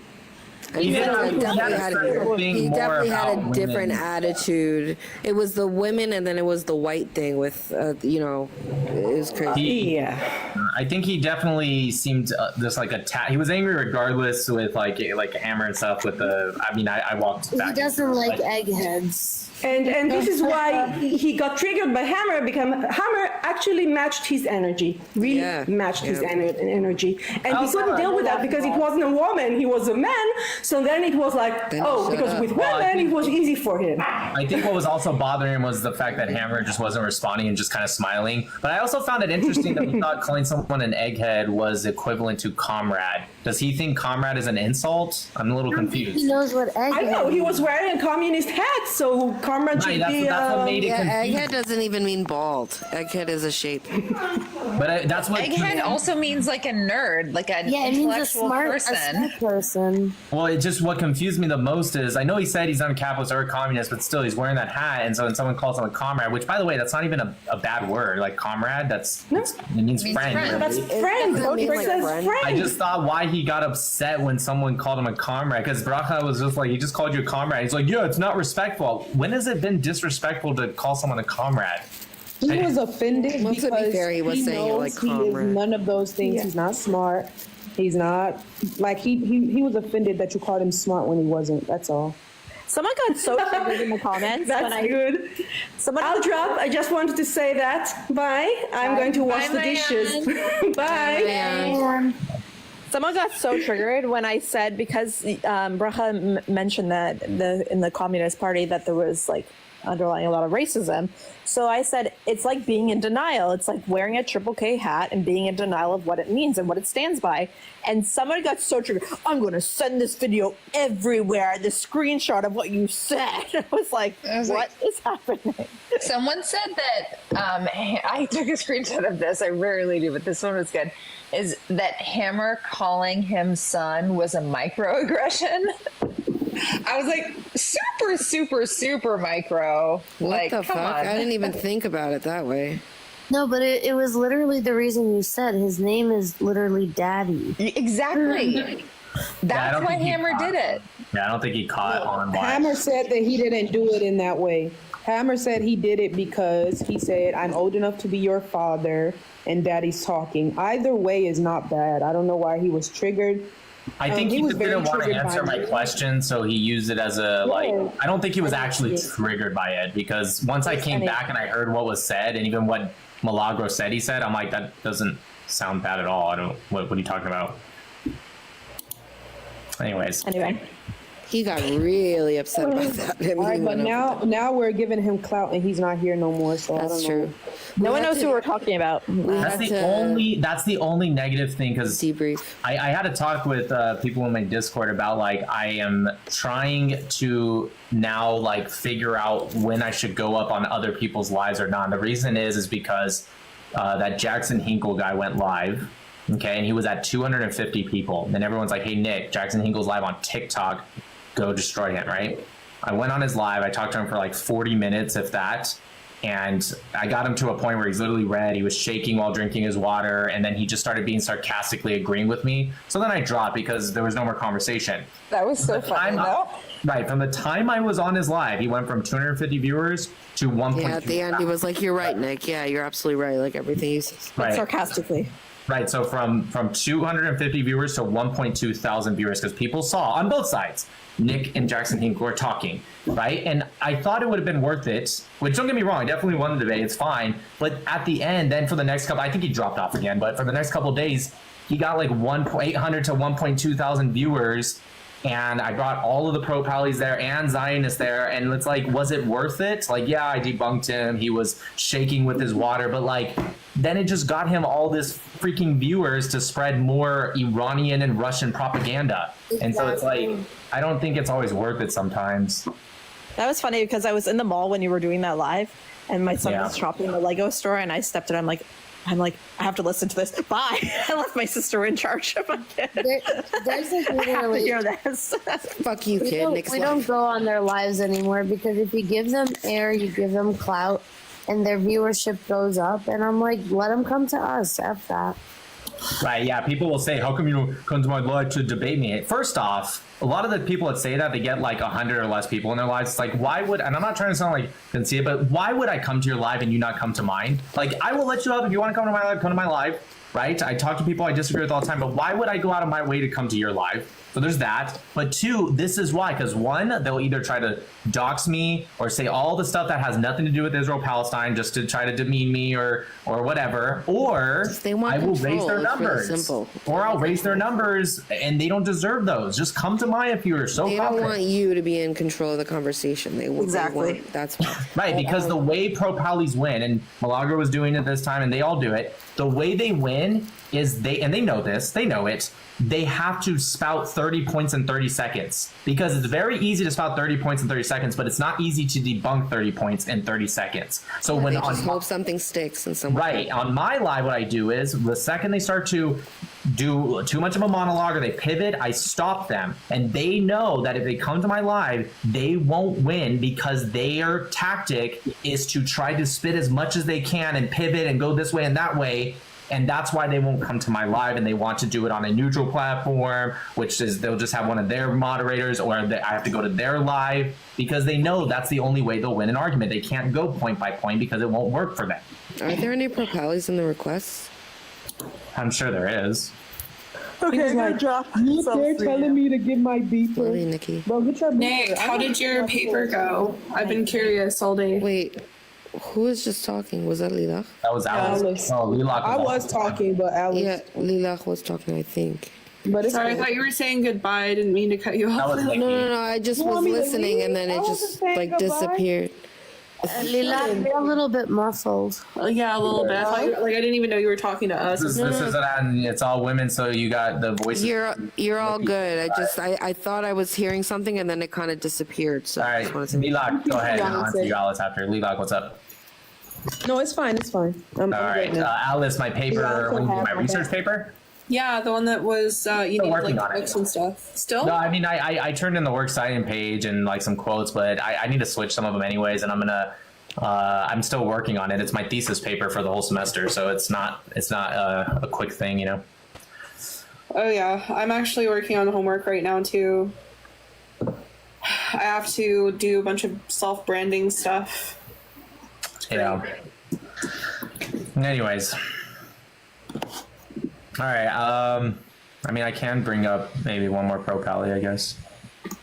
Yeah. Thanks, Nick. Thank you, Golda. Bye. Night. All right, Alice. Do you have anything else? I'm gonna drop you and try to switch you out for like at least one or two pro-Pallies. No, I just had a question about that guy that was on here earlier. I thought he was pro-Israel because I used to see him live a lot. Did he just grift switch? Yeah, that's what we were saying the whole time.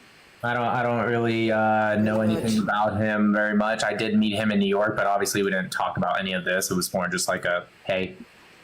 Yeah, pretty much, Alice. I mean, you know, long story short, Cliff Notes version. Yeah, he used to be pro-Israel, probably because he was getting attention. Listen, like I said, I don't care. I don't care if somebody says straight up like, "Hey, I don't really know much about this. I was a Zionist, and now I'm questioning it." I don't have any problems with any of that. But the problem was when you straight out admit, I don't know this, I don't know that, I don't know the history, I don't know. and then you make definitive statements. Either way, for that matter, even if it's just total Zionist stuff, if you don't understand it, why are you? Yeah, here you go.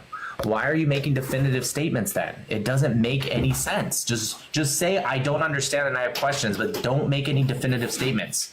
Even if you're a pro-Israel, like if you're going to go on a pro-Pally live, they're going to eat you alive too. If you don't know anything and you admit that, they're going to say the same thing to you. They're going to be like, well, why are you so pro-Israel? Why are you making definitive statements if you don't know? And that would be totally fair for a pro-Palestinian to say that. It just doesn't make sense. Just admit you don't know. That's it. Fair enough. But anyways, all right. Thanks, Alice. Bye. Bye. All right, I'll try to bring up a pro-Pally. Look at the fiance's fiance and fiance's wife. It's the whole polycule. It's all three of my life partners in one. Oh my gosh, it's my dream come true. Look, at least I have good taste, okay? Did you guys see Lilach's video with the? You said fiance, but I heard Beyonce, and then I reminded me of that video that Lilach made. Where I love the the Trump kids sound. video. I love dance that. video. People were so mad. I lost 1,500 followers. You What? lost? I lost, yes. Maybe that Show video? everyone the video. Pro-Israelis, and they were like, I went from believing in you to hate. I was like, I don't care. You can never win, babe. You can never win. I could never care either. That was so fun.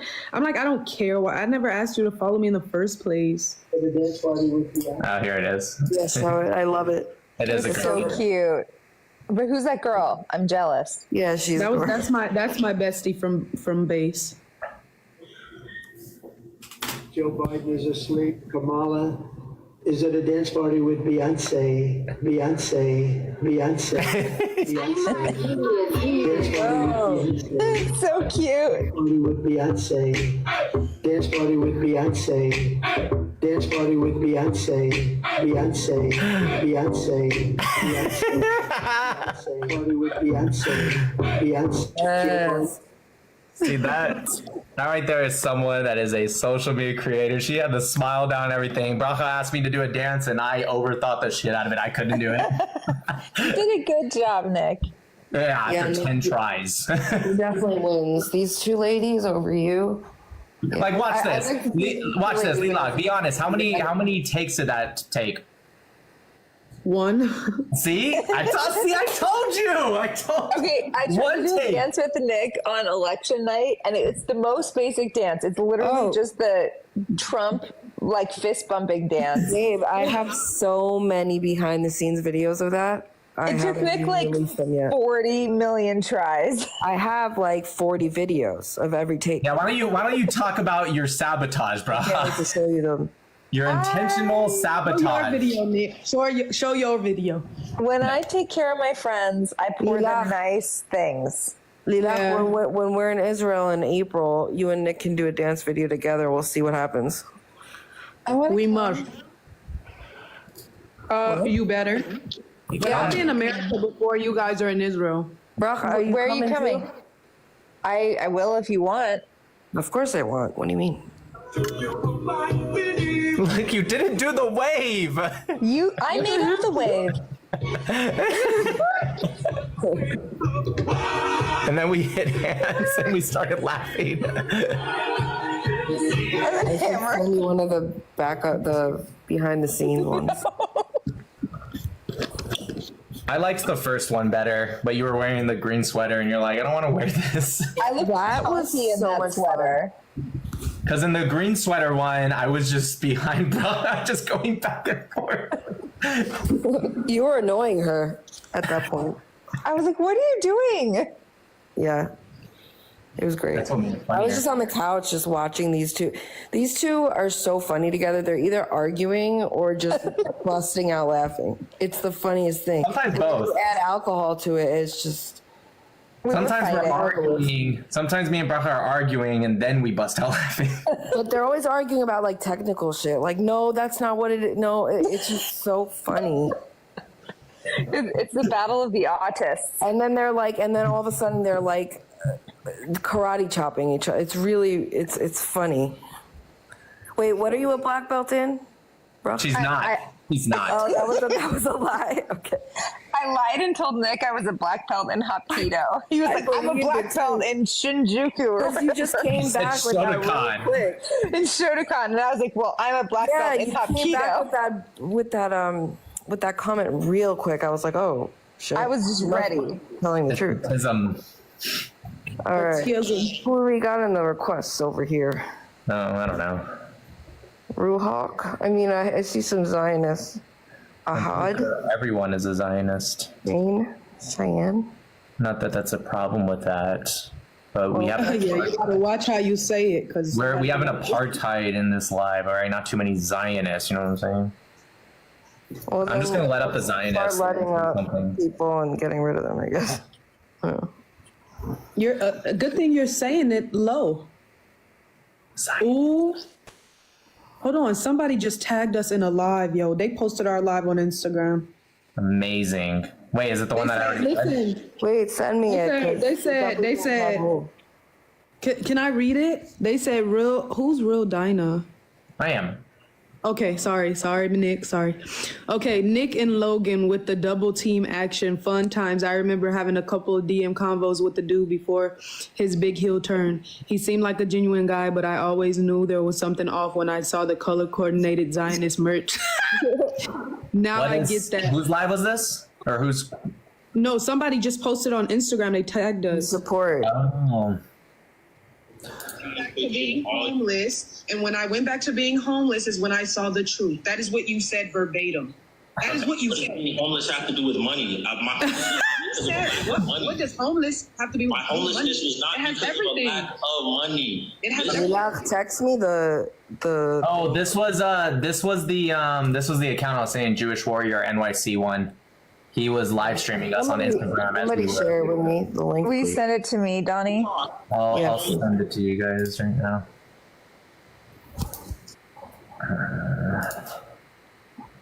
So Donnie sent it and there. Oh, so the person I guess tagged us. What is it? They tagged us in the comments. Oh, okay. So now I see it. Oh, somebody. Okay, I see. I think it was a comment while the live, because they were live streaming us while we were going, and so they were like commenting as they, as no, we but were. they tagged us in the comment on the post, like the comment that they tagged me. I think it becomes a post. Like it starts off as a live, and then when they end the live, it becomes a post, or you can make it a post or something like that. Oh, so they were like live streaming it, and then it becomes like a.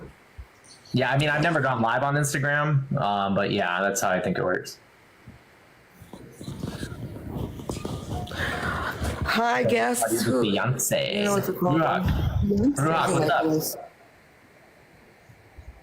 Shabbat shalom.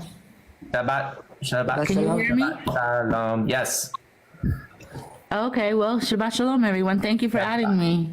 Shabbat shalom. I'm in Jerusalem. Ooh, alhamdulillah. Cool. So you live there. Where are you from originally? Originally, I'm from New York. I made Aliyah in 2005. Nice. I'm from New York too. I made Aliyah in 2010. Where in New York? I'm from Queens. I'll be there. Okay, I was born. That's where I'll be. Wait a minute, hold on. I thought you guys were all from Poland. That's what they keep saying.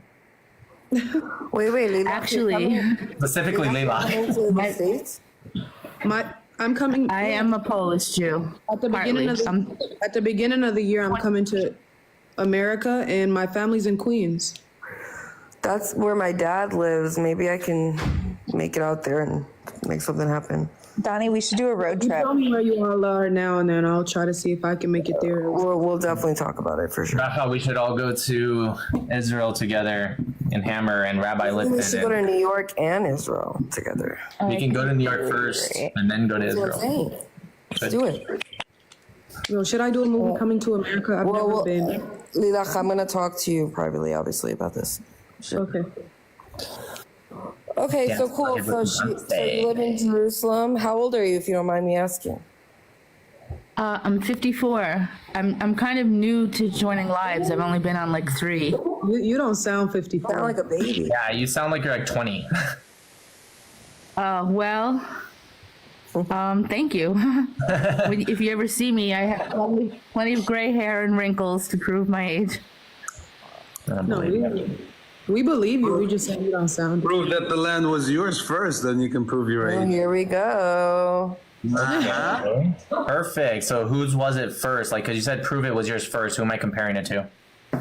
It was never yours.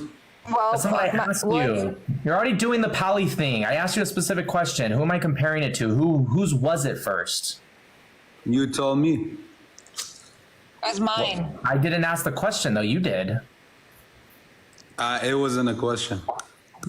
Okay, you asked me to prove it. All right. So I'm asking you, who am I proving it against? Because you said. I mean, I have an Israeli. I see that you have an Israeli flag in the background. What does that have to do with what I said? Everyone likes the live.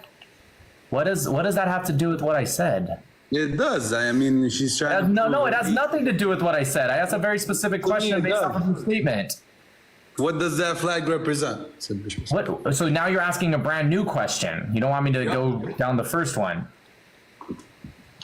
Okay, well that one was easy. I guess we can move on to the next question. What does the flag represent? Like me personally, it's because this household has an American and it also has an Israeli in the household. So it represents my household, right? Because that's who lives in this household is Americans and an Israeli. Okay, do you mind posting the Palestinian flag there as well? I don't have any Palestinians in this household. So why would I put up a hold on a second. We can move. I mean, wait, hold on. Wait, stop. Right? Because you asked me why I put it up in my house. Like, what does it represent to me? And I told you about the household, and then you randomly said, does it bother you? Wait. You see, I'm speaking. Well, I'm not done with my question. You definitely paused, and I'm still answering it. I'm still answering it. Okay. I'm gonna mute you. Okay. All right. So then you asked me, can I put up a Palestinian flag with it? How does that match what I said about the representation of the household? It does not. It's a new question. Okay, I could put it up, but I don't put up terrorist flags in my household, so I won't put it up. But I could. You're calling the whole country a terrorist? Well, there's no country, but yes, I guess. Do you know what this flag was? Do you know where it comes from? Where was Israel? Where was Israel in 1947? Okay, without answering my question with a new question, can you just answer me? Because you brought up the Palestinian flag. Okay, I'm asking you, do you know where this flag comes from? From the toilet. It doesn't. No, he's talking about the Palestinian flag. It doesn't matter where it came from. Oh my gosh, you're just not capable. You're just not capable of answering any question. You're called Daily Gaza News. It's not a common sense and you question. don't even actually know your own history. You don't even know it, do you? No, you don't. No, you don't. No, you don't. No, you don't. Then tell me who made the flag? Who made the? No, stop. If you know the history, tell me who made this flag and where does it come from? Just tell me. Go ahead, unmute yourself. Tell me. Since you say you know. There you go. Where was your country in 1947? Why are you switching the subjects? Why are you stop? I'm gonna mute you again. I'm gonna treat you like the Dimmy. Where's okay? your country now? Listen, hold on, stop. Don't let him switch the subject. Listen, Daily Gaza. You brought up the Palestinian, not me. You did, right? And now that I'm answering you and asking you, all of a sudden you don't have an answer, and now you want to switch the subject and talk about 1947 in a state. It has nothing to do with what we're talking about. Just answer the question. I promise you, if you do, I'd be more than glad to answer you. That's how conversations work, at least in most cultures. So go ahead, answer the question about the Palestinian flag. Gotta unmute yourself. I know you know how to do it because you did it once already. You just do this. There you go. He's probably busy looking it up because he doesn't know. He's looking it up. Flag as a toilet paper. Oh wow, you so got me. You got me. I want to wipe my ass with it. Yeah. Well, good luck finding a toilet in Gaza. I'm sorry, what happened to Good luck finding a toilet. Good luck finding a toilet. Good luck finding a toilet in Gaza. Good luck finding a toilet in Gaza. Gaza is the toilet. The whole thing is a toilet. Good luck We'll supply all of the toilet paper you need.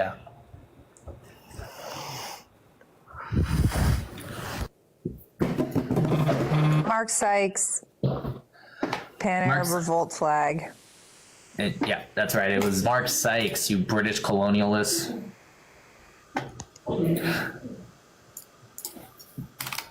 Ahad. Hello. Hey, how's it going?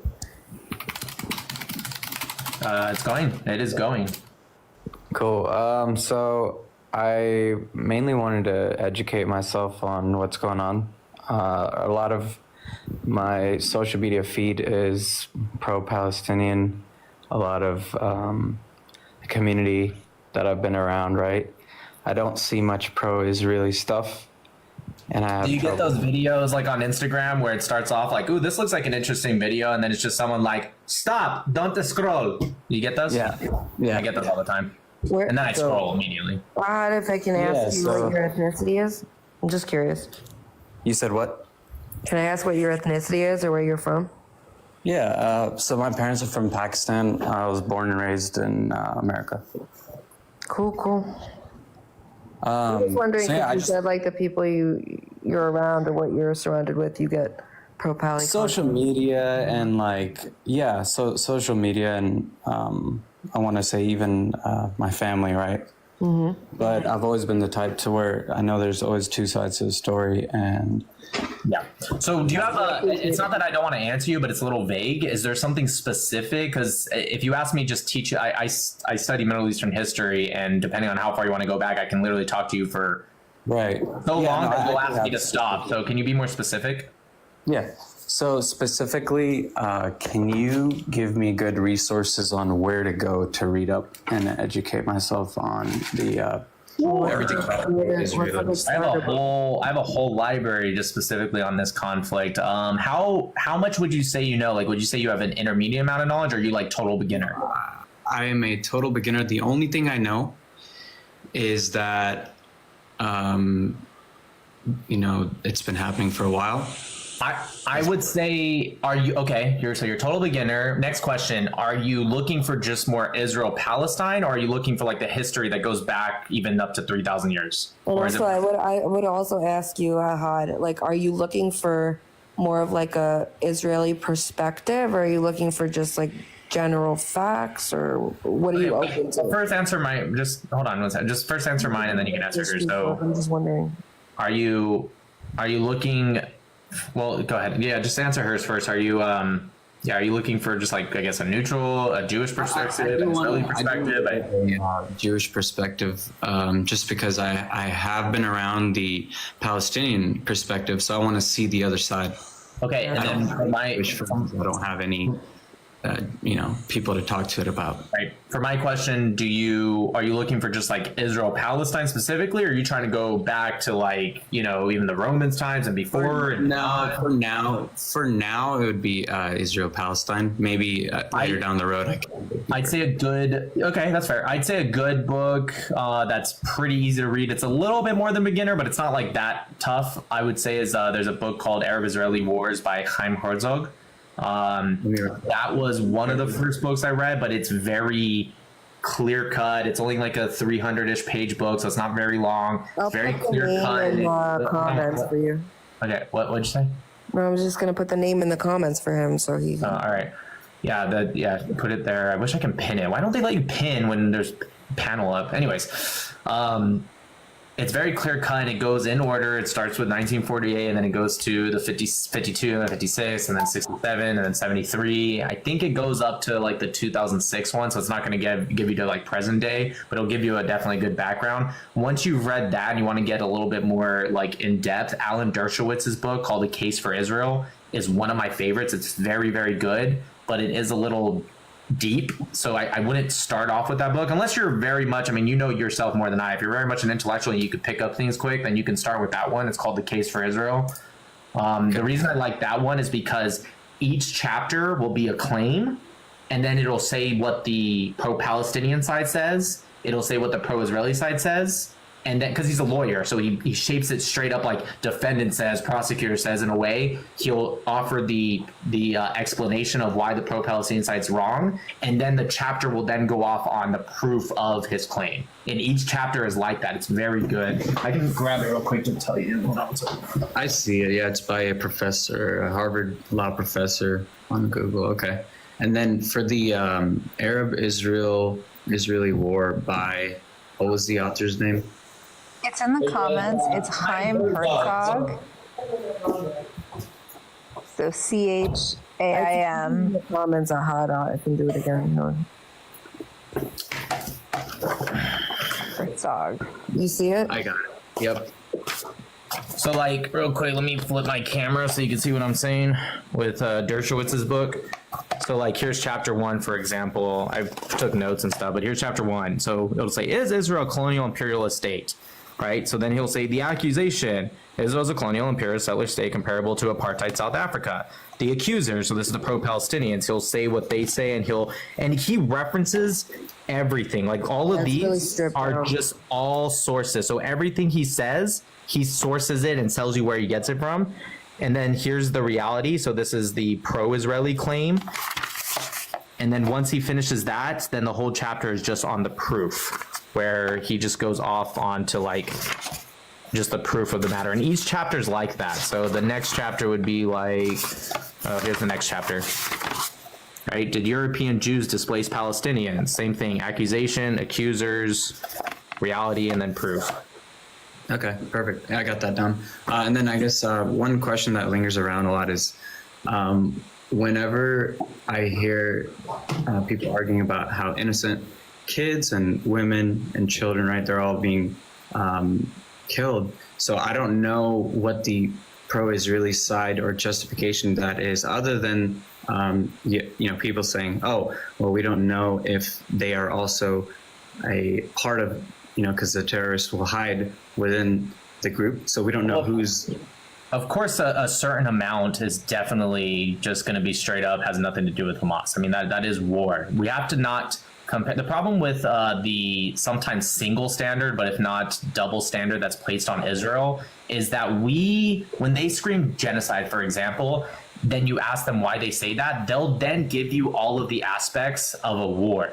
They don't actually distinguish the difference between genocide and war, which is pretty problematic, because then by their own definitions, what they're saying is almost every war, if not every war, is a genocide, which is obviously not true. We have to look at the comparable examples of what Israel's fighting against. Guerrilla warfare unit, one of the most densely populated areas in the region, one of the most in the world, but definitely in the region. And they're utilizing people that definitely utilize human shields. And then when they say to you, oh, the human shields argument, blah, blah, blah, then you ask them, right? I was bringing this up earlier. I never got to finish with another guest. Does Hamas have military bases? The answer is no. Do they fight out of civilian areas? The answer is yes. When they fight, do they wear uniforms? Because we know they have uniforms, because they'll post little propaganda training videos with them in the camouflage, the baklava, the green headband. But when they're fighting, and they post the videos themselves fighting the IDF forces, they'll be wearing, t-shirts and jeans and sneakers. So then I asked them, what's the advantage when you're waking up in the morning, you're getting ready to fight the Zionists? You have on your left side of your, probably destroyed wardrobe at this point, you got tactical gear. And then on the right side, you got some normal civilian clothes. What's the advantage of wearing civilian clothes? There's an advantage to wearing tactical clothes. You blend into desert, forest, whatever. You have more pockets, hold more equipment, etc. What's the advantage of ignoring that and putting on civilian clothes? And then most of the time, if they're honest, they'll say, well, it's to blend in. It's like, blend in with what? What are you blending in with? You're not blending in with buildings. You're not blending in with desert. What are you blending in with? Civilians. That's called human shields. And the problem is when they hear human shields, they think we're saying they're taking like children and like ratchet strapping them on their body. No, that's not what we mean. What we're talking about is they hide and fight amongst the civilian population. Also, many videos of them actually admitting to this. I mean, saying that this is the strategy and that it works. And to be fair, it kind of does, because Israel gives up the element of surprise in many cases, because we drop leaflets, we tell civilians to get out of the way. There we was make phone calls. We do everything that we can to get. There's many instances in which there are just way too many civilians that we don't go through with bombing a specific building. There was leaked messages from Sinwar when he was still alive. There was a leaked message from Sinwar saying that the civilian casualties in Palestine are good, and it's the only way they can get international pressure to put on Israel. So they want the human casualties. Furthermore, there's a leader of Hamas. His name is Marzouk. He was asked, this was actually the beginning of the war, sometime November, maybe December. He was asked by a reporter, hey, you guys built all of these tunnels. Why didn't you take the time to build bomb shelters for your people? And you know how he answered? He said, it's not our job to protect the Palestinian people. Even though they're very much the government, whether we like it or not, they said it's not our job to protect the Palestinian people. That's the UN's job. So they admit they don't protect the Palestinian people. They admit that more of the civilian deaths causes more pressure because they're not going to win by military action. They know that Israel has a better military. And then on top of that, they inflate the numbers. Right? They've admitted to inflating the numbers. Back in their April 30th reports, they, for the first time in the war, from October, November, December, January, February, March, end of April is when they first admitted that they had unverified people that happened to just make up solely women and children. So then the UN came out in a press meeting, and you can read about this. It was on May 8th, and they lowered the number of children and women by half. Not even like a couple hundred people. It was between the two, it was about 13,000 that they lowered it by. 12,000 really. So and then if we also, I think it's important to note, like if let's take Hamas's numbers at face value, which we know are inflated because we can identify specific places where they're counting civilian casualties that should not be counted, that were provably false. Like the Al-Ali Hospital, 500 casualties that are still on there when the actual casualty count was like something like 15. But let's say we take the numbers from Hamas, 43,000, and then they're including all of the combatants, which are something like 17 to 20,000 of those casualties. They're including all of the unalivings from natural causes. So prior to the war, it was something like 1,000 to 1,200 a month. So like on the low end. Like 12 on the low end, but let's just, being conservative to benefit Hamas's figures, let's take 12,000 off of that. So if we're then looking at the balance of men, women, and children who have been unalived in the conflict, it's actually a very small number relative to the population, and it's a very small number relative to the number of munitions dropped, which is not to say that the Gazan people are not grievously suffering. They're displaced. Gaza is a wreck. Like, it's not to diminish what they're going through, but when we're looking at the actual number of unalivings, when we take out natural causes and we take out combatants, then the remaining number is not very high for a war that's been going on in a densely populated urban context for a year. Doesn't mean those lives don't matter. They absolutely do. But when we're evaluating claims like genocide, and then we see suddenly it's like, it's like maybe like 15,000 people over the course of a year, 20,000 people. That's not a genocide. Like, that's just not. Their PR is unmatched. They inflate numbers. They do all these things. They use human shields for a very particular reason. They want people to be unalived so that the rest of the world sees these videos, hears these numbers, whatever, and repeat those talking points, genocide, apartheid, whatever, so that Israel looks like they're doing all these things that are just not happening if you look at the numbers, period. Yeah, can you name real quick, are you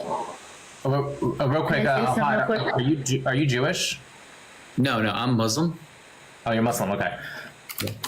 Sorry, go ahead, Ruhak, I didn't mean to interrupt you.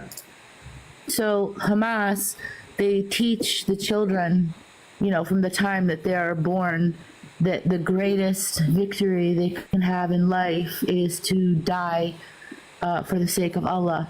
And so I think at some point we have to take a step back and we have to say, what's going on here and who is responsible for these deaths? So if you're teaching your child that the greatest thing you can do is to die, and then you are attacking people that you can't defend yourself against with the way they did on October 7th, and then you leave all of these innocent civilians who you've taught the greatest thing that they can do is to become a martyr, and you fire weapons from their homes and their schools and their mosques.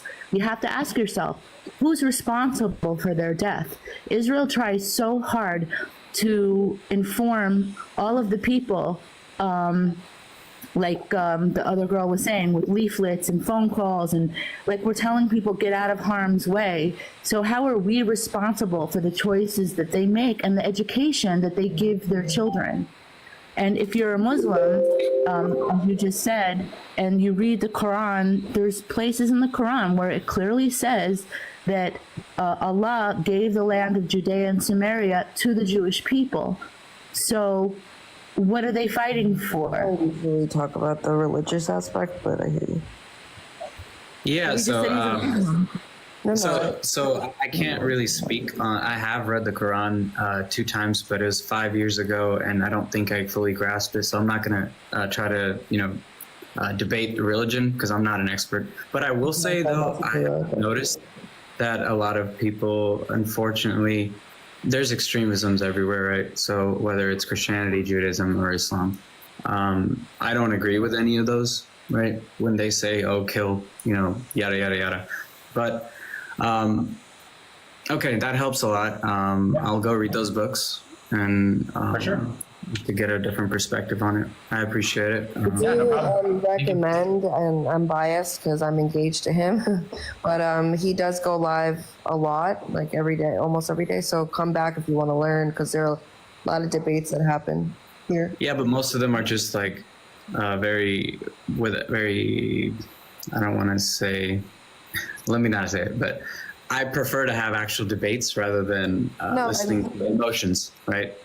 Well, to be fair, you came on an interesting night filled with emotions, but usually it is just debating. So that's why. Right. Sometimes you're right. It's a TikTok live, so I'd say about 80 to 90% of the time I do get people are too emotional. If it gets too much, I end up just dropping them, trying to find that one that can have at least for TikTok live, somewhat back and forth.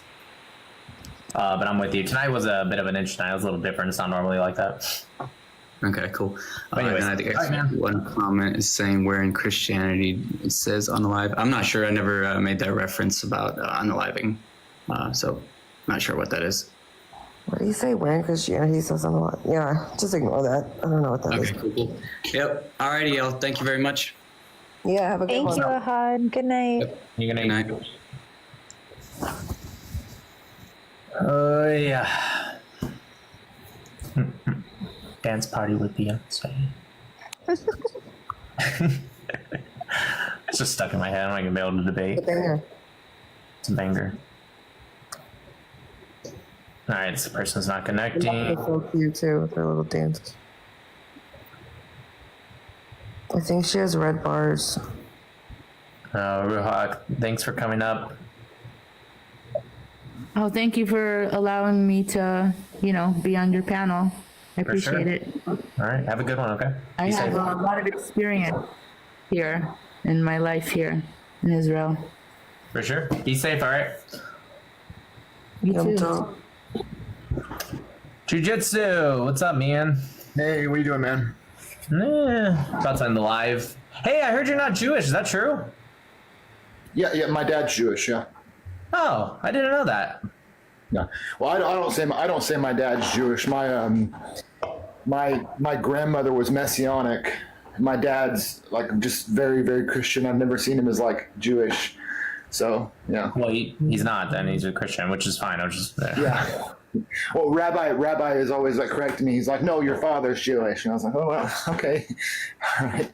I've never seen it that way, but yeah, my grandmother. Is he a Messianic? Wait, you talking about Rabbi Lit? Yeah, he's like. Just tell him he was a Messianic. I promise you, he'll change his mind. Okay, yeah. He's like, no, your father is Jewish. It's like, okay, Rabbi, yeah, whatever. But no, my grandmother, right? I when I was a kid and stuff, I was always bullied and stuff. And the day that I figured out that that I was Jewish or whatever, I was like, I knew it. I figured it out. I'm part of something. And I was just so excited. And then like I was told like I'm not, and I was really let down by it. But yeah. You can convert if you feel like you're part of it, you know. You could convert. You're muted. Well, you're not muted, but you are. Oh, I think my thumb was just over the thing. Oh, gotcha. Yeah. Anyway, I said I may not be Jewish, but Jews are my people. So anyway, Monday I'm going to be doing a live on multiple attackers. I just want to let everyone know that Monday, 8 p.m. Eastern time, we're going to do a live on multiple attackers. There's a specific technique to it and stuff. A couple different things I can show you guys. Would love for you guys to come by my live. It's, you know, with the context and stuff, we're going to be going over some things. So I would love for you guys to come.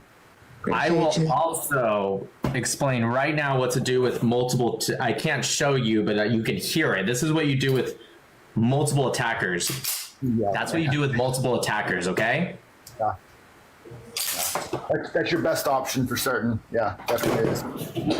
It's called the Second Amendment. I just run at them swearing curse words and they tend to back off. Just like run at them like you're absolutely insane cursing. There's some theories in evolutionary biology that part of what cursing is an adaptation to show that you're willing to violate social norms.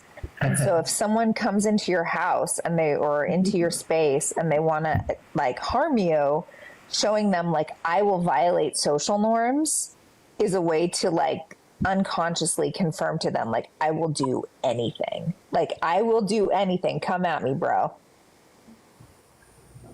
Like it. Good. Yeah. Okay. Thank you. I'm about to end the live. Henry, what's up, man? Oh, hi. Thanks for bringing me up again. Yesterday I got kicked off by Hammer because I said Rabbi Littman was a little bit funnier than him. You might get kicked off again. You might be watching this, so it's... That's okay. I don't mind.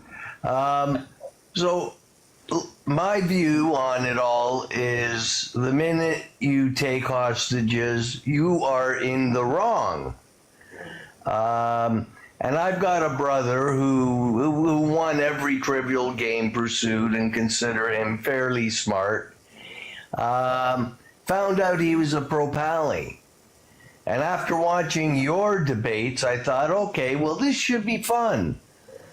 Well, it wasn't, because my brother's answer to anything that I would say is, what about the children?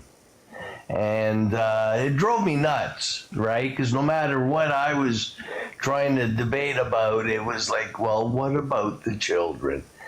So I went another route, and I started talking about, well, why don't they give back the hostages?